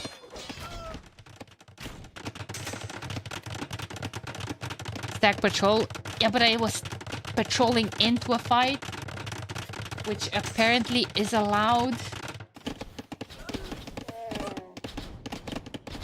Admins probably keeping an eye on this. I'm just so sick of that rule, guys, because it's so messy to deal with. It's... yeah. Kshatriyas coming in for Anatov, so they're going to make all of those units cheaper for Gujaras. More camels coming forward probably soon. Has a really nice production. Anatov. That is. They even started the trade, which is fantastic. typhoons coming in from Andy. That tells me he's trying to come back on water. He needs to. He needs to, of course, if he wants access to stone, access to the middle, access to anything.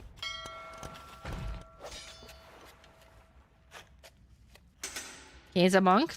Well, he could heal multiple units with a monk. With Maristan. Yeah.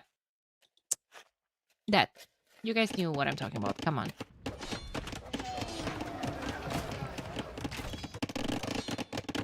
There's in the left corner. What's he cooking here? They don't know either. Thursday with the sneak attack here. Oh my god. Making some arms as well. Big fight. That Doubt is winning. Even though half of his camels were somehow not attacking.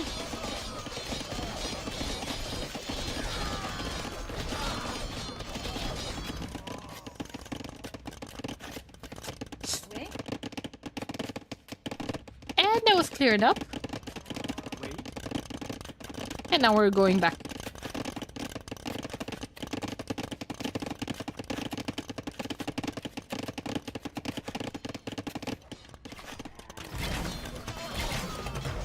But where are we going back? Well, we're going back to join Jordan because Jordan is cooking here with heavy rocket carts.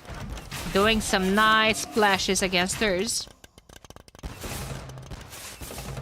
And suddenly, Vanguard with the push here. Almost the same amount of military here.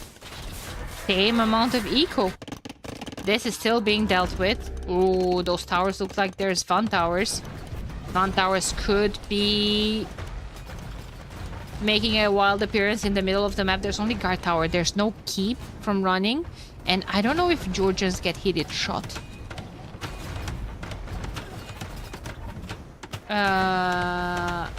I'm blind. Where is it? Do they have it? They do not. Yeah, we can't see his attack here. It's just towers, and he had one range. But not enough. I feel like... Yeah. It's being stopped. The bomber cannon is gonna deal with all of this. But still, it's finally nice for them to discover it.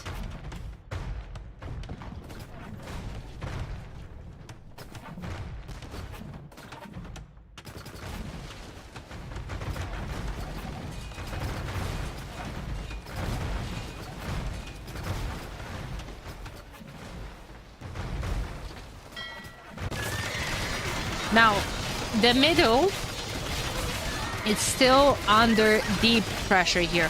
You have a lot of arbalesters, 65 arbalesters from Turs, and a lot of camels from Manatov. Doubt lost the majority of his camels that were forward. He still has 34 of them somewhere. This castle still taking some heat from a random trap that was sniped. Now what? Now you have a Georgian castle on a hill. Does he have fortified bastions? No, he does not. The only thing that Jordan actually has is 2 bomber cannons and 1 rocket cart, and that's it. And I'm starting to add light cavalry. He's probably running low on gold. Yes, he is, but trade is going to pay off soon. So in the meantime, might as well just try raiding more and more with light cavalry. He does have +4 on them. Now, coinage coming in for him. And that's a big ball of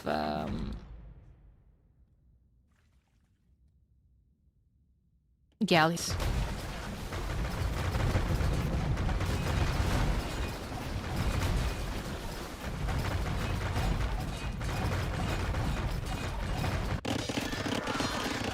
So now Doubt all of a sudden has to keep all of his camels occupied to just chase random Lycav.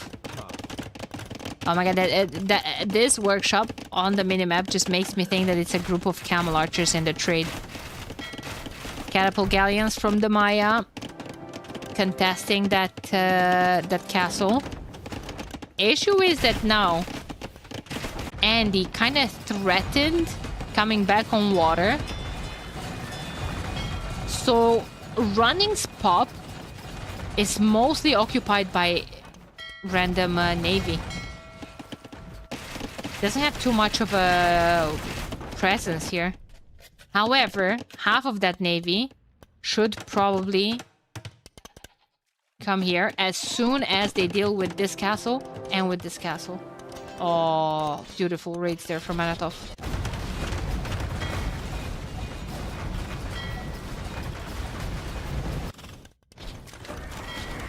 It's a lot of arbalesters.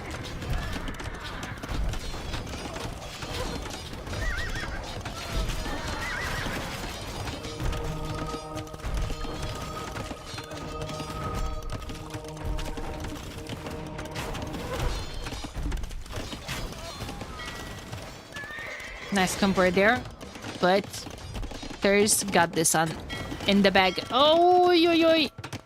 Running, not paying attention to see his cannon galleon. I don't think Georgians have elite cannon galleon, do they? They do not. Do Gujaras? Oh, they do not. Uh-oh. Only catapult galleon. Uh-oh.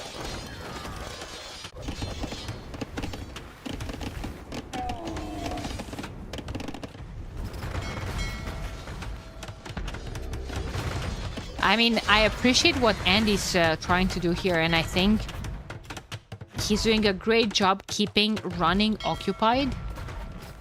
And trade's not looking the greatest for Nocturna. They just miss a lot of gold. That's the thing. That castle's gonna melt. Eventually. Eventually.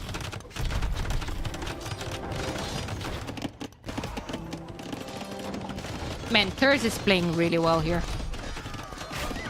Jordan and I are trying to switch it to halbs against all of this massive cavalry thrown at him. But arbalesters are still going to be an issue for all of that. Really, really like these walls. That's the advantage of winning the water. You can just wall the sides and stone wall.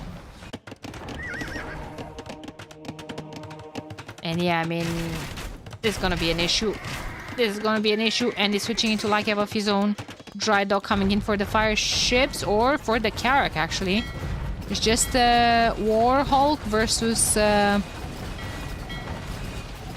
Karak. I guess Georgians don't have access to the last upgrade. Athov just sending yet another group of units patrolling in the trade.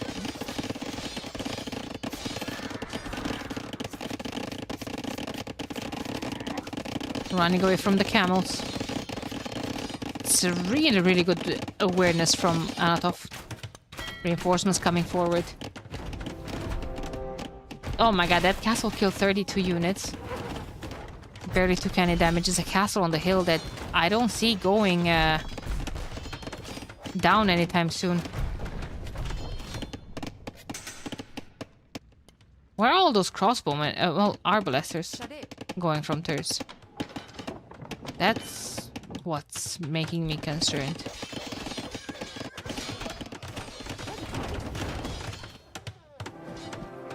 Castle coming up from Thurs. He's switching into his own helps, or is he going to go Eagles? Might be going Eagles. More catapult galleons. 13 range versus 12 range only. There's siege engineers versus no siege engineers for Maya.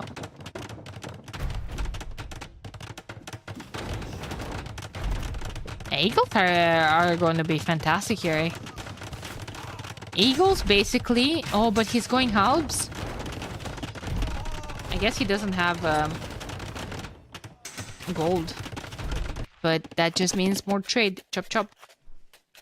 Oh, they need to clear up the trade because this is going to get stuck like hell.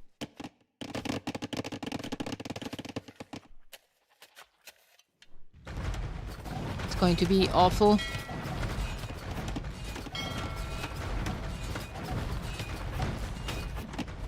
Yeah, this was cleared up. 1 or 2 cannon galleons should stay here to stop any redocking attempts and take out the markets as well. In my opinion. That castle's gonna go up. Oh my god, so many Trivamshas. Where are they gonna go? Straight to raid? Straight to raid. Close the gate! Nice! That was lucky. That was lucky for Nocturna. Magremi camels coming in for Andy. Those camelitos will regenerate, but yeah, I mean, he has camels of his own. You have to deal with all of these raids. And back to camel archer production as well. Oh, Doubt is going to lose a lot here. Those catapult galleons still alive. Some of them at least. Ooh, Warhawk!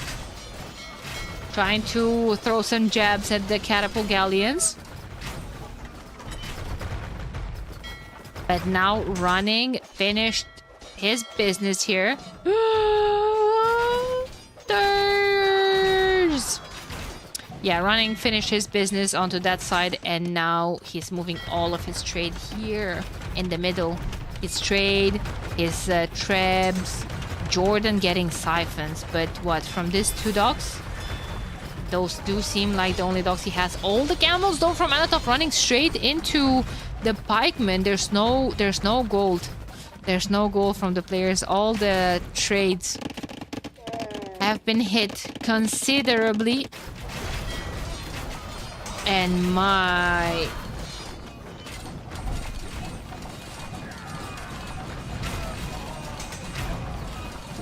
homies. This is a very good game. Yeah. I like the stone walls though from Andy. If you can pull all of that off, it would be good.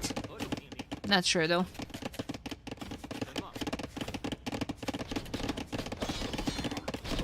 Not sure.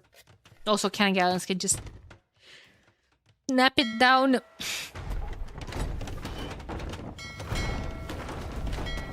Okay, rocket card might be annoying here for the catapults. Nope. They're fine. They're fine. 29 camels versus 34.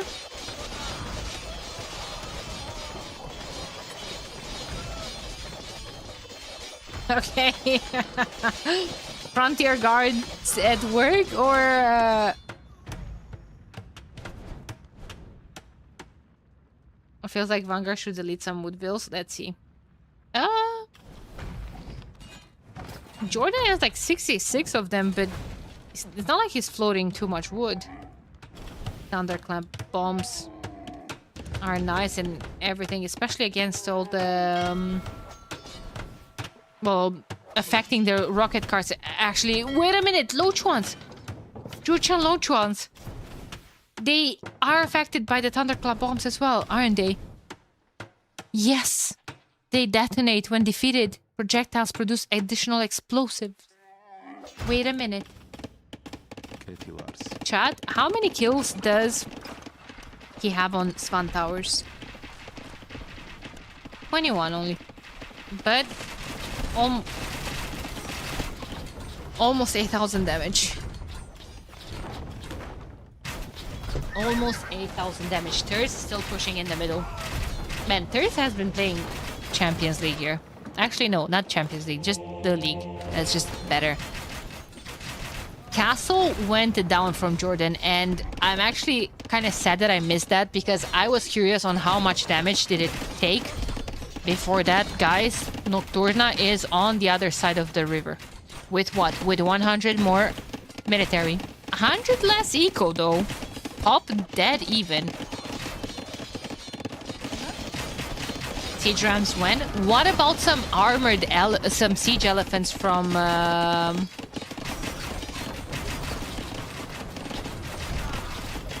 Gurjaras? Eagles. Oh, Holkans is in as well. Oh yeah, I think Eagles are really good in this comp.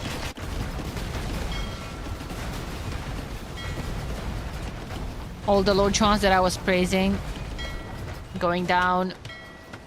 Anatov has a couple of cannon galleons here as well. This push is really, really good.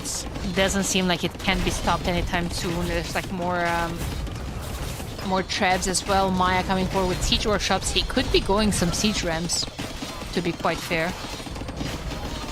Just cap rams. Take out production buildings and again kill the terrain. It might be a wood game soon because I'm looking at Andy.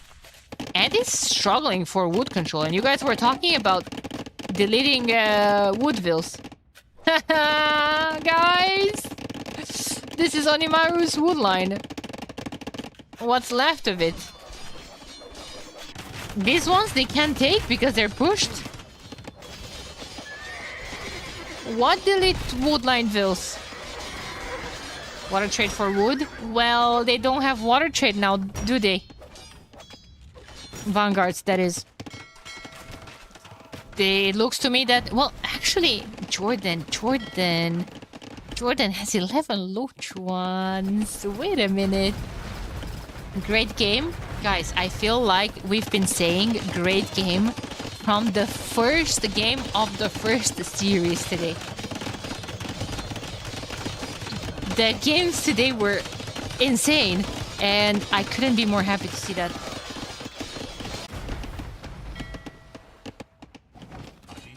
I couldn't be more happy to see that.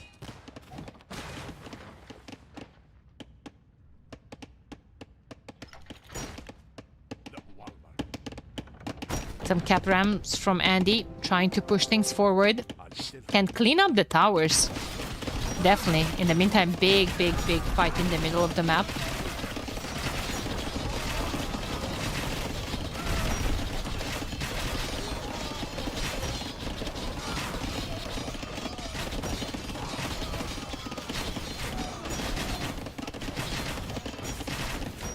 And that castle from Thurs just seems like the nail in the coffin. Another one coming up forward. There's siege ram in the queue.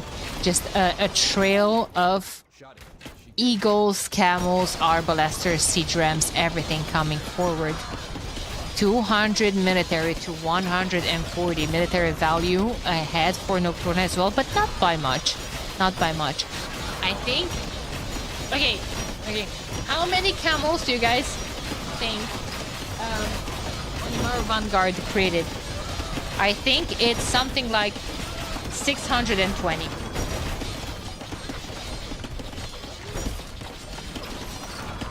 Because like Doubt made so many camels. I think that the lowest, this is like 34 camels. It's like the lowest number he had. 621. Rude.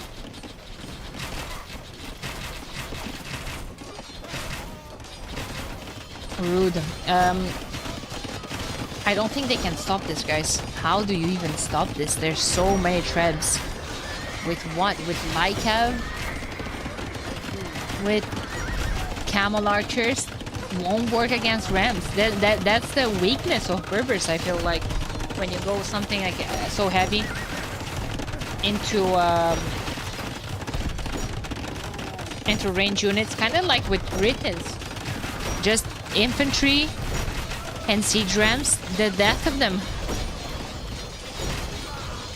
Another big engagement, possibly the last one with that castle going down. And well, with Onimaru Vanguard's wood control rolled to the minimum. There's no more wood in the back of their base. Zero. Color me impressed. There's actually 221 wood left onto this side. And, well, plenty here, actually. So, I don't even know what I was talking about. Check on the low ones. They have 74 kills of them. Thank you very much. 18,000 damage as well. 18,000 damage as well. The next castle should go on this hill where the trebs are. I think I'm just... Or here. Zooming in on a future foundation here from Thurs. He just needs 200 stone. That's it. He can afford it. Buy it, Thurs. Buy it. Buy it, Thurs. Buy it. Slam that castle down, turns. Let's go. Again, let the record straight. I'm not rooting for turns. I'm just happy I was right about the castle. No bias to see here. No. It just makes sense. It just made sense, guys. Issue is, they're getting dangerously close to the trade line as well. Back to almost 100 more military right now. 28k for Vanguard. You know why? Well, this is why. Oh my god. Oh my god.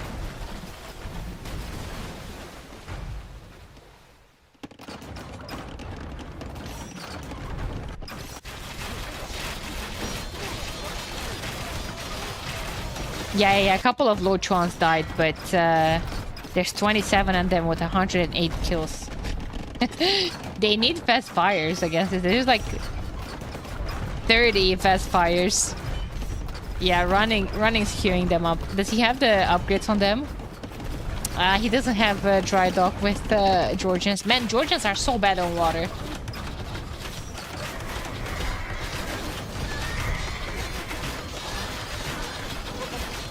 The thing is, this is absolutely disrupting their trade, their bases, their everything. Jesus Christ, guys, Onimaru Vanguard has the same amount of military had for a split second there. Wait a second, Jordan is pushing this back. Guys, wait a minute. Is there a chance? Is there... Guys. The snow jaws are just feasting here, dude. Look how much military there is here. 51 elite camouflages, 42 heavy camos, 27 from Andy as well. Against 34 camels, 24 plumes. 1 eagle. Guys? Oh no, man, there's 48 camels there as well. Guys, I don't know. 1 cow? Yeah. 1 cow, there's always that cow. That cow has seen everything. Yeah, that cow. This should be my thumbnail. Big fight, and apparently Doubt lost all of his military there. Blooms are just on a different level. But how are the low ones doing? Killing everything. How the hell do you stop this, dude?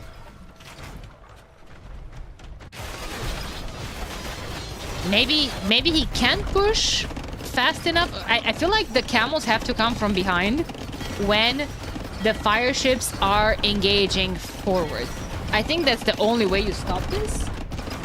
Yeah, so fire is going forward. I think all of those camels have to be here.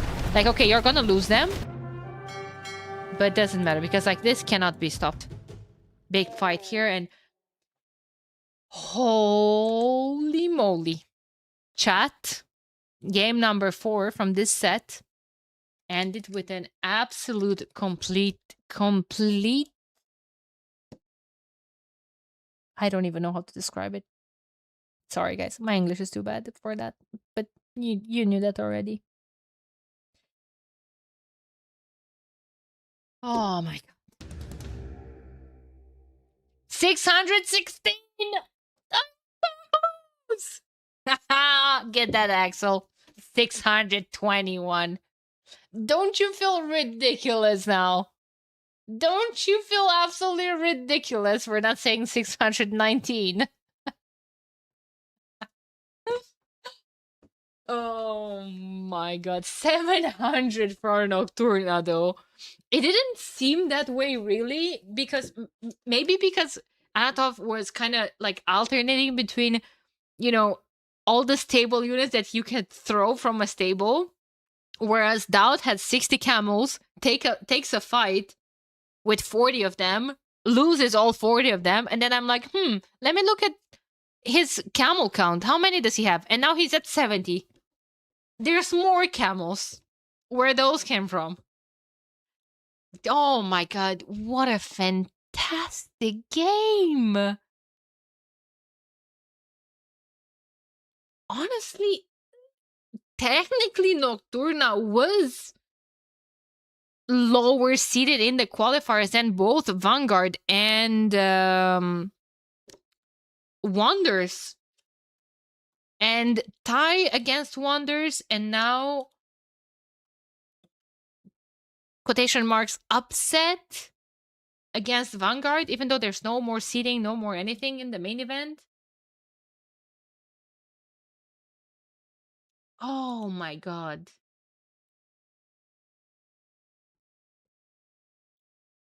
I'm speechless, man. Well played from everyone. The sets today were absolutely bloody fantastic, and we're ending round 2 with this banger of a set. I'm sorry. I was wrong for a second. There we go. 3-1. Oh my lord, I misclicked there. Let's take a look at this site, shall we? Because after round 2, we gotta draw the line and take a look at the standings a tiny bit. Where are we standing?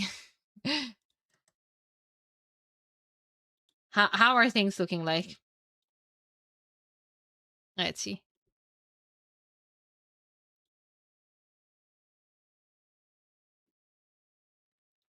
Nocturna Esports, rank number 3. Same rank as Lingyuan. Actually, no. Because they have a better sum of defeated opponents. So Nocturna is rank number 3.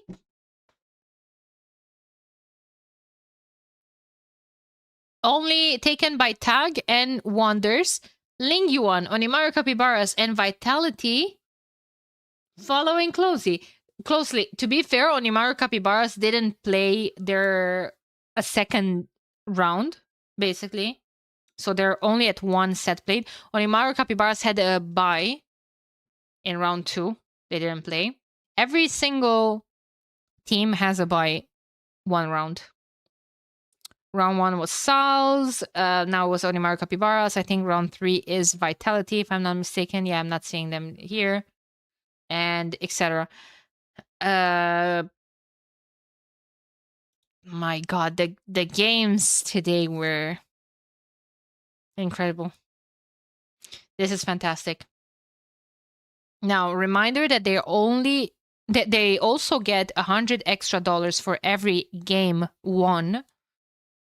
So Tag's already at $700 extra, $600 for Wonders, $500 for Nocturna, and for Lingyuan, 3 for Capybaras, etc. I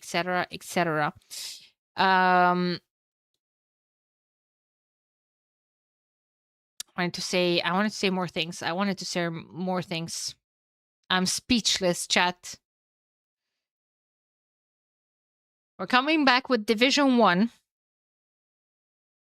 on Thursday. Thursday, we have 2 sets. Dark Side versus Wonders. Sal's versus Nocturna. Friday, we have Onimaru, Vanguards versus Lingyuan, and Capybaras versus Tag. And then round 4 is next Saturday, Sunday. Next rounds, round 3 and round 4, I will have a whole lot more co-casters as well. I'm preparing you guys a lot of nice surprises.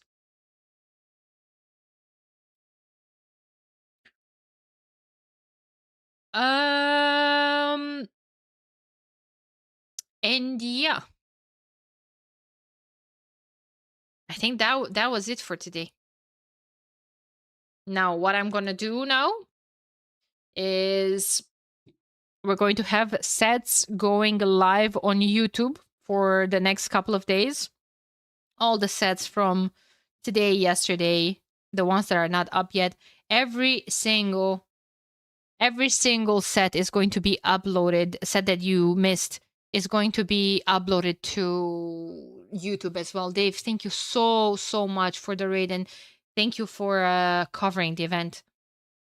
I appreciate you a lot. Welcome in, everyone. I was just taking a look at the standings. I was just looking at the crazy results that we've had after only 1 week, 2 rounds finalized. Dragon Power, thank you so much for the tier 1 sub. I appreciate you. Now, if you guys have any questions, any last words, thank you for the gifted sub. Thank you. Thanks for the stream, Daniela. Do you know when the next one will be? Now, technically, Monday to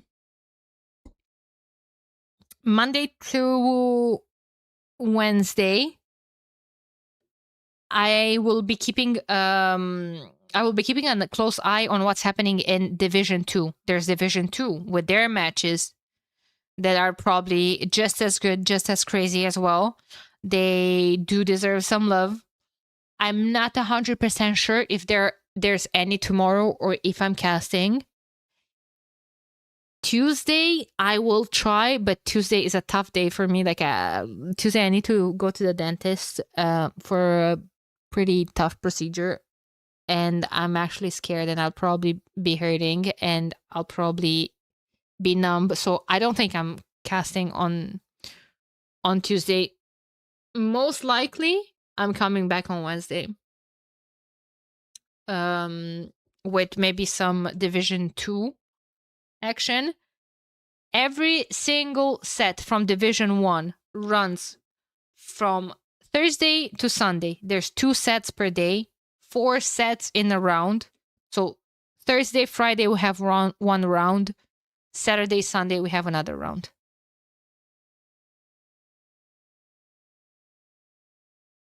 Devil herself is asking what is more helpful for you at the moment, donations or gifted subs, asking for a friend. It depends.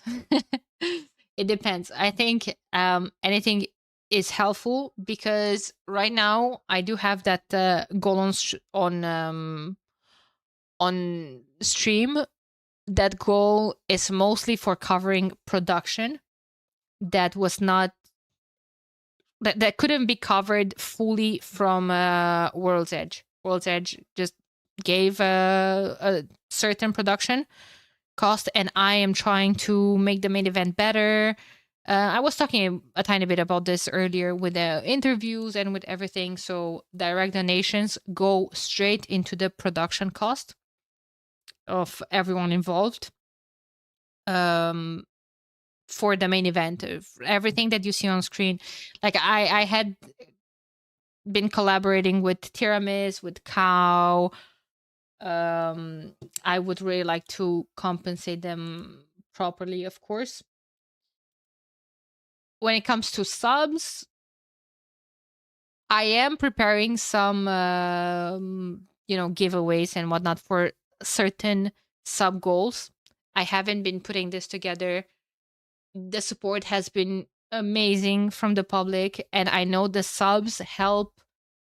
It's not just helping me and the tournament, but the subs help other chatters. Other chatters can watch without ads. They can I don't know, fool around with the emojis in chat. It's more community friendly. So like there's always, I think donations are always going to be better for the streamer financially, but even like subscriptions are better for the community as a whole. Now, when it comes to me personally, going further than the tournament, further than the donation subs, gifted subs, whatnot, what I wish the most after this tournament is to grow my channel. So just a follow on Twitch or a subscription on YouTube, those are free. Those, if you guys can't afford to subscribe or to support the tournament, that's absolutely fine. That's already a lot of support. Just growing my channel, putting my name out there on the map. means a lot, and it's very helpful. On a bit of a more personal goal this year, if you guys do the exclamation mark goal from the title, you'll find out about my plan to maybe get a better deal with Twitch.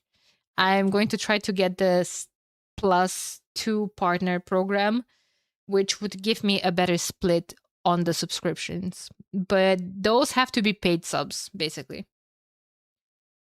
Those have to be paid subs. Those can be gifted subs, can be primes, can be anything. Those have to be paid subs.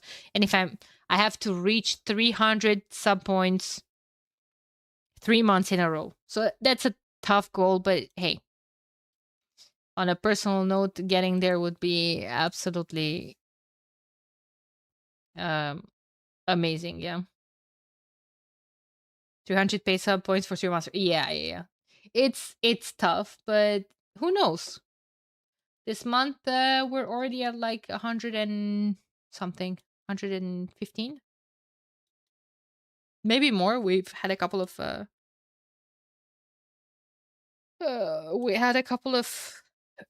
paid subs today. Let me bring YouTube chat here as well. YouTube chat wholesome as always. But I'm going to say bye to YouTube chat. I appreciate you guys. Keep an eye on YouTube. If you want to know when the next stream is going to be, subscribe. Okay? Love you. Appreciate you. Bye-bye, YouTube.